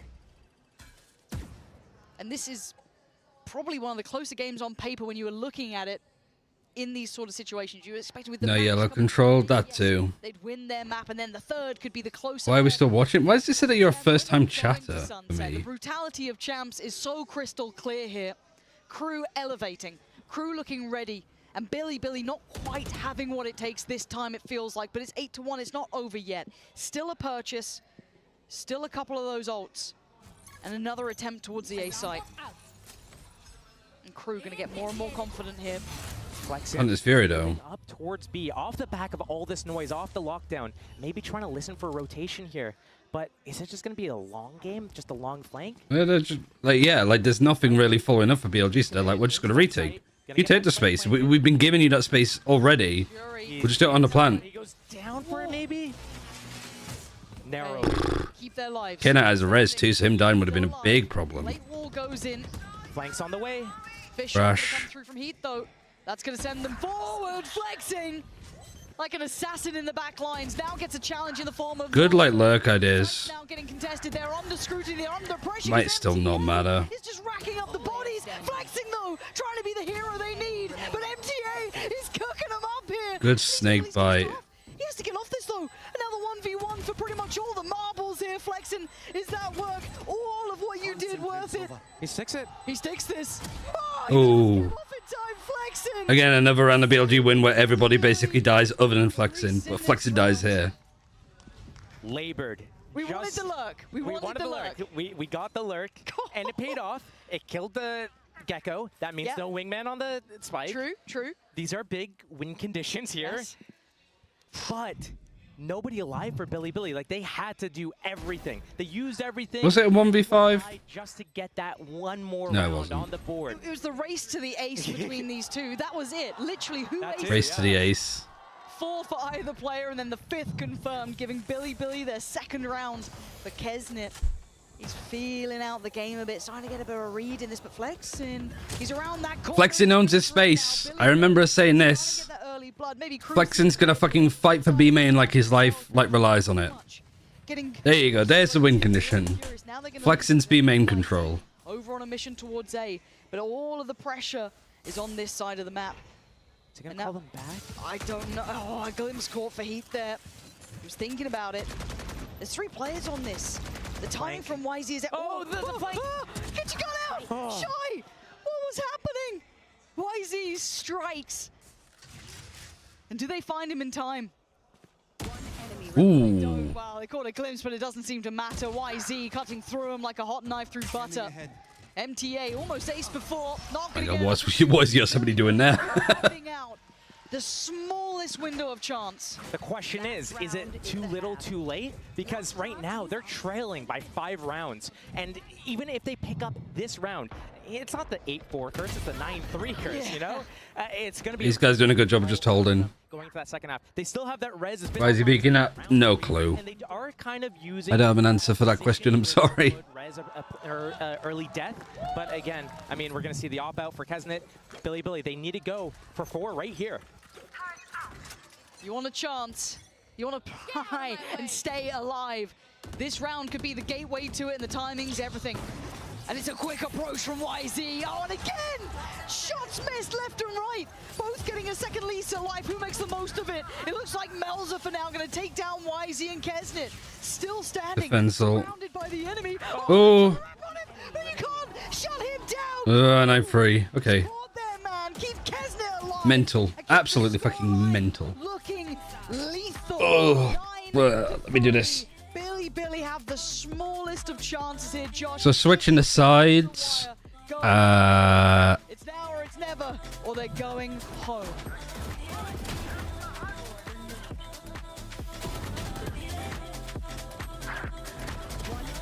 Wait, I'm looking at Trace. Why am I looking at Trace? Wait, why does it say, it says Billy up there, and it says Trace here? Trace. This should equal this one.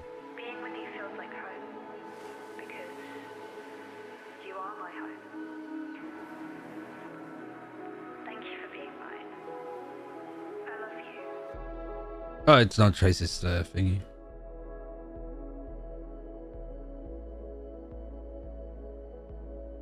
This guy's never gonna get a contract. Yeah, it's just fucking Twitch, well, not even Twitch chat, YouTube chat, which is objectively worse a lot of the time. Crew's attack side is slightly better than their defense. So this might be a rough time.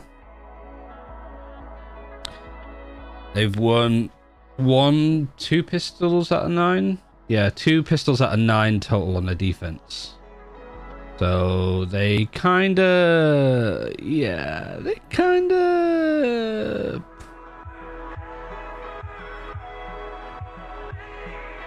kind of a must-win pistol, basically. And we're copyright struck because I didn't meet the music. And yes, we are on Unlucky. Xbox. Yes, this was Billy's pick, but Crew came prepared, Josh. They had everything they needed. And the question then becomes, is 3 rounds enough? And I think a lot of us have a feeling of what the answer is to that. But Theorycraft with me, what makes the difference? What keeps Billy in this? Is there something you Belief. We need belief. Determination and the will to not lose at this point. Are we clutching at those straws already? They used both of their timeouts on that first half. That attack side, they needed. Crystal above theirs. Did they get enough? 3 going into it. It is the 9-3 curse, but I want to see something. Was it Crew versus Fnatic? It's going to be such a difficult. Well, that was an upset back in 2021. Even just tying the game up, and I don't know if we've seen enough from them to expect that right now. Let's find out. 9-3, as said. Crew now on the attacking side, Billy on the defense. And they have to be near on faultless, if not flawless. There's some motivational music. We have belief. A brave play, a bold play, and perhaps one they Had it at the break, to be fair. That was nice. Now the turret's going to know at least. You didn't even break the turret. Didn't break the turret though, so you just shot it. Don't have to worry about their flank. Crew, they're going to go in once that Viper wall goes down. Yep, and it's go time. Dizzy going to lead the way, clear through on the site. They now know that no one's at least in the standard. Planting right into the nano swarm. And the first frag. Didn't matter. Neff goes down. Oh, why is he doing that? Just walking in. Oh my god. And right now the prayers barely being answered. Go on, Yosemite. Do something. Oh, Never mind. It's not happening. That just It's so done. Why? YZ? That is the airport code for Toronto. The more you know. Speaking of airports, 10-3. I mean, that's not how you want to start it, Josh. Let's cut to the quick. Let's talk how it is. I didn't mind the start. I quite like them being proactive, trying to take some of the maps. He had a jet dash too, so they're just even more. Yes, I don't mind that. But then, what was this approach with tap on the spike? They just flew in. Not entirely sure. They have that Sage Wall. They should be comfortable letting the round develop, finding their opening. Yeah, that's exactly it. Why would you play this comp for BLG if you're not going to do what Crew were doing? Another stack here, though. Crew been doing such a good job on these types of rounds, finding out where that stack is, avoiding it, hitting that lane of least resistance. Shy. 1 for 1. But you can lose that player. You're allowed to lose that player. Beyond that, that's when weapons start dropping. We saw this on Lotus. As soon as Billy showed themselves, maybe even got a kill, they instantly tried to get ahead of the rotation and go to the other side. Crew, understanding this, learning from what happened in this last map, they're waiting, letting the round simmer a little bit. Now they're going to go back towards B. They know it's probably empty, maybe 1 person at most. That knife coming, getting broken. But it's going to be a free sight. It is. The pressure's probably going to be through middle if you're looking where they are. And you're looking at YZ mostly. Still got a Sheriff.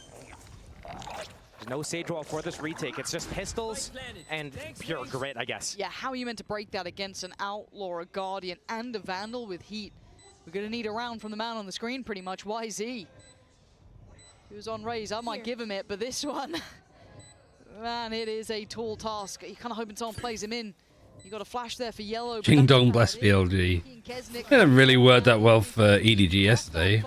Gonna spot out Melzer on the way, but now the flash gonna fade and KRU digs their heels. Nothing's hitting. Is calling. And KRU's survival looks more and more likely. If you had one shot, one opportunity. Billy, they need to convert this round. It is the bonus round for KRU.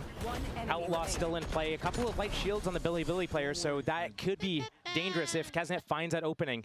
Yeah. And again, it's going to be so hard for Billy to actually get any sort of information into this round. See how this got hacked? Did he actually? The Sova, which is, you know, a really common pick, at least for any sort of... China's coming for him. But right now, they have to just go in. Aggression here. Just praying they don't make it to 12, that they don't get the bonus. Oh, YZ. Who's looking at that angle for him? A blind spot. I say spot, it was a mile wide. And that's an early pick. Melzer gonna at least show presence elsewhere. No free rotations now, no quick flanks to be had. And KRU can pause for thought. They're still above a minute. It's so good from KRU because they realize they have the advantage. They let Billy sweat, and Billy isn't really great in these situations where they go down a man. Usually someone goes exploring. We're seeing that right now from Flexen, and it might actually pay out in their favor. He's got all this garage line. Maybe he lets his teammates know, hey, it's going to be A, stack towards there now. Might be the saving grace in this moment. KRU still with a good grasp of this round. Sage Wall goes down. Now the hit is possible. Knifed. It's going to slow it down a few more seconds. They're getting quite late here, though. That Viper's going to bypass that turret. This flank is going to be everything. Now, Billy, with the ult? They just need to live on the site. Yeah, can they survive? Oh, my... Oh, the Thrash! What fucking... I've never seen it, like, Crash Bandicoot its way to the top.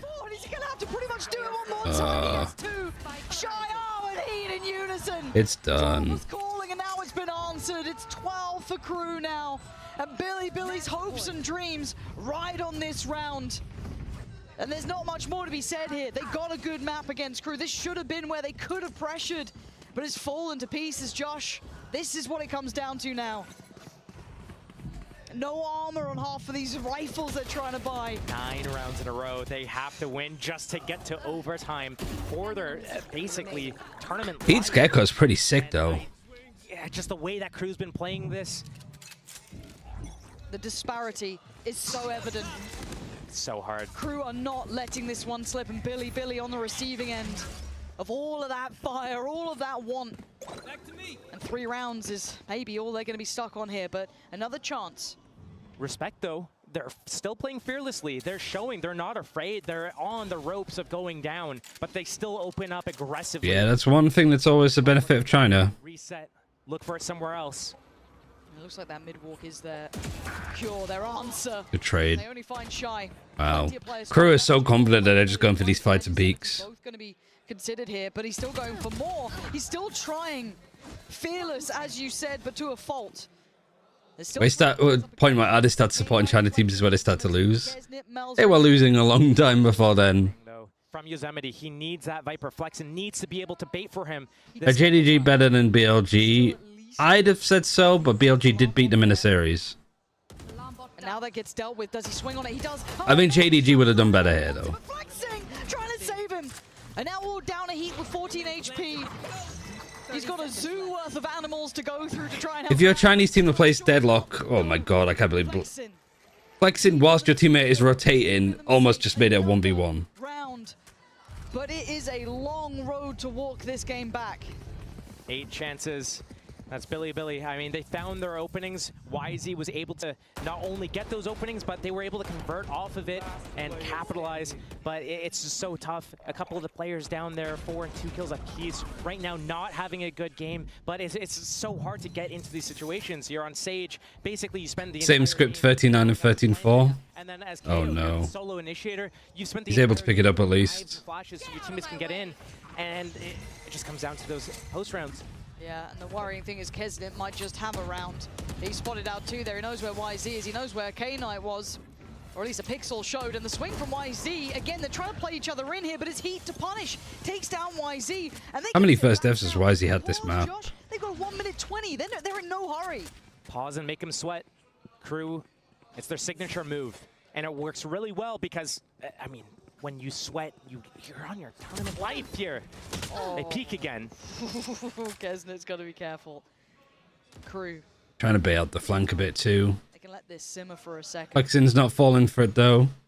Flexin's a B main man only. To play with, but he'll need to Sage wall. Punish. And nice On this map, it's been a lot of first It's deaths. going to expire 13 seconds left in the round. The only way through it is over it for now. So the rotation comes back into middle. Reinforce that B, but KRU probably just comfortable waiting it out and going at the last second if they need to. Yeah, KRU don't mind running it late here. They're not the ones really with the pressure. They've got 12 rounds. They get the luxury. Left. Speaking of luxury, Heat's made it through with a quick attempt towards the side. That's going to be a plant. And they've got to respond accordingly. Already there are issues here. Heat's doing a lot of work already this round. He's got support from Kesnet up top. He's looking for a fight. Doesn't get what he wants. All right. Going to keep hope alive. Bring it back to a 4v4, but you look at the deeper post plants, you're looking at the flank potentially for Flexin as well, who's becoming a heavy hitter for this team. But how many times can he do this? Neff gonna have the knife in 4, but maybe it's just the gun. Ooh, nice. A third claimed in the round, and now a 1v2. They hear at the flank? He should have done. Yeah. Heat, can he keep this? Can he be the one to secure it? Oh my god! He is. There's no time. Round 4 would secure it and keep them standing, but Flexing again! You don't have time. Wait, You don't have time. I'm not sure. I don't think he has it. I think it's too late here. Yeah, it's way too late. Fucking Billy going out in the same fucking way that they did of kickoff and like against Trace. Devastated with this one. You thought with the map, or you thought with everything, they might have had enough to come through this. I was like fucking disassociating through that map, I swear. They were blown out of the water. Yeah, somebody needed to get half there. In that second map, but KRU looking really solid on their attack side. Kesnet being able to get some impact with that off as well. So some life in them as they'll advance. I mean, well played, KRU. At least that's something that I'd be happy to say. And again, I think this just. But I am really glad the Chinese teams are starting to realize that you can't play like this anymore. Billy are always dangerous. We've learned that the hard way. We've seen how well they can play. We've seen their individuals. But in that crunch moment, Still nice to see Billy actually get to this point. Well earned, well deserved. rose to the top. They But found their footing. I swear for FPX and Billy today, it was like watching them back in kickoff. Why is he trying to do too much? FPX just don't like worse. It was like watching them at Evo last year. That's the thing to say about like Billy and FPX today. It was like watching them at Evo. Really good things. Like they just went back to bad habits and bad playstyles. Macros. I like their attack side, the pacing, making the other team sweat. So really good job. So hopefully the message gets through to Chinese teams eventually. If you want to keep losing, keep playing like you play now. We're seeing them look good. A scary 1 and 7. especially when you're trying to just stay alive. But again, the quality of teams. So 17 rounds, almost half of the rounds almost. YZ was, well, like half of the rounds legit. He was involved in the first engagements, but he lost the majority of them. The fact that even with Billy putting up a very respectable scoreline in that first half, the big question being. I'm not as mad as I am about like the FPX game, but quickly came from KRU that it wasn't enough. It wasn't enough, and had that first map gone a little bit different, maybe if it went into the favor of Billy, even if it was like a 13-11 or overtime, could Sunset... Yeah, I'm not going to stick around too much because yesterday was a long stream. If I can end early today, I'm going to end early today. So, who do we host? I'm going to host Sean before he goes off. So he can pick somebody else to host. give it back. But yeah, GG's. So the next stream is not going to be tomorrow. It's not going to be Saturday. We will be online for Sunday, the last game. We won't watch party this. We won't watch party this. Like, we're only here when China's on. That's the rule. Otherwise, I'm over-dedicating something that is a bit too much for me to over-dedicate to right now. But yeah, all right now. Thanks for watching, everybody, and I'll see you on Sunday. EDG versus well, Foot versus Paper X. See how that goes. Bye.